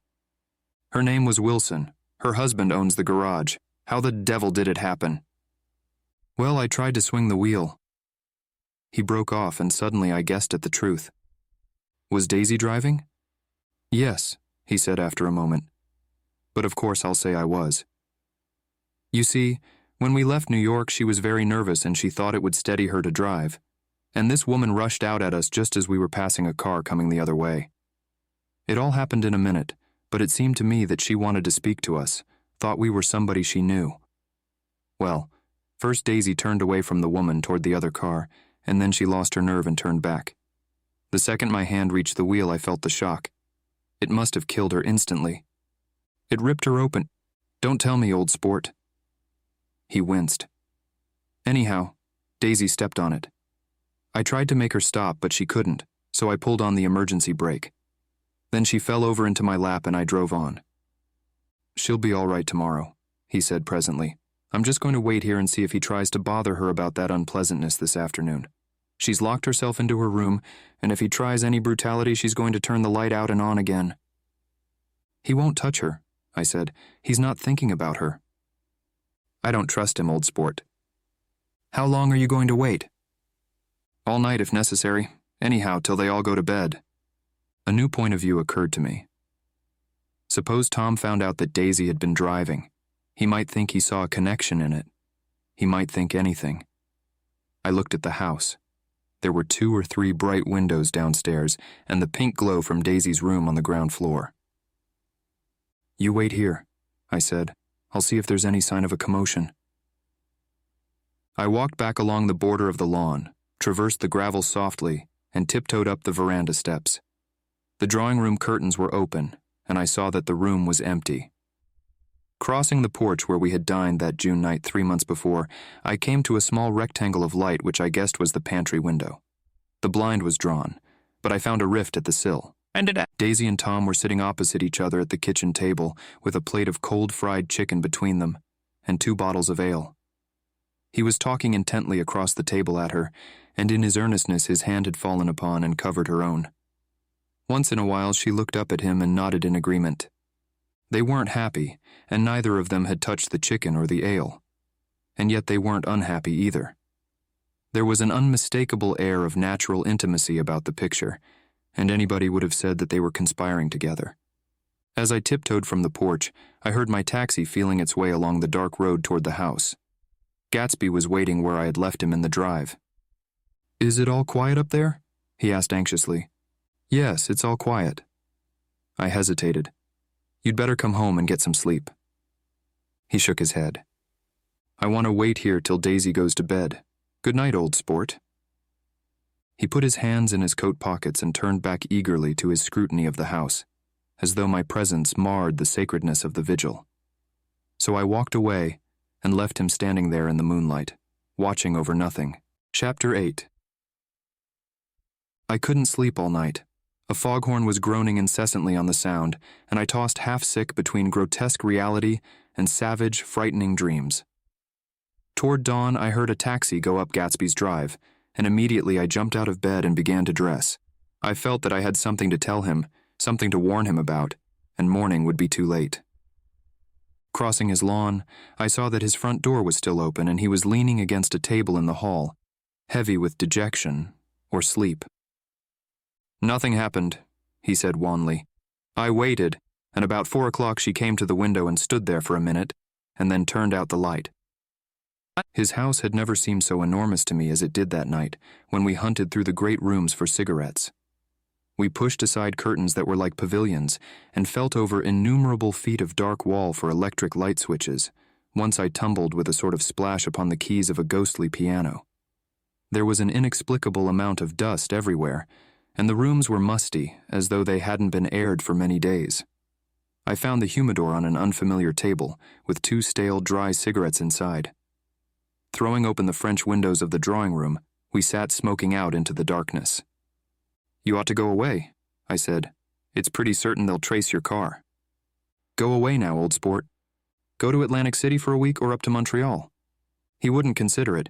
He couldn't possibly leave Daisy until he knew what she was going to do. He was clutching at some last hope, and I couldn't bear to shake him free. It was this night that he told me the strange story of his youth with Dan Cody. Told it to me because Jay Gatsby had broken up like glass against Tom's hard malice, and the long, secret extravaganza was played out. I think that he would have acknowledged anything now, without reserve, but he wanted to talk about Daisy. She was the first nice girl he had ever known. In various unrevealed capacities he had come in contact with such people, but always with indiscernible barbed wire between. He found her excitingly desirable. He went to her house, at first with other officers from Camp Taylor, then alone. It amazed him. He had never been in such a beautiful house before. But what gave it an air of breathless intensity was that Daisy lived there. It was as casual a thing to her as his tent out at camp was to him. There was a ripe mystery about it, a hint of bedrooms upstairs more beautiful and cool than other bedrooms, of gay and radiant activities taking place through its corridors, and of romances that were not musty and laid away already in lavender, but fresh and breathing and redolent of this year's shining motor cars, and of dances whose flowers were scarcely withered. It excited him, too, that many men had already loved Daisy. It increased her value in his eyes. He felt their presence all about the house, pervading the air with the shades and echoes of still vibrant emotions. But he knew that he was in Daisy's house by a colossal accident. However glorious might be his future as Jay Gatsby, he was at present a penniless young man without a past, and at any moment the invisible cloak of his uniform might slip from his shoulders. So he made the most of his time. He took what he could get, ravenously and unscrupulously. Eventually he took Daisy one still October night, took her because he had no real right to touch her hand. He might have despised himself, for he had certainly taken her under false pretenses. I don't mean that he had traded on his phantom millions, but he had deliberately given Daisy a sense of security. He let her believe that he was a person from much the same strata as herself, that he was fully able to take care of her. As a matter of fact, he had no such facilities. He had no comfortable family standing behind him, and he was liable at the whim of an impersonal government to be blown anywhere about the world. But he didn't despise himself, and it didn't turn out as he had imagined. He had intended, probably, to take what he could and go, but now he found that he had committed himself to the following of a grail. He knew that Daisy was extraordinary, but he didn't realize just how extraordinary a nice girl could be. She vanished into her rich house, into her rich, full life, leaving Gatsby. Nothing. He felt married to her. That was all. When they met again 2 days later, it was Gatsby who was breathless, who was somehow betrayed. Her porch was bright with the bought luxury of starshine. The wicker of the settee squeaked fashionably as she turned toward him, and he kissed her curious and lovely mouth. She had caught a cold, and it made her voice huskier and more charming than ever, and Gatsby was overwhelmingly aware of the youth and mystery that wealth imprisons and preserves, of the freshness of many clothes, and of Daisy, gleaming like silver, safe and proud above the hot struggles of the poor. I can't describe to you how surprised I was to find out I loved her, old sport. I even hoped for a while that she'd throw me over, but she didn't, because she was in love with me too. She thought I knew a lot because I knew different things from her. Well, there I was, way off my ambitions, getting deeper in love every minute, and all of a sudden I didn't care. What was the use of doing great things if I could have a better time telling her what I was going to do?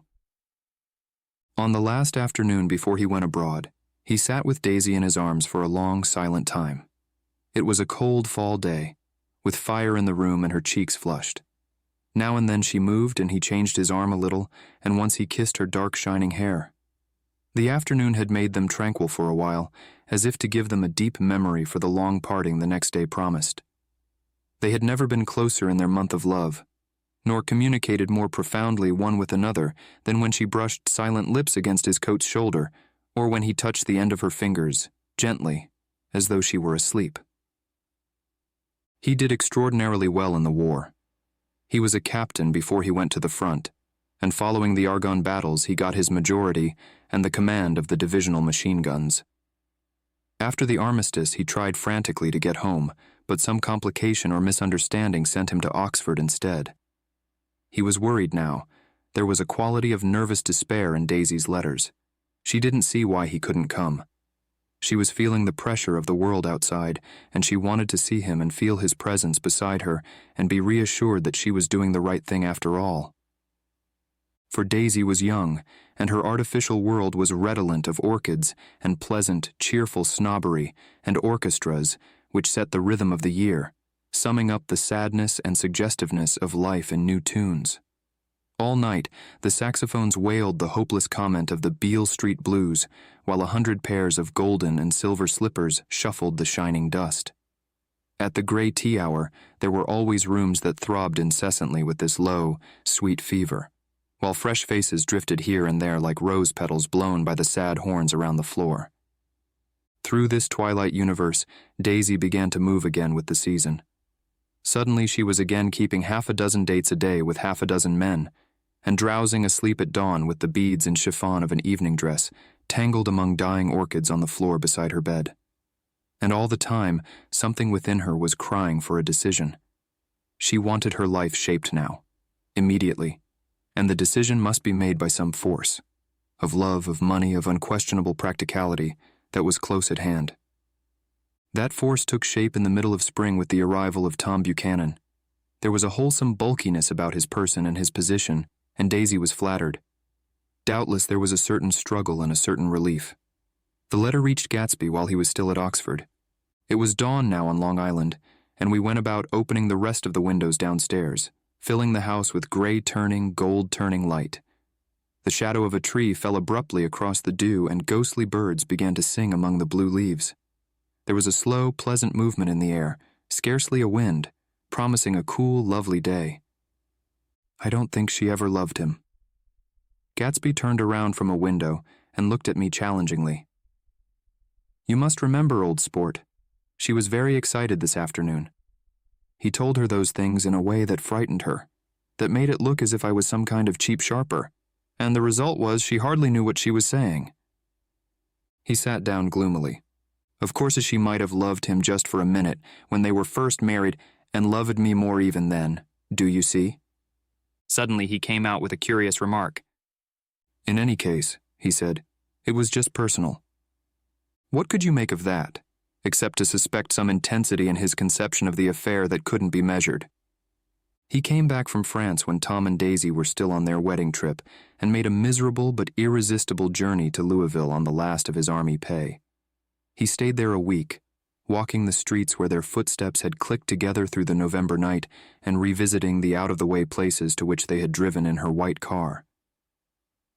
Just as Daisy's house had always seemed to him more mysterious and gay than other houses, So his idea of the city itself, even though she was gone from it, was pervaded with a melancholy beauty. He left feeling that if he had searched harder, he might have found her, that he was leaving her behind. The day coach, he was penniless now, was hot. He went out to the open vestibule and sat down on a folding chair, and the station slid away and the backs of unfamiliar buildings moved by. Then out into the spring fields, where a yellow trolley raced them for a minute with people in it who might once have seen the pale magic of her face along the casual street. The track curved, and now it was going away from the sun, which, as it sank lower, seemed to spread itself in benediction over the vanishing city where she had drawn her breath. He stretched out his hand desperately, as if to snatch only a wisp of air, to save a fragment of the spot that she had made lovely for him. But it was all going by too fast now for his blurred eyes, and he knew that he had lost that part of it, the freshest and the best, forever. It was 9 o'clock when we finished breakfast and went out on the porch. The night had made a sharp difference in the weather, and there was an autumn flavor in the air. The gardener, the last one of Gatsby's former servants, came to the foot of the steps. "I'm going to drain the pool today, Mr. Gatsby. Leaves'll start falling pretty soon, and then there's always trouble with the pipes." "Don't do it today," Gatsby answered. He turned to me apologetically. "You know, old sport, I've never used that pool all summer." I looked at my watch and stood up. 12 minutes to my train. I didn't want to go to the city. I wasn't worth a decent stroke of work, but it was more than that. I didn't want to leave Gatsby. I missed that train, and then another, before I could get myself away. "I'll call you up," I said finally. "Do, old sport. I'll call you about noon." We walked slowly down the steps. "I suppose Daisy'll call too." He looked at me anxiously, as if he hoped I'd corroborate this. "I suppose so." "Well, goodbye." We shook hands and I started away. Just before I reached the hedge, I remembered something and turned around. "They're a rotten crowd," I shouted across the lawn. "You're worth the whole damn bunch put together." I've always been glad I said that. It was the only compliment I ever gave him, because I disapproved of him from beginning to end.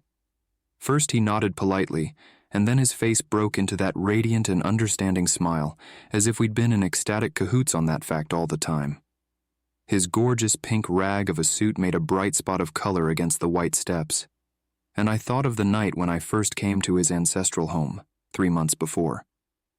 The lawn and drive had been crowded with the faces of those who guessed at his corruption, and he had stood on those steps, concealing his incorruptible dream as he waved them goodbye. I thanked him for his hospitality. We were always thanking him for that, I and the others. "Goodbye," I called. "I enjoyed breakfast, Gatsby." Up in the city, I tried for a while to list the quotations on an interminable amount of stock, then I fell asleep in my swivel chair. Just before noon, the phone woke me, and I started up with sweat breaking out on my forehead. It was Jordan Baker. She often called me up at this hour because the uncertainty of her own movements between hotels and clubs and private houses made her hard to find in any other way. Usually her voice came over the wire as something fresh and cool, as if a divot from a green golf links had come sailing in at the office window, but this morning it seemed harsh and dry. "I've left Daisy's house," she said. "I'm at Hempstead and I'm going down to Southampton this afternoon." Probably it had been tactful to leave Daisy's house, but the act annoyed me, and her next remark made me rigid. "You weren't so nice to me last night." How could it have mattered then? Silence for a moment. Then, "However, I want to see you. I want to see you too. Suppose I don't go to Southampton and come into town this afternoon." "No, I don't think this afternoon." "Very well." "It's impossible this afternoon. We talked like that for a while, and then abruptly we weren't talking any longer. I don't know which of us hung up with a sharp click, but I know I didn't care. I couldn't have talked to her across a tea table that day if I never talked to her again in this world.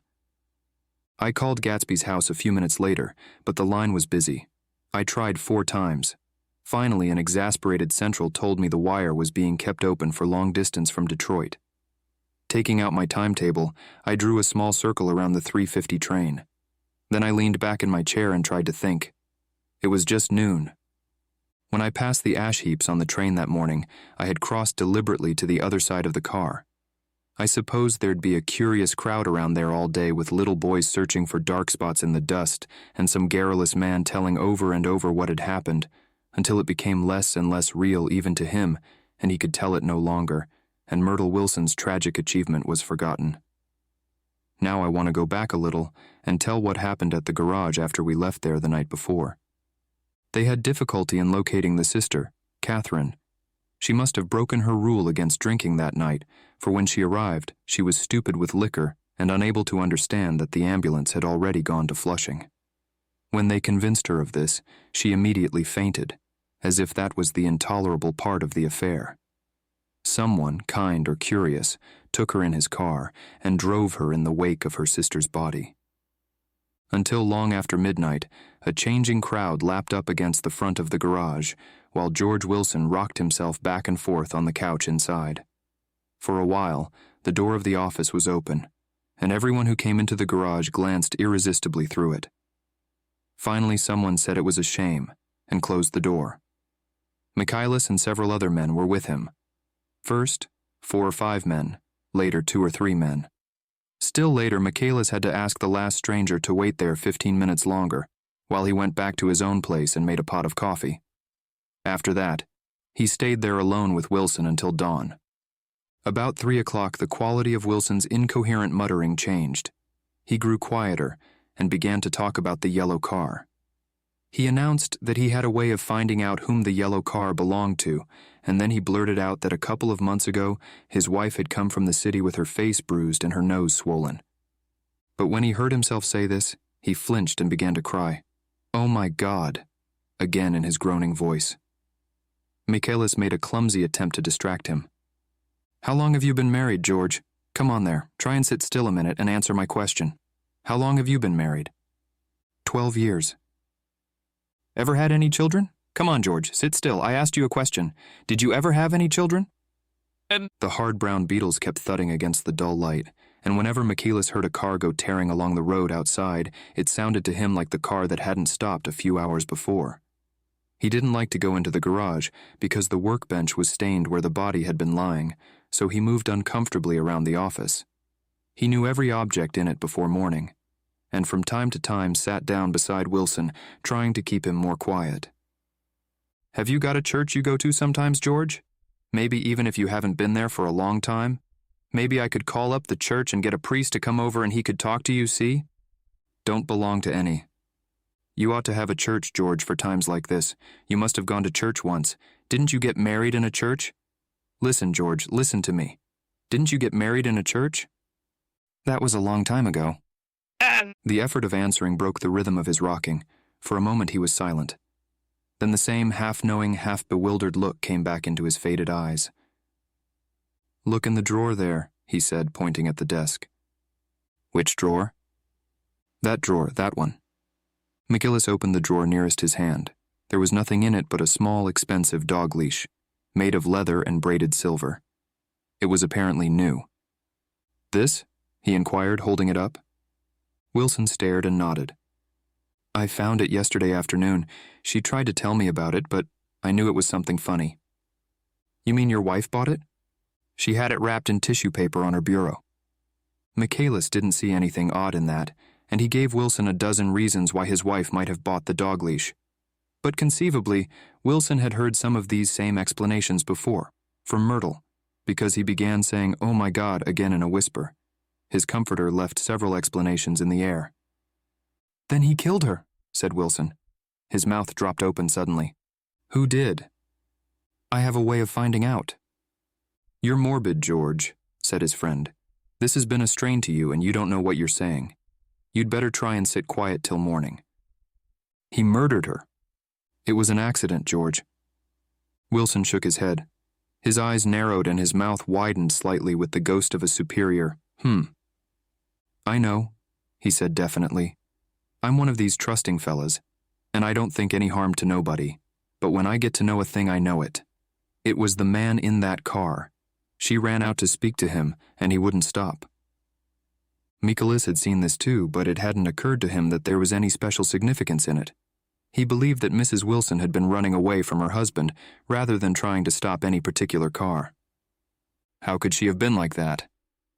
"She's a deep one," said Wilson, as if that answered the question. "Ah, ha, ha." He began to rock again, and Michaelis stood twisting the leash in his hand. "Maybe you got some friend that I could telephone for, George?" This was a forlorn hope. He was almost sure that Wilson had no friend. There was not enough of him for his wife. He was glad a little later when he noticed a change in the room, a blue quickening by the window, and realized that dawn wasn't far off. About 5 o'clock, it was blue enough outside to snap off the light. Wilson's glazed eyes turned out to the ash heaps, where small gray clouds took on fantastic shapes and scurried here and there in the faint dawn wind. "I spoke to her," he muttered after a long silence. "I told her she might fool me, but she couldn't fool God. I took her to the window."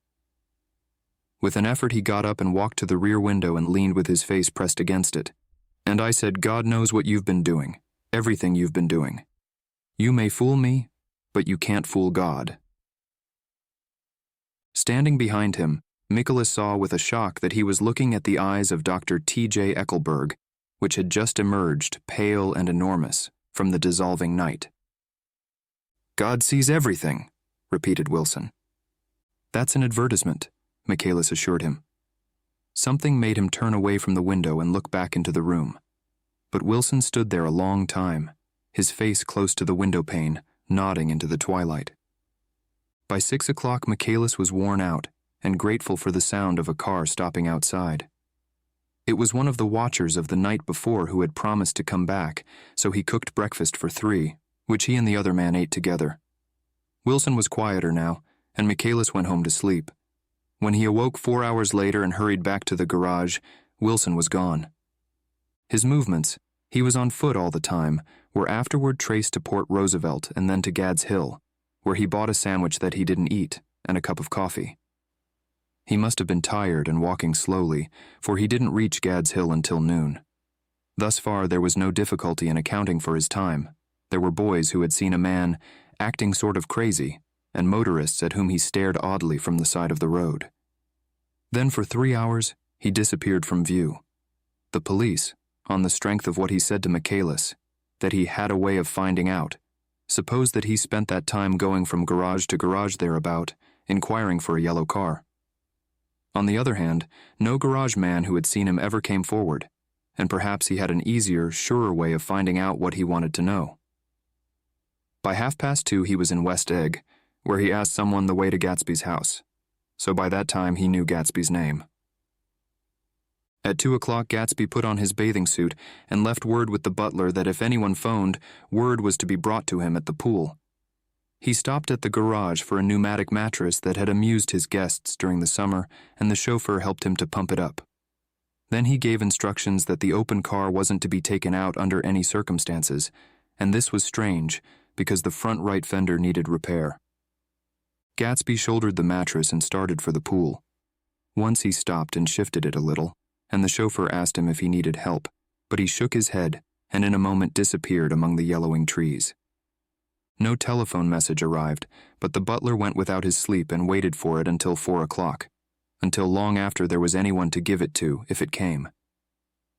I have an idea that Gatsby himself didn't believe it would come, and perhaps he no longer cared.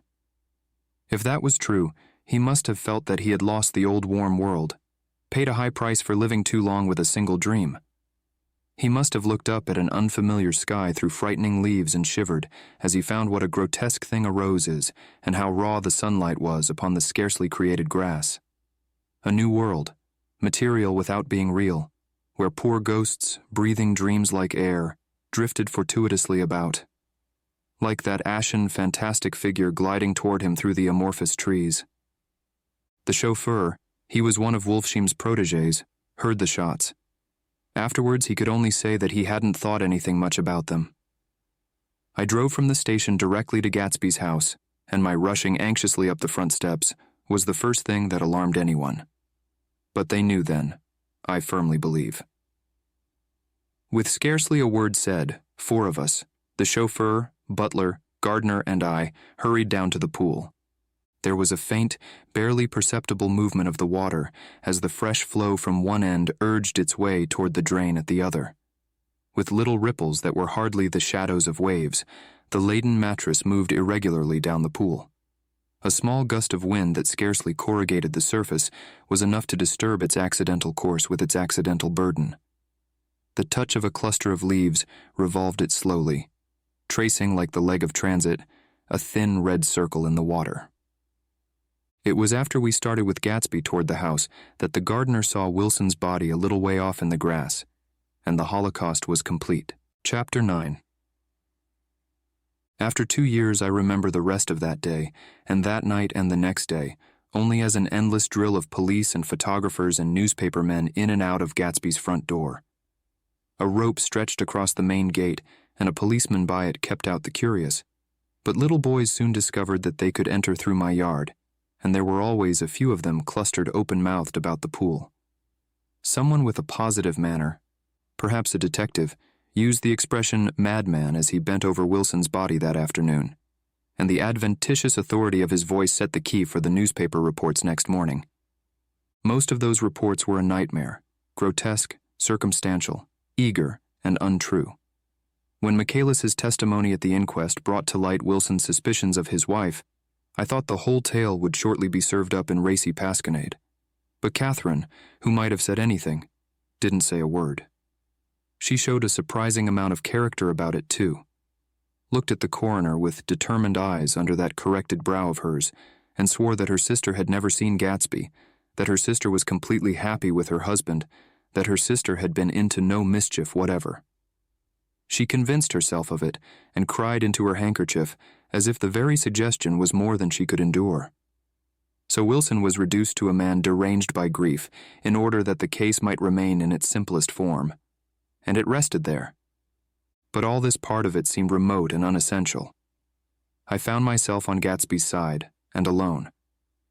From the moment I telephoned news of the catastrophe to West Egg Village, every surmise about him and every practical question was referred to me.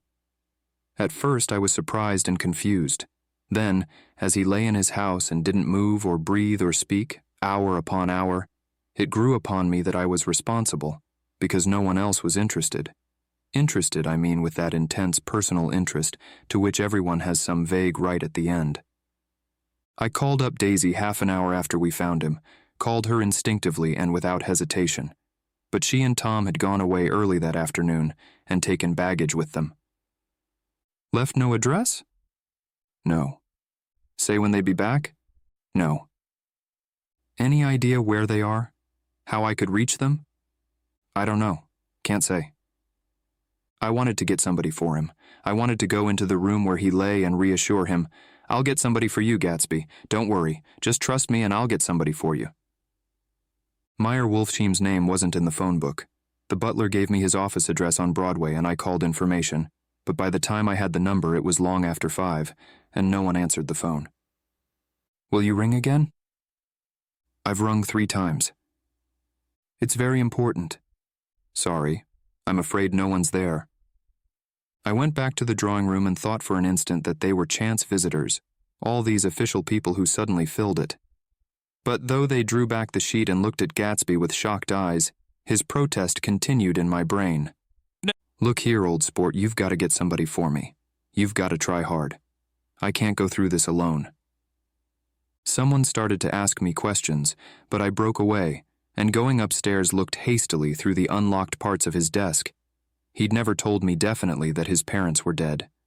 But there was nothing, only the picture of Dan Cody, a token of forgotten violence staring down from the wall. Next morning I sent the butler to New York with a letter to Wolfsheim, which asked for information and urged him to come out on the next train. That request seemed superfluous when I wrote it. I was sure he'd start when he saw the newspapers, just as I was sure there'd be a wire from Daisy before noon. But neither a wire nor Mr. Wolfsheim arrived. No one arrived except more police and photographers and newspaper men. When the butler brought back Wolfsheim's answer, I began to have a feeling of defiance, of scornful solidarity between Gatsby and me against them all. "Dear Mr. Carraway, this has been one of the most terrible shocks of my life to me. I hardly can believe it that it is true at all. Such a mad act as that man did should make us all think. I cannot come down now as I am tied up in some very important business and cannot get mixed up in this thing now. If there is anything I can do a little later, let me know in a letter by Edgar. I hardly know where I am when I hear about a thing like this and am completely knocked down and out. Yours truly, Meyer Wolfsheim. And then hasty addenda beneath. Let me know about the funeral, etc. Do not know his family at all. When the phone rang that afternoon, and long distance said Chicago was calling, I thought this would be Daisy at last. But the connection came through as a man's voice, very thin and far away. This is Slagle speaking. Yes? The name was unfamiliar. Hell of a note, isn't it? Get my wire? There haven't been any wires. Young Park's in trouble, he said rapidly. They picked him up when he handed the bonds over the counter. They got a circular from New York giving him the numbers just 5 minutes before. What do you know about that, hey? You never can tell in these hick towns. Hello? I interrupted breathlessly. Look here, this isn't Mr. Gatsby. Mr. Gatsby's dead. There was a long silence on the other end of the wire, followed by an exclamation, then a quick squawk as the connection was broken. I think it was on the third day that a telegram signed Henry C. Gatz arrived from a town in Minnesota. It said only that the sender was leaving immediately and to postpone the funeral until he came. It was Gatsby's father, a solemn old man, very helpless and dismayed, bundled up in a long, cheap ulster against the warm September day. His eyes leaked continuously with excitement, and when I took the bag and umbrella from his hands, he began to pull so incessantly at his sparse gray beard that I had difficulty in getting off his coat. He was on the point of collapse, so I took him into the music room and made him sit down while I sent for something to eat. But he wouldn't eat, and the glass of milk spilled from his trembling hand. I saw it in the Chicago newspaper, he said. It was all in the Chicago newspaper. I started right away.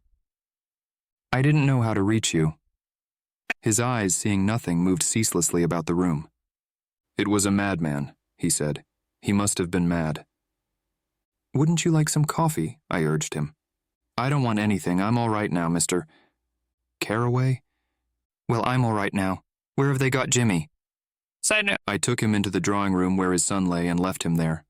Some little boys had come up on the steps and were looking into the hall. When I told them who had arrived, they went reluctantly away. After a little while, Mr. Gatz opened the door and came out, his mouth ajar, his face flushed slightly, his eyes leaking isolated and unpunctual tears. He had reached an age where death no longer has the quality of ghastly surprise, and when he looked around him now for the first time and saw the height and splendor of the hall and the great rooms opening out from it into other rooms, his grief began to be mixed with an awed pride. I helped him to a bedroom upstairs. While he took off his coat and vest, I told him that all arrangements had been deferred until he came. I didn't know what you'd want, Mr. Gatsby. Gatz is my name. Mr. Gatz, I thought you might want to take the body west. He shook his head.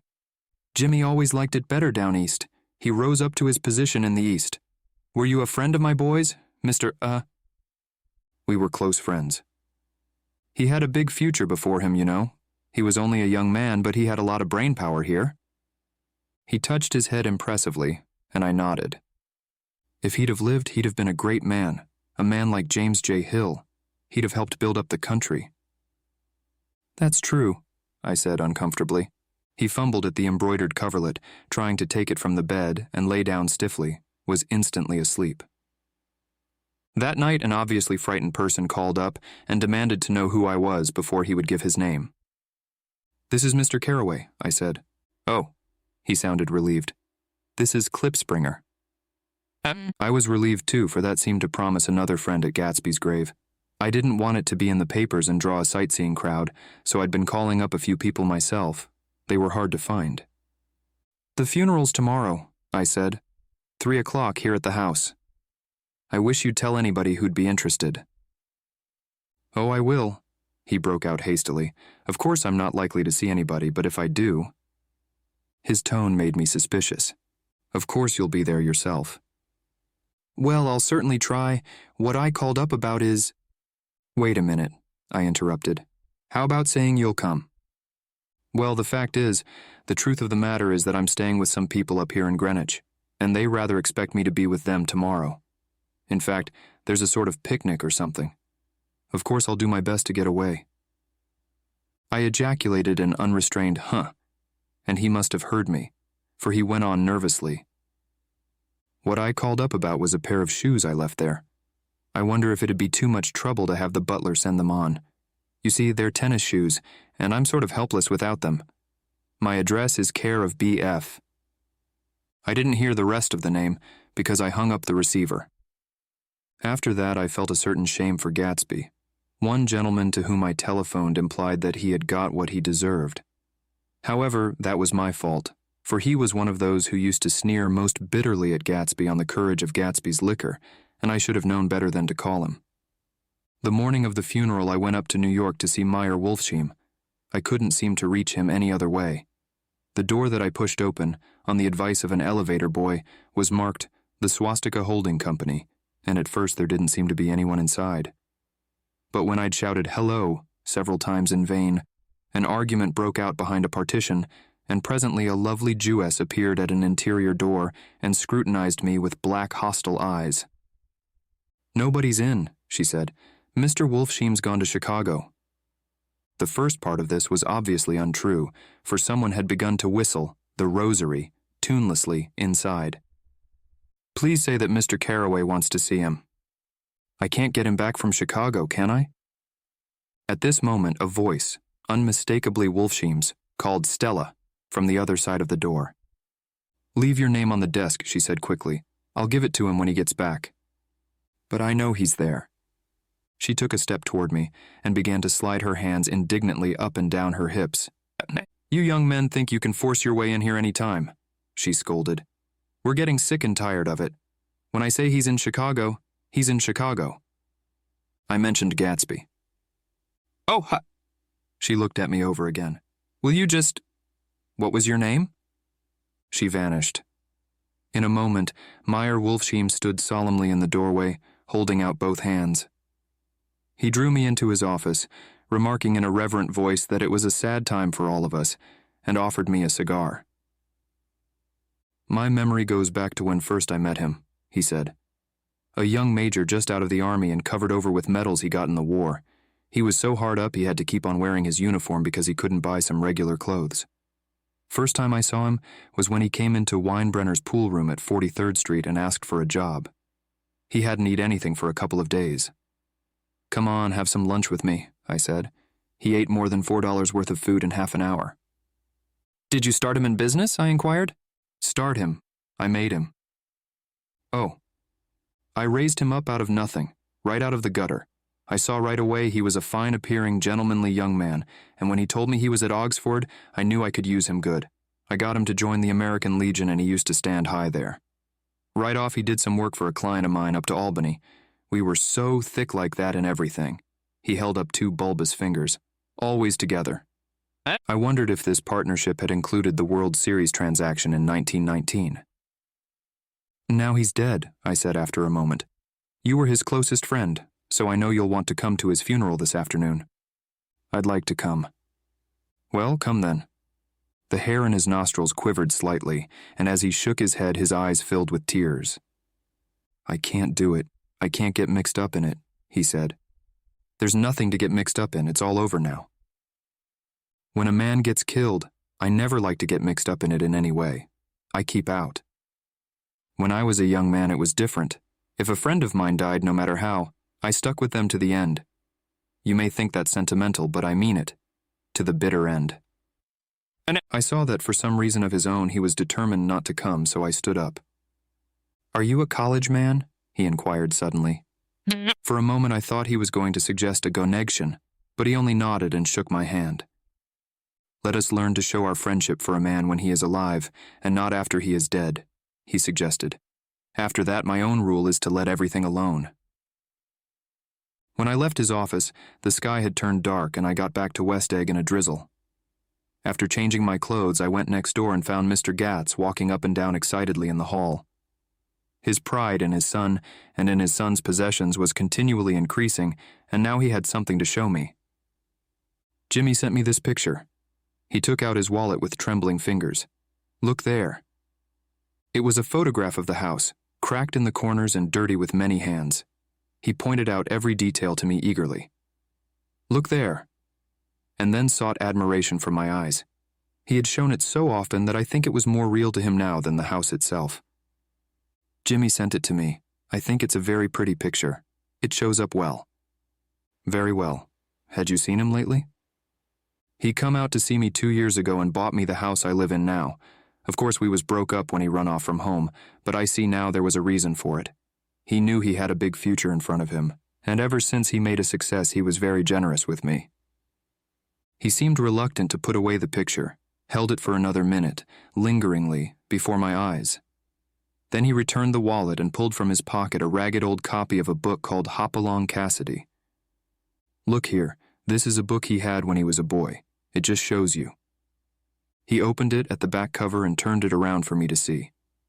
On the last flyleaf was printed the word schedule, and the date, September 12th, 1906. And underneath, rise from bed 6 a.m., dumbbell exercise and wall scaling 6:15, 6:30. Study electricity, etc. 7 pounds 15, 8, 15. Work 8:30, 4:30 p.m., baseball and sports 4:35 fo. Practice elocution, poise and how to attain it. 5, 6, geek. Study needed inventions, 7, 9 row. General resolves. No wasting time at shafters or a name indecipherable. No more smoking or chewing. Bath every other day. Read 1 improving book or magazine per week. Save $5, crossed out $3 per week. Be better to parents. "I came across this book by accident," said the old man. "It just shows you, don't it?" It just shows you. Jimmy was bound to get ahead. He always had some resolves like this or something. Do you notice what he's got about improving his mind? He was always great for that. He told me I ate like a hog once, and I beat him for it. He was reluctant to close the book, reading each item aloud, and then looking eagerly at me. I think he rather expected me to copy down the list for my own use.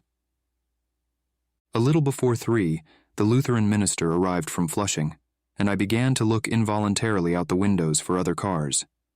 So did Gatsby's father. And as the time passed, and the servants came in and stood waiting in the hall, his eyes began to blink anxiously, and he spoke of the rain in a worried, uncertain way. The minister glanced several times at his watch, so I took him aside and asked him to wait for half an hour.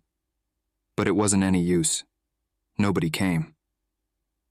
About 5 o'clock, our procession of 3 cars reached the cemetery and stopped in a thick drizzle beside the gate. First a motor hearse, horribly black and wet, then Mr. Gatz and the minister and me in the limousine, and a little later 4 or 5 servants and the postman from West Egg. In Gatsby's station wagon, all wet to the skin. As we started through the gate into the cemetery, I heard a car stop and then the sound of someone splashing after us over the soggy ground. I looked around. It was the man with owl-eyed glasses whom I had found marveling over Gatsby's books in the library one night 3 months before. I'd never seen him since then. I don't know how he knew about the funeral, or even his name. The rain poured down his thick glasses, and he took them off and wiped them to see the protecting canvas unrolled from Gatsby's grave. I tried to think about Gatsby then for a moment, but he was already too far away, and I could only remember, without resentment, that Daisy hadn't sent a message or a flower. Dimly I heard someone murmur, "Blessed are the dead that the rain falls on." And then the owl-eyed man said, "Amen to that," in a brave voice. We straggled down quickly through the rain to the cars. Owl Eyes spoke to me by the gate. "I couldn't get to the house," he remarked. "Neither could anybody else." "Go on," he started. "Why, my God, they used to go there by the hundreds." He took off his glasses and wiped them again, outside and in. "The poor son of a bitch," he said. One of my most vivid memories is of coming back west from prep school and later from college at Christmas time. Those who went farther than Chicago would gather in the old dim Union Station at 6 o'clock of a December evening with a few Chicago friends, already caught up into their own holiday gaieties, to bid them a hasty goodbye. I remember the fur coats of the girls returning from Miss This or That's, and the chatter of frozen breath and the hands waving overhead as we caught sight of old acquaintances, and the matchings of invitations. Are you going to the Ordways? The Herseys? The Schultzes? And the long green tickets clasped tight in our gloved hands. And last, the murky yellow cars of the Chicago, Milwaukee, and St. Paul Railroad, looking cheerful as Christmas itself, on the tracks beside the gate. When we pulled out into the winter night and the real snow, our snow, began to stretch out beside us and twinkle against the windows, and the dim lights of small Wisconsin stations moved by, a sharp, wild brace came suddenly into the air. We drew in deep breaths of it as we walked back from dinner through the cold vestibules, unutterably aware of our identity with this country for one strange hour before we melted indistinguishably into it again. That's my Middle West, not the wheat or the prairies or the lost Swede towns, but the thrilling returning trains of my youth, and the street lamps and sleigh bells in the frosty dark, and the shadows of holly wreaths thrown by lighted windows on the snow. I am part of that. A little solemn with the feel of those long winters, a little complacent from growing up in the Caraway house in a city where dwellings are still called through decades by a family's name. I see now that this has been a story of the West after all. Tom and Gatsby, Daisy and Jordan and I were all Westerners, and perhaps we possessed some deficiency in common which made us subtly unadaptable to Eastern life. Even when the East excited me most, even when I was most keenly aware of its superiority to the bored, sprawling, swollen towns beyond the Ohio, with their interminable inquisitions which spared only the children and the very old, even then it had always for me a quality of distortion. West Egg, especially, still figures in my more fantastic dreams. I see it as a night scene by El Greco, 100 houses, at once conventional and grotesque, crouching under a sullen, overhanging sky and a lusterless moon. In the foreground, 4 solemn men in dress suits are walking along the sidewalk with a stretcher on which lies a drunken woman in a white evening dress. Her hand, which dangles over the side, sparkles cold with jewels. Gravely the men turn in at a house, the wrong house.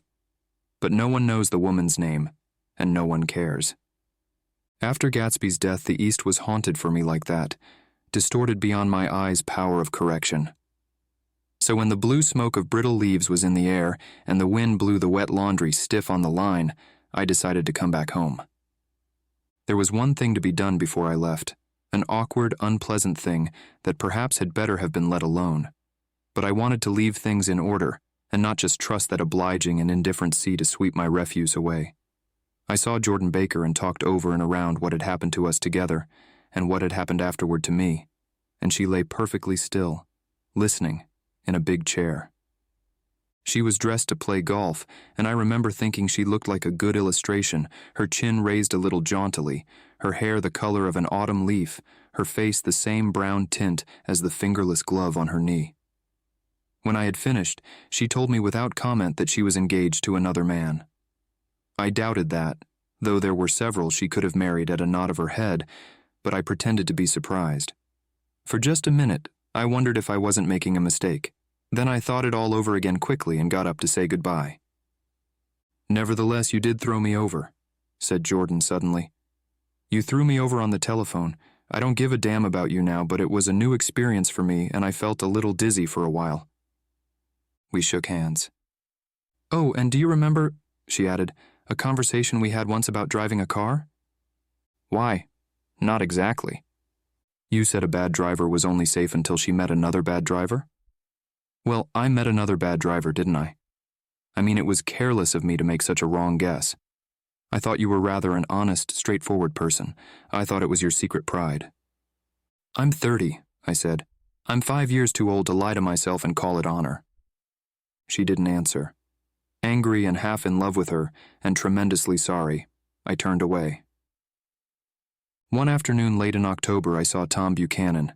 He was walking ahead of me along Fifth Avenue in his alert, aggressive way, his hands out a little from his body as if to fight off interference, his head moving sharply here and there, adapting itself to his restless eyes.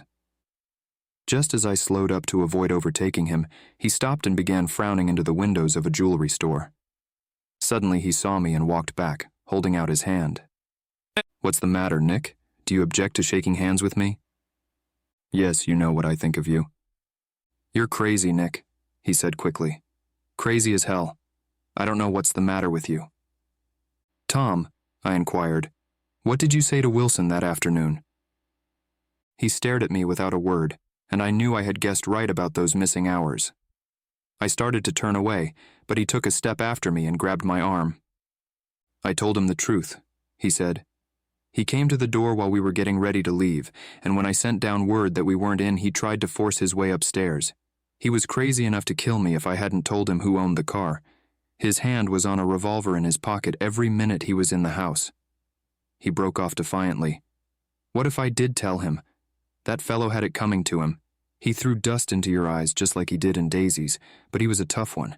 He ran over Myrtle like you'd run over a dog and never even stopped his car. There was nothing I could say, except the one unutterable fact that it wasn't true. And if you think I didn't have my share of suffering, look here. When I went to give up that flat and saw that damn box of dog biscuits sitting there on the sideboard, I sat down and cried like a baby. By God, it was awful. I couldn't forgive him or like him, but I saw that what he had done was, to him, entirely justified. It was all very careless and confused. They were careless people, Tom and Daisy. They smashed up things and creatures and then retreated back into their money or their vast carelessness, or whatever it was that kept them together, and let other people clean up the mess they had made. I shook hands with him. It seemed silly not to, for I felt suddenly as though I were talking to a child. Then he went into the jewelry store to buy a pearl necklace, or perhaps only a pair of cuff buttons, rid of my provincial squeamishness forever. Gatsby's house was still empty when I left. The grass on his lawn had grown as long as mine. One of the taxi drivers in the village never took a fare past the entrance gate without stopping for a minute and pointing inside. Perhaps it was he who drove Daisy and Gatsby over to East Egg the night of the accident, and perhaps he had made a story about it all his own.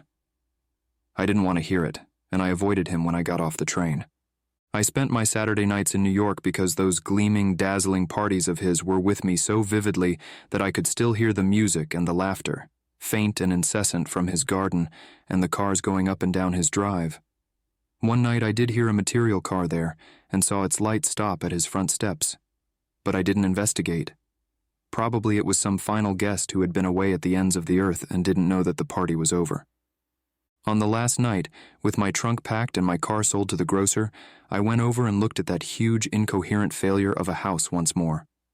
On the white steps, an obscene word, scrawled by some boy with a piece of brick, stood out clearly in the moonlight, and I erased it, drawing my shoe raspingly along the stone. Then I wandered down to the beach and sprawled out on the sand. Most of the big shore places were closed now, and there were hardly any lights except the shadowy, moving glow of a ferry boat across the sound.